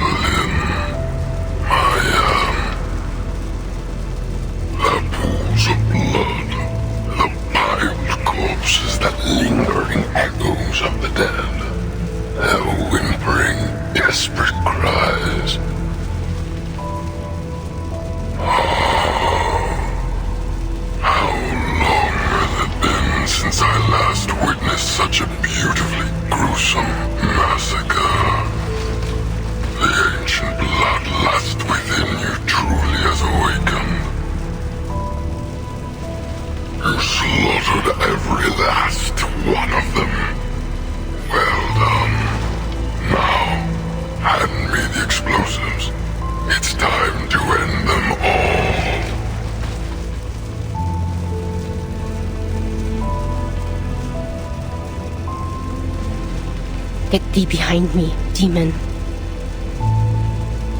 I won't force you. The choice is still yours. So, which will it be? The weight of 10,000 lives, or one that is 10 times harder to bear?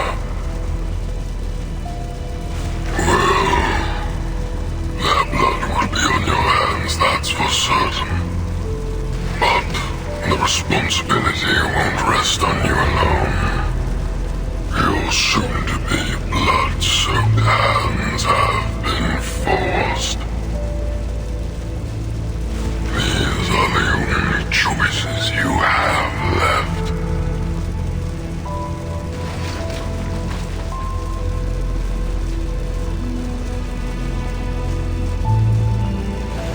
I am powerless to cleanse the filth that muddies my blood, just as I am powerless to erase the sins I have already borne. I have descended into the depths of hell. I know that. And this ancient darkness has already taken root in my soul. But if sacrificing one can save 10, if sacrificing 10,000 can save 100,000, if someone must make that impossible choice, then I am willing to bear that sin.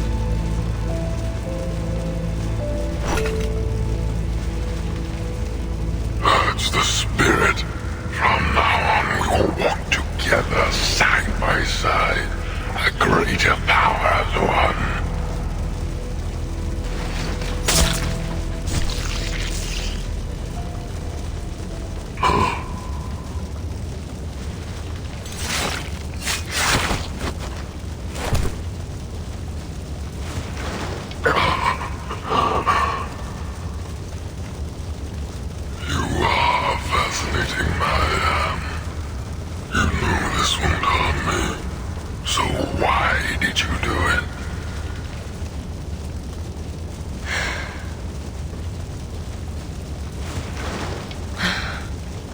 Look upon me, demon.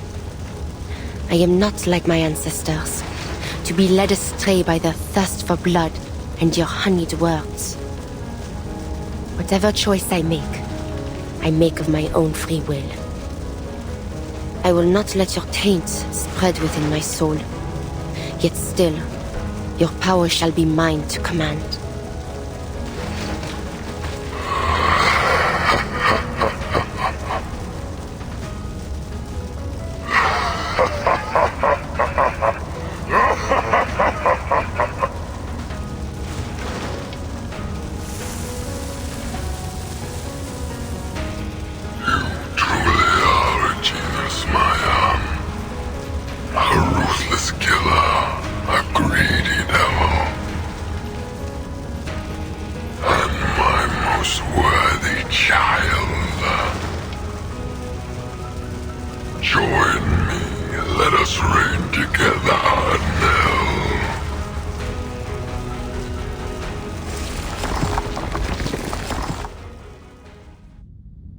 Agnes, quand j'étais jeune, je ne comprenais jamais vraiment les mots que tu disais.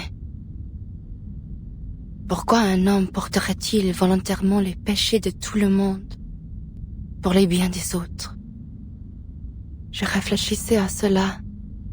Si toute la culpabilité et toute la souffrance m'étaient imposées, comme ce serait cruel et injuste. Mais maintenant je pense, peut-être qu'il est préférable qu'elle soit seule à moi à porter. Je suis désolée, Agnes.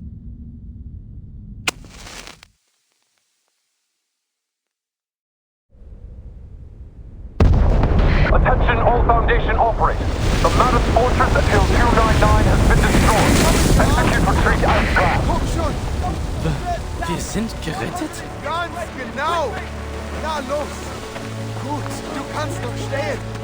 Lass uns diese verdammten Schuttegräben hinter uns lassen. Wer bist du? Ich verstehe nicht, was du sagst.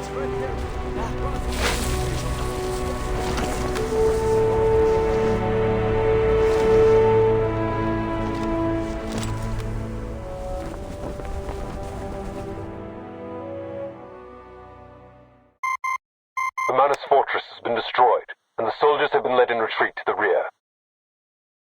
I understand.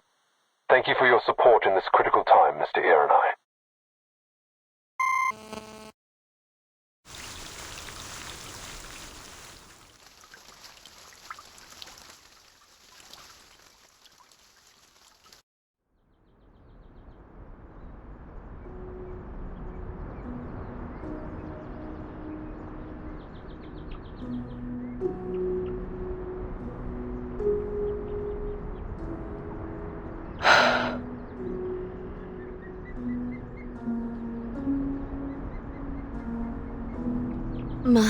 Marie, thou hast returned.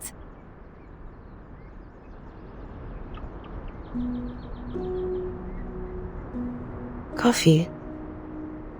Oui, just to thy liking. No milk, no sugar. There are also vanilla macarons and Mont Blanc besides.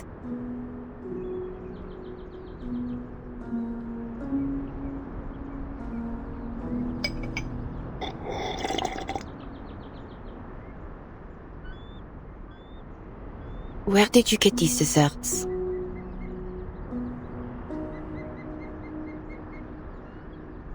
Yo, who is here, mon petit chou?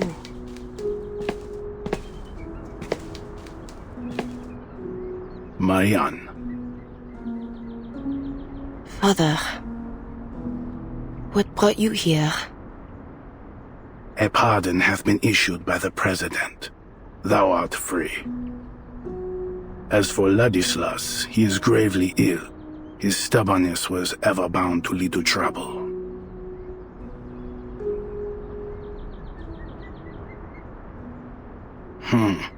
To answer thy question, I am here to gather ye. We are to depart. So, you are now the leader of the clan? Verily, After all we have suffered under this war, someone must lead the Tenebron family's reconstruction. I seek to re-establish contact with those of our kin with whom we have lost fellowship. The hand of Manus Vindicte has not yet fallen upon Paris. I have purchased a number of dwellings on Montmartre. They are to be our temporary homes until the conflict between the Manus and the Foundation reaches its end.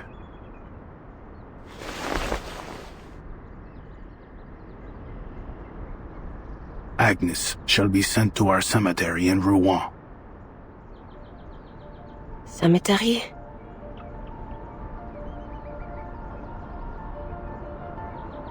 But Agnes is not dead. She's simply... Ladislas said there was a reason behind her.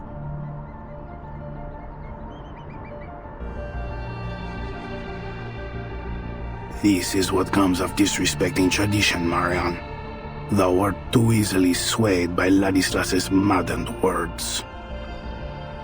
He lied to us? Nay, I believe not that such was his intent. He was simply too fervent in his pursuit of Gnosis. There is no record in the family archives that suggests any sort of prophecy should befall our kin in so strange a form. Agnes's condition is the result of a tragic accident, nothing more. There is no divine meaning behind it whatsoever. Her fear of the war was too great. She simply faltered in the casting of her arcane skill and petrified her body to the core. That is all. I know well that Agnes meant a great deal to both Ladislas and thee, but she was only an ordinary child. She was not an angel descended from heaven. Though it doth bring sorrow for me to say, we must all come to accept that no miracle shall ever come to Agnes. She will forever remain a statue.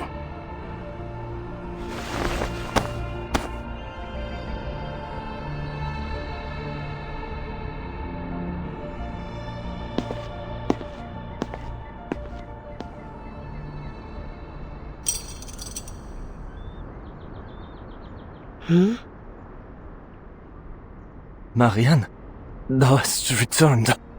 How?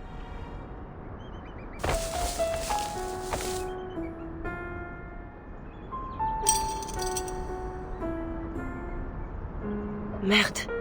I thought father was only... Have you truly fallen ill? That I have. But what of thee, Marianne? Art thou not in a condition far graver than my own? Or art thou simply too blind to see it?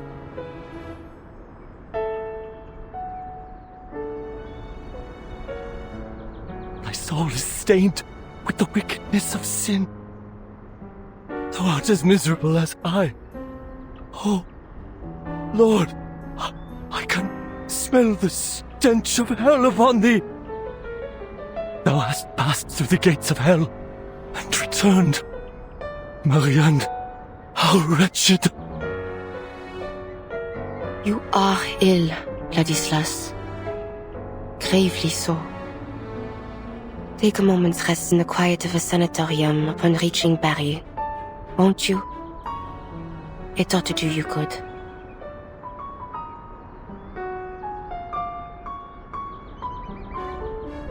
Perhaps I shall.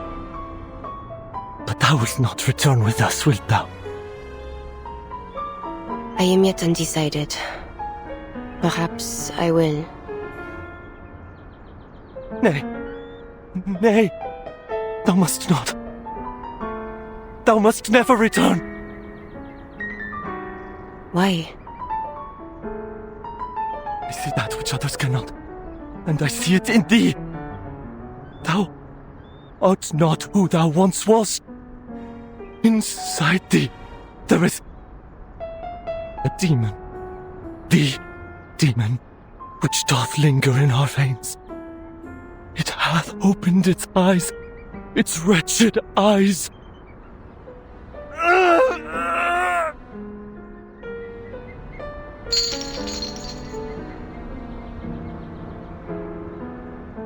Thou cannot return, cannot turn back, for there is no path left for thee. But I desire not more than to aid thee, my dear cousin. Yea, I shall help us all, but most especially thee, to atone for my transgressions.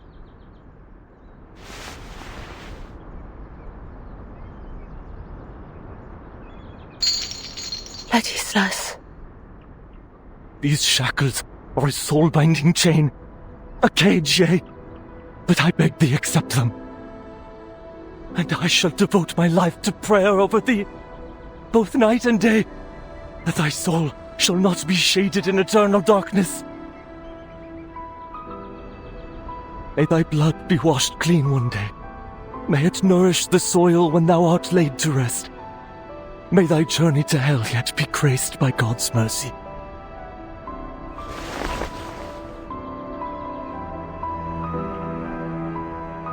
And if I refuse these shackles? It mattereth not. I shall pray for thee still, as I have ever done.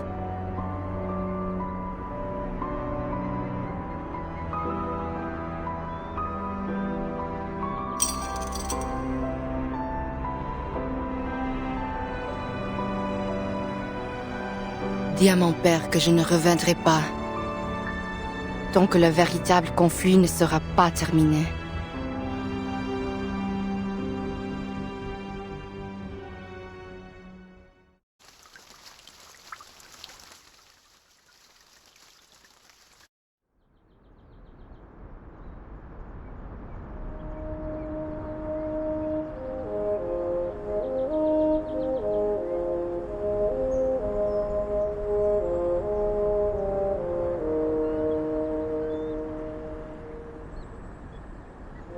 Your war is over, Paul.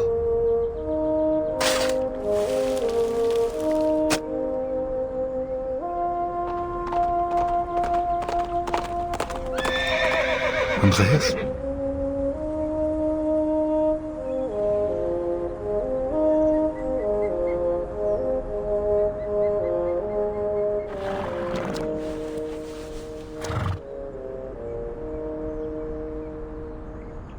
Good boy. You have been gone for a long time. Off to dangerous places again to search for your lost friends? It seems luck has been on your side. You have dodged danger time and again amidst the slaughter. But I cannot help but worry that one day a stray bullet will pierce you, or a poison gas will choke you.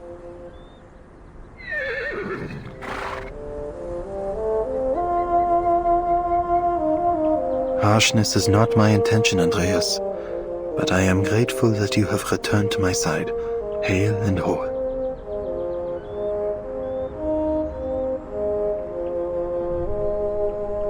Es ist Zeit. The next destination is a distant one. Your help will be appreciated.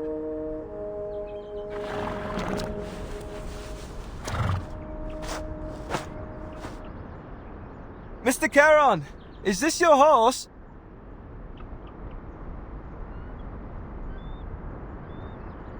In a sense, young man. Oh, then it's nothing. He showed up near Montpellier by himself, so I followed him here to see if he might be connected to Manus Vindictae. The Foundation is still in Montpellier. We'll head off soon, along with the soldiers, to a safer position. By the way, do you know where Blackbird is? Blackbird? Oh, I mean Meryl. The girl who went to the front with you. I haven't been able to get in touch with her since the Manus attacked. Where could she be? I just hope she hasn't gotten herself into any serious trouble. She is alive and well.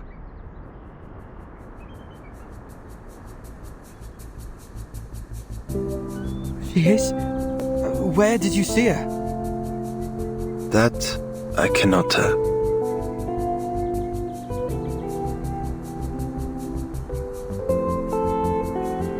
Why? She does not wish to be found. What? She doesn't want to come back with us? Correct. She is afraid of the war that lies ahead. Bloodshed, carnage. She was unprepared to witness such harrowing scenes. She requested I not reveal her whereabouts to the Foundation. In fact, she demanded a promise. I don't understand. How could you just let her go like that? Isn't she more likely to run into danger if she's on her own? And leaving like this, she'll be marked as a deserter. Oh no. I know little of your rules, but a promise was made, and her reasoning is understandable. It is her right to turn away from her fear, just as it is anyone else's.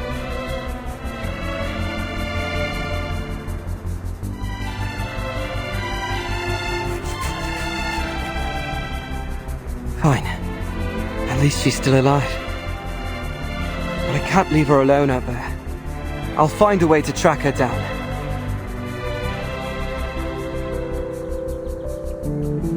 Thank you for the information, Mr. Carroll. Goodbye.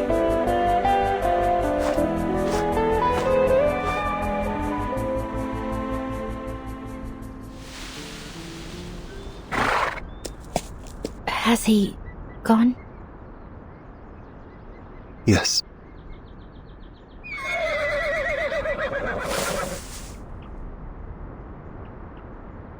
Why did you tell him that I'm still alive? You did not request that it be kept a secret. Fine.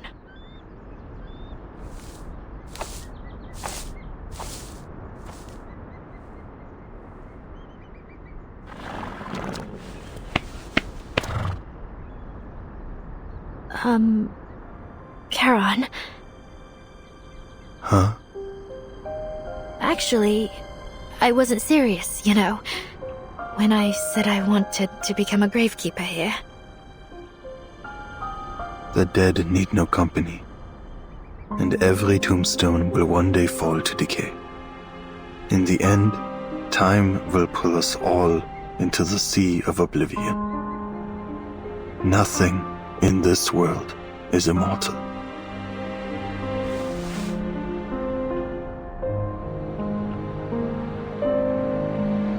Right.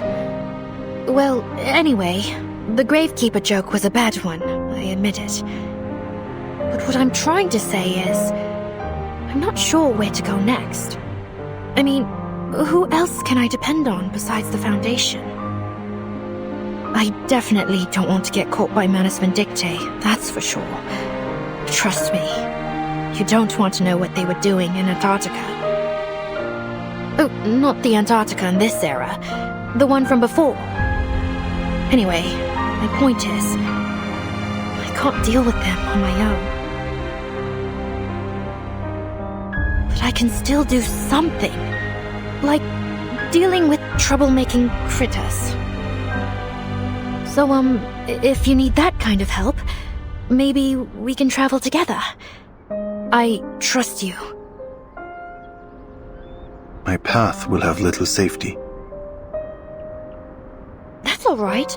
I'll just run off when danger comes.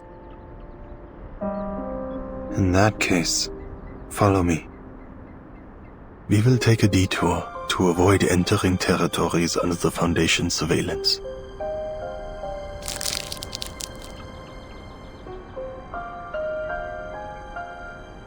If you're hungry, these can be returned to you.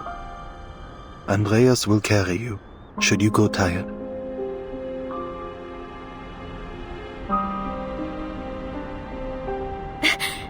Got it!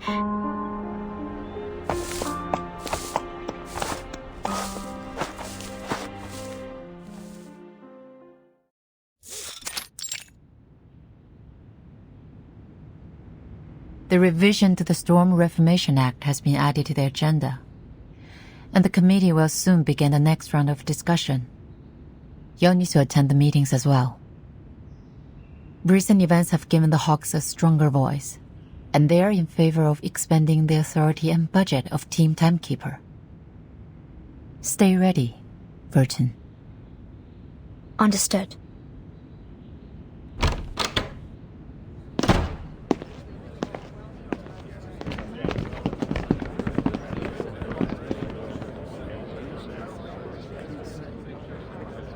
Timekeeper. Were you waiting for me? No, just a happy coincidence. I'm glad to know that you remember me. Of course. Your decisiveness saved the lives of many soldiers on the battlefield.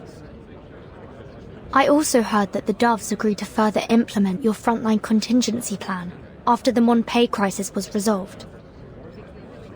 Huh. I'm surprised to see you're interested in politics. I'm not interested, just informed.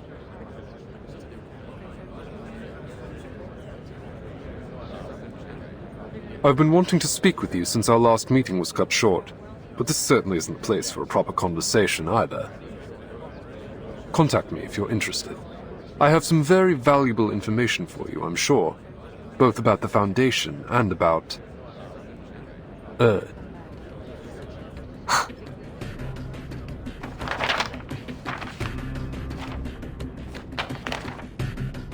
look forward to hearing from you. I'm sure we will make excellent collaborators. Excuse me, Timekeeper.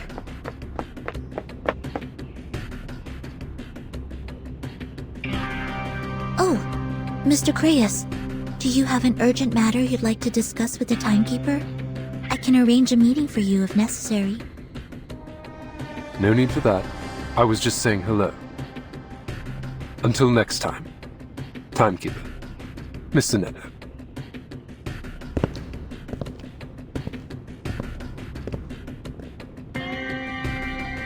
Timekeeper, is there something wrong? It's nothing. You seem a little anxious, Neko. What's the matter?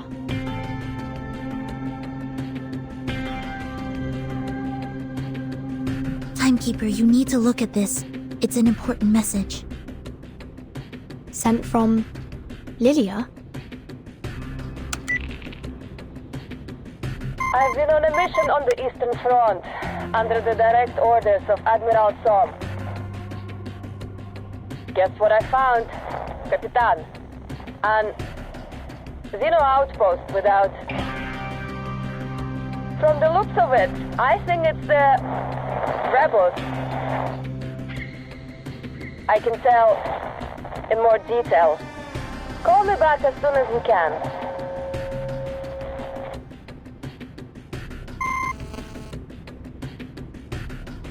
I tried to contact Miss Lilia after receiving the message, but I couldn't get through. She mentioned Xeno rebels. This is worrying.